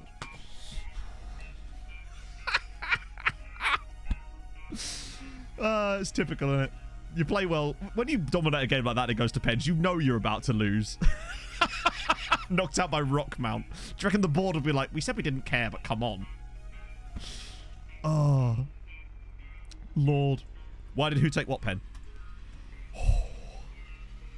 Yeah, if only Roy had taken them all, we'd be fine. If we had 11 Roy Galvins, it would be no problem. Turns out Roy Galvin is a musician. Cooper, do not hate me. I am familiar with over 600 I'm not sure what you mean by dance why moves did they take that penalty, programmed because to it's a get penalty freaky. shootout. That's what happens. By Connor Christ! Thank you for the follow. I appreciate that a lot. We wanted a team from non-league and we got them. Just adds to the embarrassment, right? That is proper funny, though. Oh, well. Just think of the fixture congestions we're not going to get later on. Disappointed? What? Oh, because technically we're second, because game in hand. No, that's because you couldn't see the earlier bit, because obviously it only shows 5 penalties at once. Oh, we had 9 men for most of that. Lordy Lord. Gary Keane is acknowledged. Yeah, I think you both should acknowledge it. Jesus Christ. But now, luckily, Europa League. After that mess. It's all right, Roy's going to be around. Except he won't be, will he? Because now that he's got a contract, he won't be allowed to be in the squad. Roy. Oh. Bloody hell. See, look, that's what a real team does. Drogheda destroy. Oh, we could have had Cove Ramblers against Cove Wanderers. Even Finn Harps won a match. He might. Yeah, but we won't be able to register him, Paul. Well, not straight away, anyway. Is there a registration window? Oh, there is. You're right. Yeah, crack on, Gatotron. Great name, by the way. Let's see. That's the 3-match week, so that's good. Oh. So I guess Roy Galvin... Oh, yeah, Bohemian chat. What happened?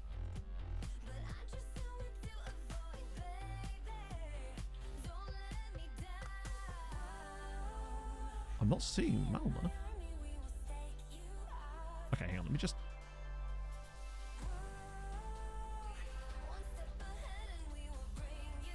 Oh, no, they did go through. Ah, oh, damn it. What was the score? That's the second season in a row that Malma have knocked out one of our sides on pens. Second season in a row. I'm moving it. I'd watch it. I would watch that movie. Oh, that's so annoying. Hey, luckily we've got Connor Coventry. That might be just soon enough, actually, to register him. Oh, shut up, Kyle Dempsey. Did he score his penalty? I don't know. A biographical. I'd watch the hell out of that. Right, let's see what... Besides, Dempo's leaving it... Oh, okay, wow, he's not actually worried. Perfect. So we should be able to register Connor Coventry.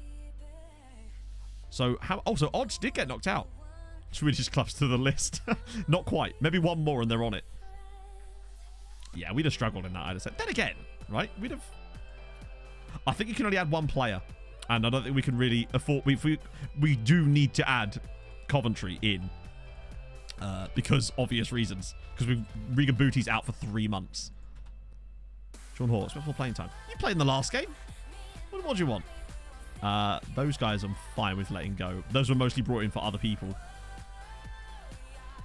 Ooh, what's this? What have you sent me, Pog? And why is it not loading? What is this?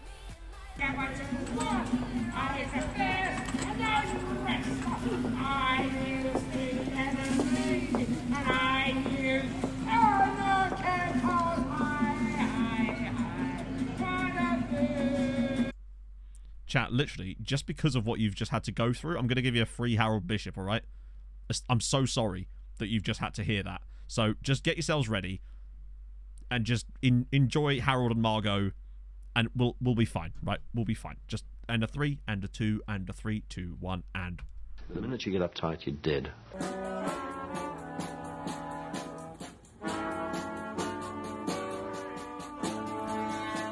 I got through Harold and I'm in the house where the coffee's green and the food is grouse. With sandwiches and lasagna too. Ice cream sundaes for me and you. I got through Harold and I'm in the house where the coffee's green and the food is grouse. With sandwiches and lasagna too. Ice cream sundaes for me and you. I try not to lose my temper with myself. Oh, goodness sake and shit and balls. The minute you get uptight, you're dead. Agreed. Agreed. And Harold has somewhat rescued us there. So, yeah, I can register Covo, which is good. And I can actually replace someone, but we don't... Actually, maybe we could. Oh, hang on. We can take out Regan Booty, can't we? There's no point in leaving Regan Booty in the team. Was I still displaying the thingy in the background? Yeah, my bad. Nice one fixing that, Nymane. Because if we replace Regan Booty, because he's literally not going to be able to be registered. Where is he? Scroll on. Wait, what? Hang on. Maximum of 1 new player and maximum of 1 replacement. Which presumably implies that those are different things. So I took out Booty, but it won't let me replace him with anybody. Oh, that's annoying. But if that's the case, then why even have them as separate things? That's disappointing. But surely any placement would be a new player. How are you going to replace it with an old player? Unless that counts if you putting someone back in, maybe? In that case, we might as well leave Regan Booty in the squad. Which apparently I can't do either.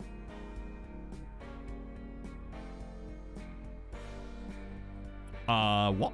Is it because he's injured? I'm not allowed to put him in?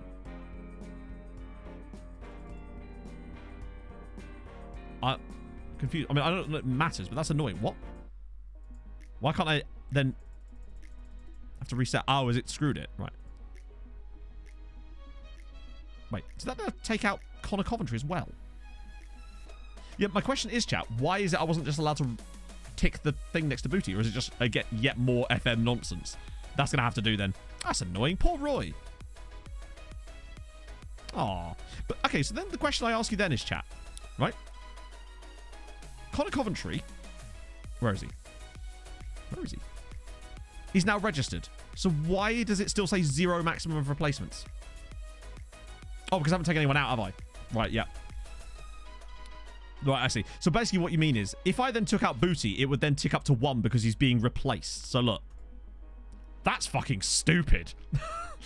That is really... Oh, fuck. Hang on. No, I can undo that. That's fine. That nearly ballsed it. Right, that's fine.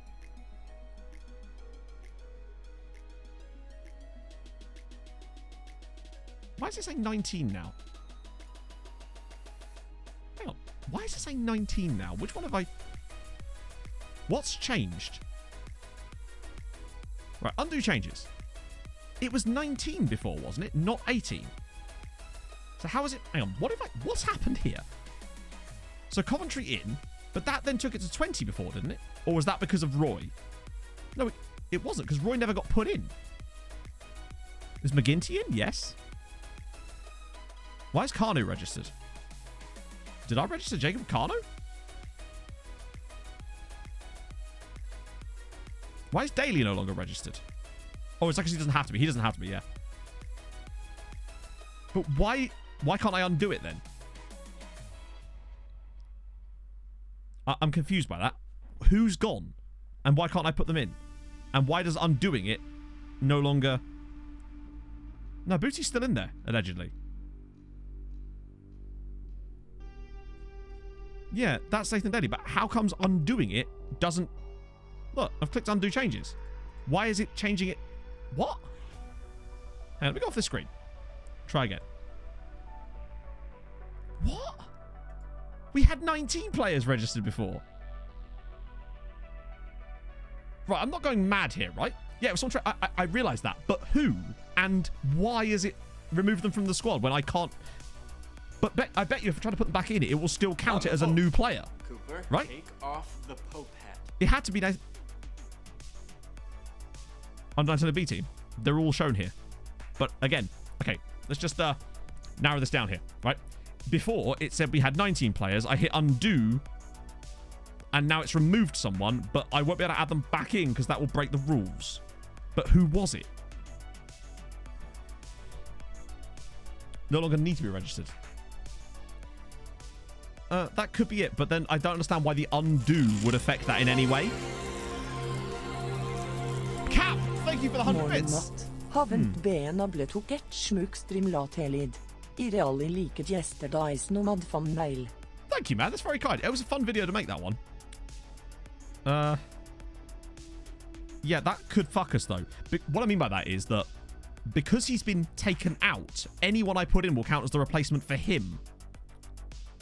Don't need to be registered. Yes, sorry. Okay. Right, I cannot stress this enough. I understand the rules, but that doesn't explain why it took a player out of my team when I undid it, because I hadn't made the change in the first place, if that makes sense. So it's undoing changes that I didn't make. That's my point. That was what I'm getting at here. We had 19 players registered. I hit undo, and it's removed a player when there was nothing to undo, essentially. But then I auto-picked, but then I undid it, allegedly. And so was saying he doesn't have to be registered, which is fine, but by unregistering him, that means that someone else then counts as a replacement for him. If you see what I mean. So it's still going to fuck us, potentially, because of these rules, I sense. Resubscribe, I just did that. Like, I've gone off the screen and come back, and it still says 18, but it definitely said 19 before. I'm certain of it.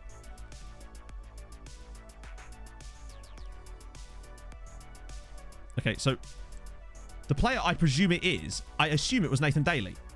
But that's maximum of one new player. That can't have been then.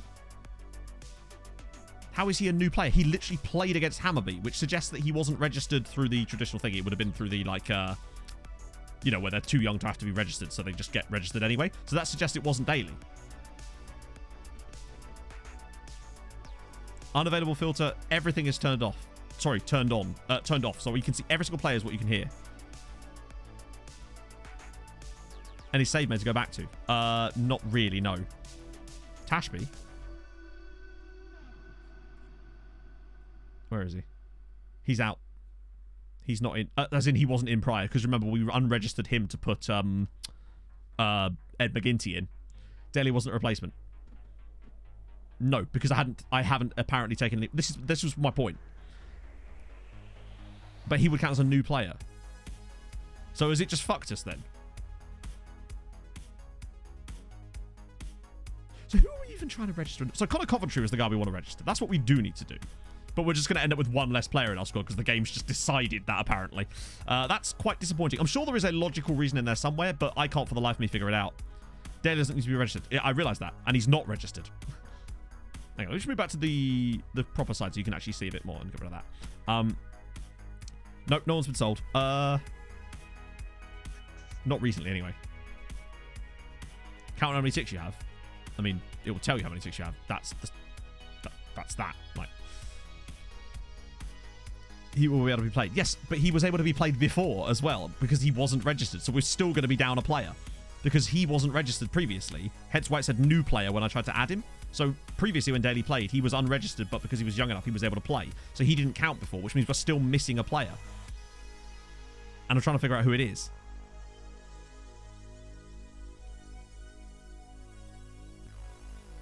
But so then who was it then? It can't have been Daly. Because otherwise it wouldn't have counted as a new player, would it? When I tried to register him. So who the hell is it? It has to be someone from our senior squad because that's where I would have been looking for. It's not Gary Keane. Can you ask someone else? So basically what will happen now... Let me try and add Roy Galvin. Backup goalkeeper. No, that was from the previous round.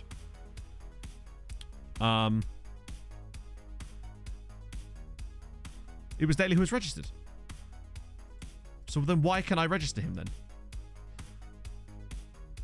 So, okay, it might not fuck us, but that's still weird that it now has taken him out but won't let me put him back in. Even though he doesn't need to be registered, but he still didn't need to be before either. Okay, we'll just do that. That's really weird. I'm sure there's a way that that works, but... Apparently he was registered, but then why did he count as a new player when I tried to put him back in then? Because he wouldn't be a new player if he was previously in the team. Yeah, I don't know. Something's gone wrong in there. I haven't quite figured out what... Oh, that's fine, yeah. Using 2 forwards, using the tactic, which I think is pretty good. Balance 4-4-2, except one of them was a false 9 to help the team. The other one was a target man on attack duty. Honestly, I have no clue as far as tactics go, Gatotron. Most of what I do is not based on, like, oh, I know this specific role does this. It's a case of trial and error. Try it out. If you see an improvement, stick with it and try a little thing alongside it. Because it might not even be the strikers itself. It could be other stuff around them. It's just try a little thing at a time. Don't change too many things at once. Just try to build it up slowly, is what I would say. These two should be fine, I think. Yeah, I think I'll just have to put that one down to FM doing FM things. Because what I would say is, when you look at the VOD, it definitely said 19, and the one was Daly. But my next question then is, why did it take him out when I undid the changes? When they weren't changes? That's my point. Why did it undo stuff that couldn't be undone? Or did it not? But it must have done. Right. Yeah, we'll register you at the next possible opportunity. No worries, Gatotron. But it's just, yeah, slow changes is what really does it. Undid someone out of existence. Maybe the sheer existence of Roy Galvin was enough to scare the game into doing that. Yeah, it's weird. Maybe the screen's glitched. I don't know. But somewhere in there. So what seems to have happened is that we've lost Daly as a registered player, but he can still play anyway, so it doesn't matter. The thing that worries me more is the fact that it did undo changes that didn't exist. That could screw you later. We've got away with it on that occasion because it's not actually going to be no harm, no foul. But that could fuck you later if you just try to undo something and it undoes changes that you didn't make. That's concerning. Anyway. It's Champions League time. No, it's not. It's Europa League time. Let's get rid of all these guys. Where's Roy? Hi, Roy. Is he in the B team? Roy?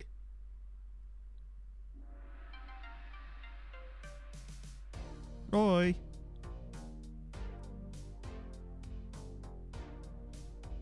He wasn't registered. Right. But... Oh, because he was too old. So he doesn't meet the requirements for the other one, I guess. That's annoying. Oh well, we move. Oh dear. All because we tried to register Roy. I blame Roy for this. Wouldn't have happened. Right. Okay. Sharif, Matsia, Kano. No, it has to be Hines. Actually, no. I might try Kano there today. Wasn't at the club 2 years. Well, actually, he was. I think because the game kind of backdates it. I think from when we were looking at that registration thing. I think he had both of them. Maybe. I might be wrong about that. Needless to say, it doesn't matter. The hilarious thing, though, right, is had we not registered him, he probably would have been able to play as a grayed out player. Although maybe not, because our bench would be full. Anyway, we move. Yeah, that's. I'm glad that we were at least able to register Connor Coventry, because at least now we've got the booty hole is somewhat plugged. We found a butt plug. That's what we've done, chat. That's a really nice stress pog.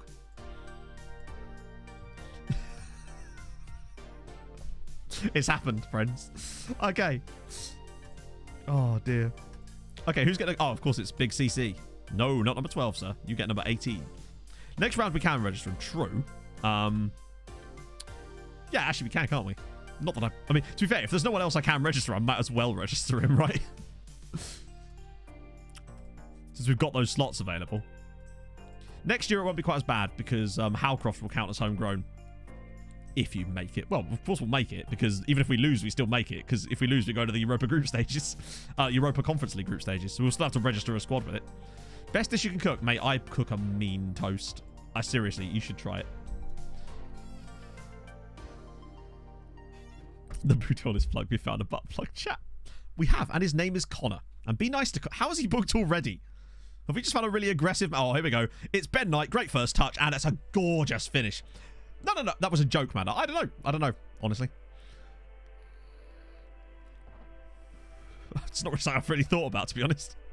What did you put on the toast? Another slice of toast, obviously. What did you put on yours? Butter? Amateurs. That's a great finish from Ben Knight.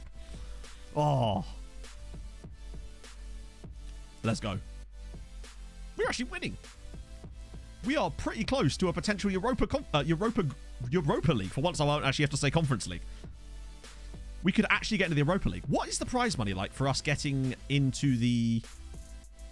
Like, in terms of, like, you know, you get that big prize at the start for Europa League. Isn't it like £3.5 million? I think our group would be very tough, though, if we were to go through. That's the problem.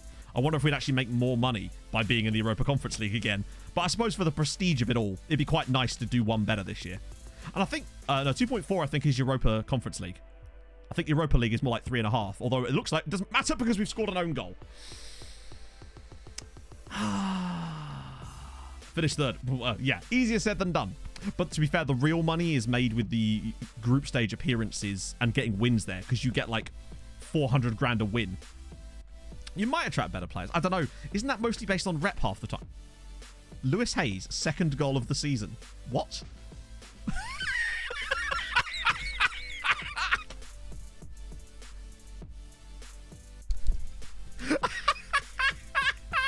No, I know, but it's the fact that it was like Lewis Hayes' second goal of the season. It was an own goal. The game is just like, yeah, but if he put it in the right end, this is what it would have been. Goal's a goal. True that. True that. That's amazing. I've never seen it do that before. Usually it just says own goal. Actually, to be fair, it's because I've not seen an own goal disallowed. Oh, that might be what it is. It's because the own goal was disallowed. That just doesn't happen very often. TV mate, I don't know what that is. I don't know how much you get for that. I don't think it's that much. Most of our money, like we earned a shitload of money last time in Europe because we got to the Europa Conference League and did really well in our group. What a great effort. Maybe it's his second own goal. That's true. He's stacking them up. I think he's got more own goals than goals. He's taking the Jamie Carragher approach to things. We've been kind of average in this game too. How's Connor getting on? Yeah, he's doing all right. Both midfielders booked. They're worrying. This win, sorry, well, this is in, if we win this tie, then yeah. Johan Solo, thank you very much for the follow. Or I'm guessing that might be Johan Solo, but needless to say, thank you so much for the follow. Carno's through. He will not miss. Jacob Carno, and it's 2-0 now to Treaty. Yeah, if we get through this tie, then it's Europa League. And at the moment, that is a good thing, though, because to me, this is showing that we're a better side than we were last time we were in Europe. We probably should have got past Hammarby too, to be honest. But getting to where we are, getting a shot at the Europa League group stages would be quite good. This is the away game as well. We've not been excellent by any means, but Kano and Knight have given us the goals, and we lead 2-0. Lovely. Yeah, for some reason, Dutch, I thought it was going in. It looked like it was bending top corner. I feel for Bohemian, though. I think, if they'd just snuck past Malmo. Who did Malmo get, actually? We might not be able to see. But with any luck... No, never mind. They got Pauk. Ah, okay. I think they probably... Oh, Connor... Did he just run into the penalty area with a completely open shot at goal and then just turn around and pass the ball back? Oh, dear. I mean, I admire that. He's like, no, we'll keep going. We've got to do better than this. As Michael Sharif makes it 3-0. 20 goals for the season for Michael Sharif. That might be the first time we've had a player hit 20 goals since that year of Enoch Asante back in the day. So actually... And it led to it as well.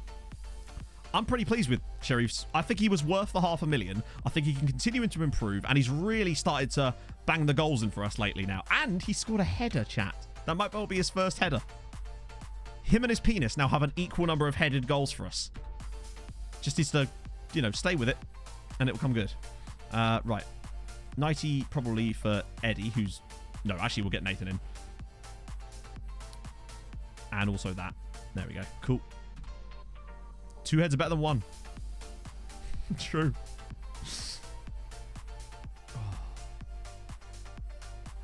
This has been a surprisingly competent performance from the guys. I'm pleased with that. Oh, don't worry. We are going to keep going until we find out who... No, it's a penalty. Who we... Did anyone else just see who was refereeing this match?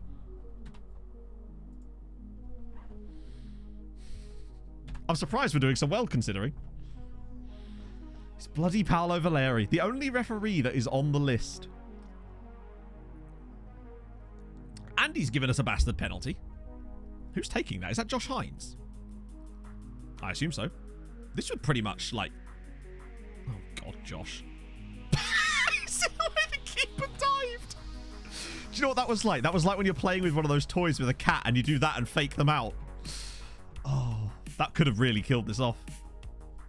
Yeah, we'll get Panini on for a bit.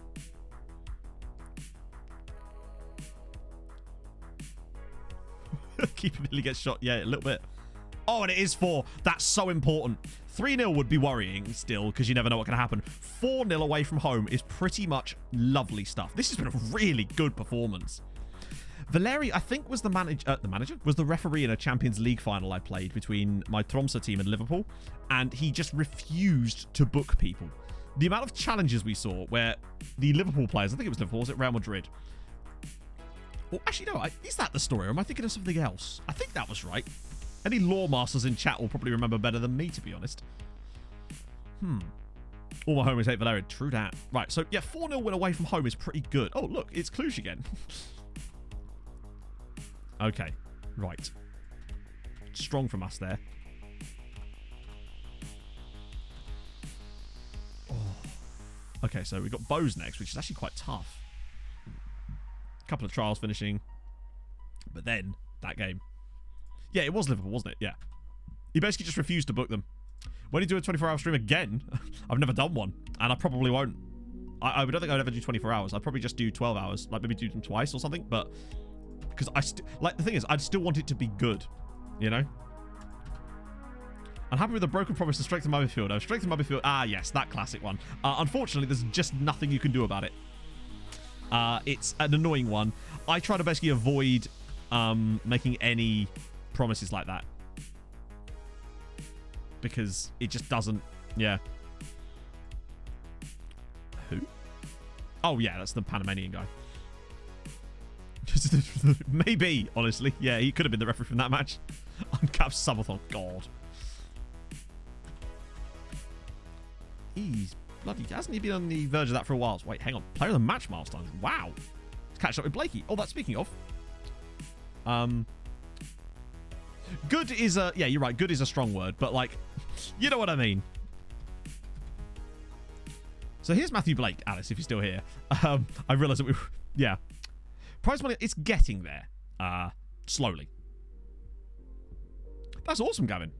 The most okayest. And that's fine. And 12 hours is the most okayest timescale. So, Matt Blake... I forgot he's joining Salford at the end of the season, isn't he? He's still got good attributes, but... The injury proneness, doesn't like big matches. He's been a good, like... I don't know, he's been a good servant to us to this point. Oh yeah, prize money, shit. It's getting there. It's going to be a while before it really hits the heady heights that we'd hope it would be. But right now, the winner gets 288k, which I don't know what it was. I think it was 120 the first season. We do have a clip that we took to compare, but I've just forgotten. Oh, a break. That's going to be fucking useful. Not that it's going to give us our booty back. Oh, sick. Nice one. I want to see that. No doubt yours is way better than mine. Much like your ability to draw. And probably play Football Manager for that matter. Right. Actually, we can go a bit stronger in here. Booty's not gone. He's got a torn knee ligament and he's out for 3 months. So we had to bring in an emergency replacement in the form of Connor Coventry. I might actually start Sharif for this because I can rest him for the next game. That's fine, actually. Yeah, that'll do. We are in the Europa Conference. No, we're in the Europa League at the moment, but we're 4-0 up from the first leg. So most likely we're going to be in the Europa League, which is good. Prize money increases with rep, but only in leagues that are not licensed. Basically. For reasons. So thankfully, because it's not a fully licensed league that we're playing in, our rep can actually increase the amount of prize money. By how much? Probably not much, honestly. I think my guess is if we did get to number 1, we'd be looking at maybe 2 million for the prize money, which is still good, but not compared to like Premier League, you know? And you'd think that if it was the strongest league in the world, probably, arguably, they'd probably have more prize money. It'd be nice if the TV money changed when you increased in rep. Is Coventry just an upgrade? Not really, no. He's pretty much as good as Regan Booty, which is why we got him. At number 9, I get 1.3. There you go. So I would guess that number 1 is probably about 2 mil. Which is a shame. I'd like it to be the scale to be better than that, but it's a start, innit?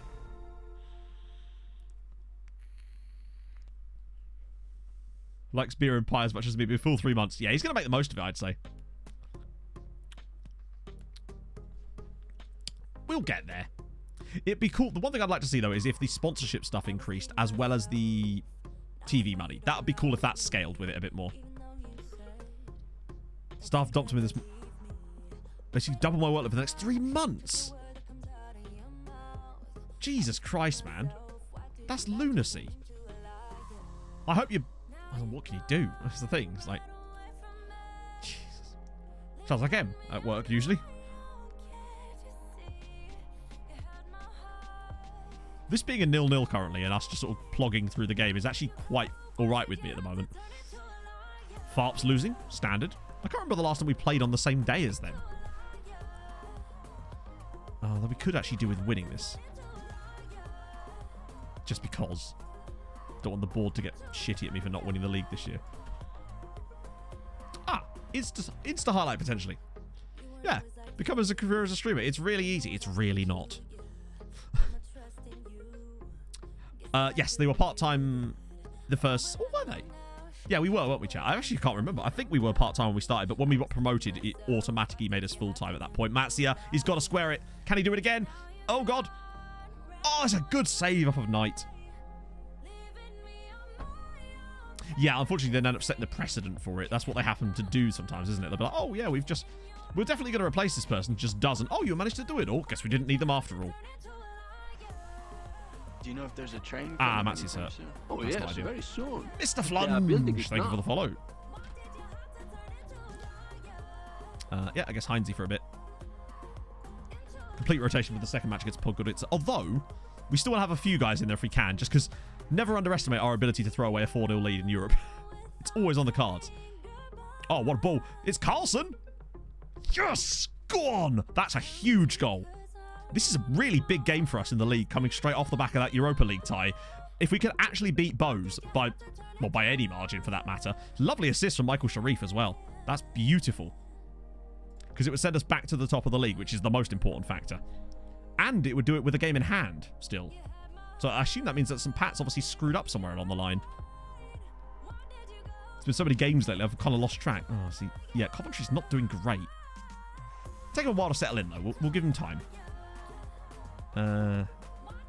Get Daly in for a bit if we can as well. Right.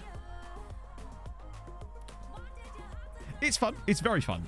It's like anything else where you are in total control of everything, but that also means you're responsible for everything at the same time. So you've got nothing to fall back on, in a way. You know, you can't look to someone else and be like, hey, why did you fuck up? When all you've got is you, essentially. Which is good and bad. Lovely. I think we deserve the win. But thank God we actually pulled it off. That's really enormous, because now that gives us a point lead at the top and the game in hand, while still battling all the European stuff on all the different fronts there too. Also, Farps conceded another 4 goals. Okay, good. That's not bad. Yeah, he could do with the rest, and he will get it in the next game. How are they looking defensively now? What are we up to? 91 conceded, chat. If they concede 9 in their next 8, we're good. Whole stream. That's it. Hands up who's been there the whole time. I've never really asked it before. Who do we have the UCL? We're not in it anymore, sadly, Maris. We got bumped out by Hammerby on penalties in the end, sadly. But now we are probably in a very strong position to get to the group stages. Wow, that's a lot of people. I'm surprised, actually.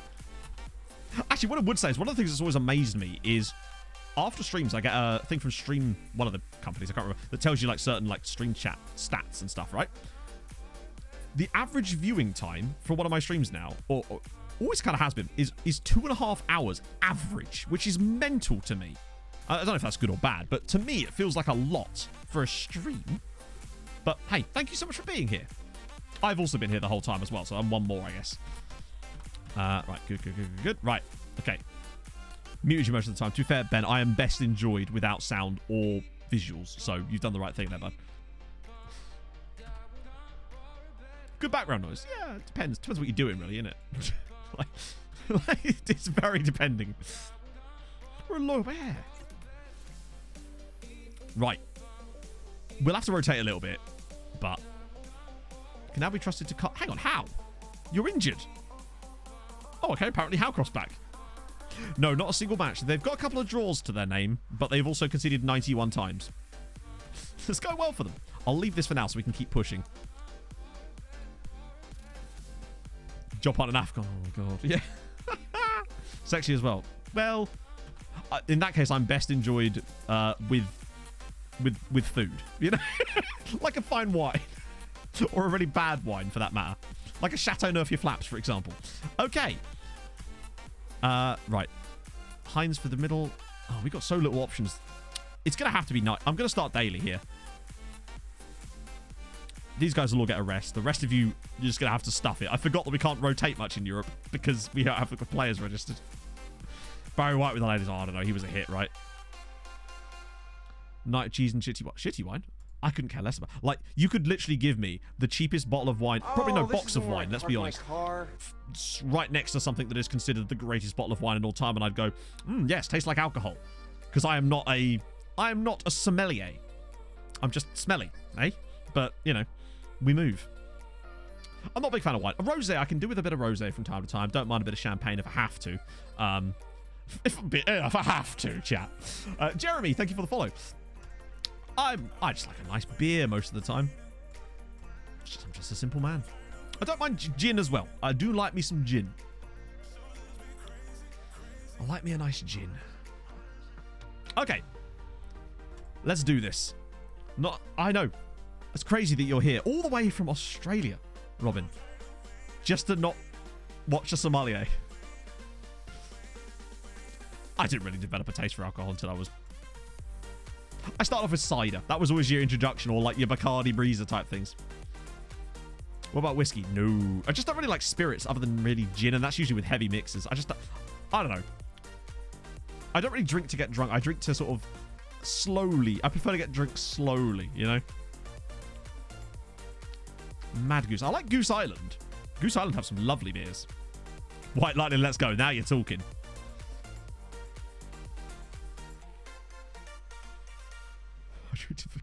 I just don't drink very often, as I'm sure you know from the time that I did on Showdown. Spice rum, no. Like I said, literally the only spirit of any form I would drink is gin. Like, whiskey, not really a big fan of it. Still would prefer that to vodka, though, massively. Spiced rum, just don't really like rum.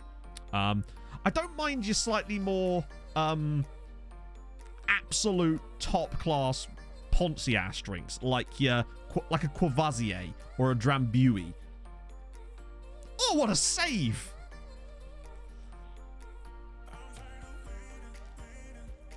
Like slowly, yeah, I suppose, but like I don't enjoy it fast or slow. Let's put it this way: if I have a car crash slightly slower, I may not get as injured, but I'm still not going to enjoy it. You know, that's how I think about spirits. Stop making up words. Never. Oh, vodka or Ciroc? I don't know what Ciroc is, and I don't really like vodka. Next round, no, because there isn't. The next round is the group stages, basically. So if we go through, it'll be... We're 4-0 up at half-time in the second leg, so we should be in a strong enough position to not concede 5 goals here, hopefully. But if we do, then we just don't know. Some mix in terms of... I just don't really like vodka. I don't mind Curacao. So things like Purple Rain, which you can get at places like Wetherspoons and other good video stockists. That is, like... That's nice. I like me some... this is Europa League. They're not new kits, no. Oh, so what a save from Bart. Curaçao's really nice. I'll be finishing after we get our group stage draw. I just didn't want to leave you guys hanging, not knowing who we got in our group. The province. I love the province. I guzzle that province down, boys. Oh. How about Baileys? Oh, God, no. Alcohol and cream just ain't my jam. There's a lot of things today you've already worked out that aren't my jam. Jam, notably, is. Curaçao drink or the country? Well, it is. Yes. Yes, it is. Both of these things. It's a liqueur made from orange peel. Alcohol and jam. That is my jam. They probably will win this tie. They probably will win this game. Although Bart Verbruggen is just doing it all, apparently. Wait, what? Hang on. What happened there? I just turned my head away and they'd scored after the save was made. What happened there? Hang on. I thought he saved it.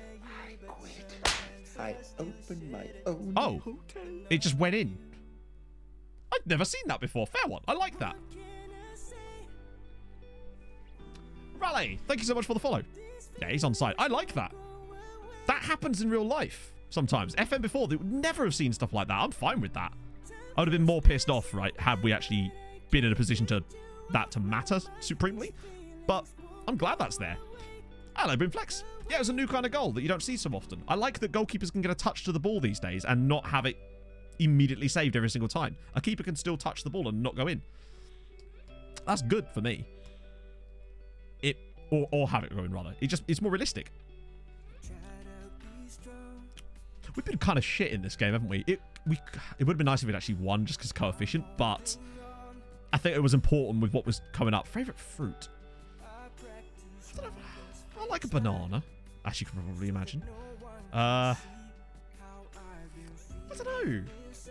Actually, raspberry. I like raspberries, and I like raspberry-flavoured things as well. 61.38 is nuts. Slightly better. Oh, where did you post it, Alice? I'm assuming Twitter. Have a gander.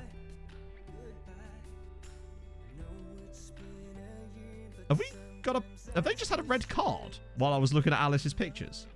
That sounds terrible. I'm so...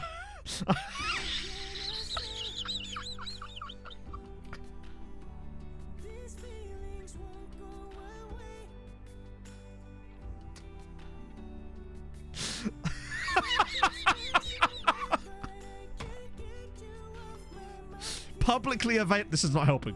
Publicly available. I'm somewhat of a ladies' man myself.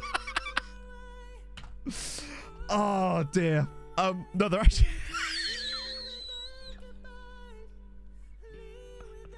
We've scored, by the way, if anyone's interested. Oh yeah. To be fair, he is just better than ours, isn't he? Like by a considerable margin. Yep. Don't mind me. I'll just be digging. That's fine. I'm just farming L's today, aren't I? I'm the FME Rob. Oh, Jesus. Davies, thank you for the follow. So who scored our goal? Ben Knight. Thank you, sir. At least that's got some extras. Why, thank you, Marius, for the 16 months. Where's the noise gone? There it is. Oh. I heard you like money. Visage souris en kappa. Thank you, man. How much cash is that?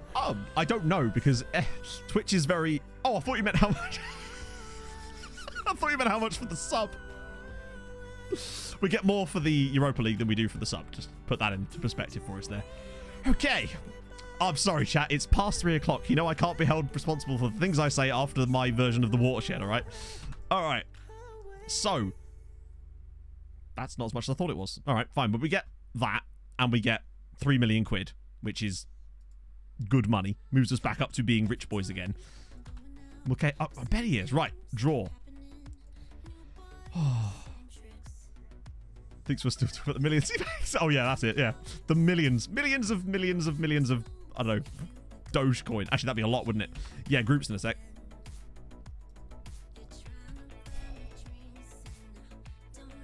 Let's see. It does feel very similar, yeah. I think maybe where you get your bonuses is potentially... Of course it's not going to go there.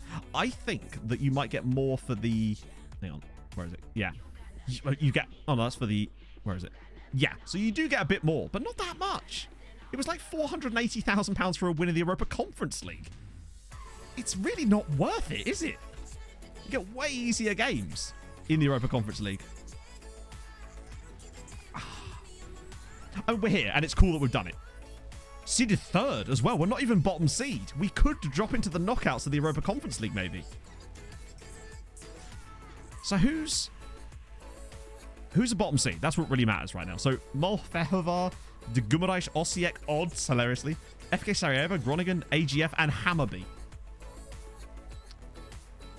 It's going to be Hammarby, isn't it? It's an inevitability, chat. We will end up with Hammarby. And to be fair, I'd take that. We looked better than them. We got unlucky in the first game with the red card. Oh, imagine if we got a group with Ferencváros as the top team. That group, please. Or Young Boys, although Young Boys are quite good. I'd take Group B. Group B is my dream right now. Not Group A. Fuck me. I would like... I mean, Fenerbahce is certainly not mugs, but they're better than Ferencváros, I would say. Although, E with Sparta Prague in there. No chance there. PSV. Right, here we go. Come on, B. Yes! Oh, come on. All right, I take that back. Oh, get wrecked. Lovely. Right. Give us Hammarby now. You might as well give us Hammarby. Osijek aren't bad. That's one of the tougher ones we possibly could have got in there. It's a group. It kind of feels like a group that Fenerbahce will probably win, but I don't know. I think there's a second. It's doable. Also, Brighton, Europa League. Do you reckon they won the FA Cup or something? Oh, wait.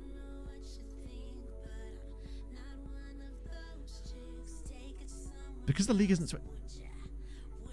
FA Cup... They don't do that anymore, do they? Or do they?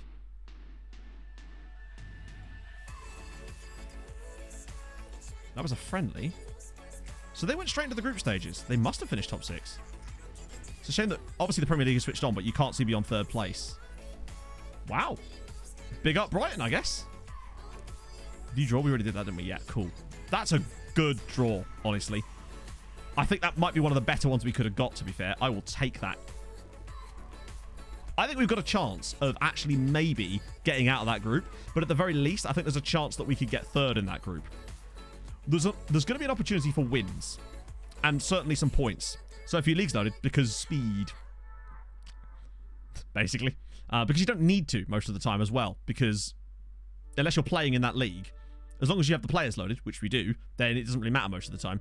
Club coefficients, what are we at? 3.1. Right, so we've already given ourselves a bump over last year with an entire... We've got 6 more games at minimum next to get a few extra points on the board. I think we could still maybe rocket towards 4, maybe. So how does that actually help us? What does that do in terms of this? Well, actually, currently, it would push us above Serbia and Israel as well. But I feel like they'll probably make a little bit of a comeback. Also, Hungary having a... Oh, Hungary are losing an absolutely outrageous season. How did you know the players are loaded from the league don't select it? Because you can load them specifically. At the start of the save, when you do advanced settings, you can tell the game which players to load. So I've just got it loading all the players from all the top divisions of every league in the world. There's a way, basically it's a way you set up the database so that you keep all the players and you get regens for all the clubs, but you don't have to worry about the leagues themselves being on to slow the game down. It's like a kind of best of both worlds. No, the other Irish sides all got knocked out. Bohemian did the best. They got to the third qualifying round, but they were beaten on penalties by Malmö. The second season in a row that Malmö have knocked someone off. But yeah, Hungary are losing a really good year and have got steadily worse throughout. So, God, look at the drop. Also, we're catching Norway. Yeah. Just, it's weird though that we're still not even caught up with Norway yet. Bearing in mind, Norway was where we started last time. So we've had to do like 6-7 years just to catch up to the starting point of the last save. Oh my goodness me. Right, okay. That was a slightly longer one today, friends, but I've enjoyed it tremendously. Let's have a little look at who is... Oh, it's the network game. I thought the network game was on Thursdays. Let's see then. In that case, let's pick someone else. Who are we looking at? Who's live right now? He said while staring at a giant screen of people being live. I have made a database. Yeah, I have a video already out on that one, Shorten. That's what that video there is. I figured it'd be quite a useful one for people. Let's... I'm the Pope. Trooper, take off the Pope hat. Let's do... Yeah, let's do Henry.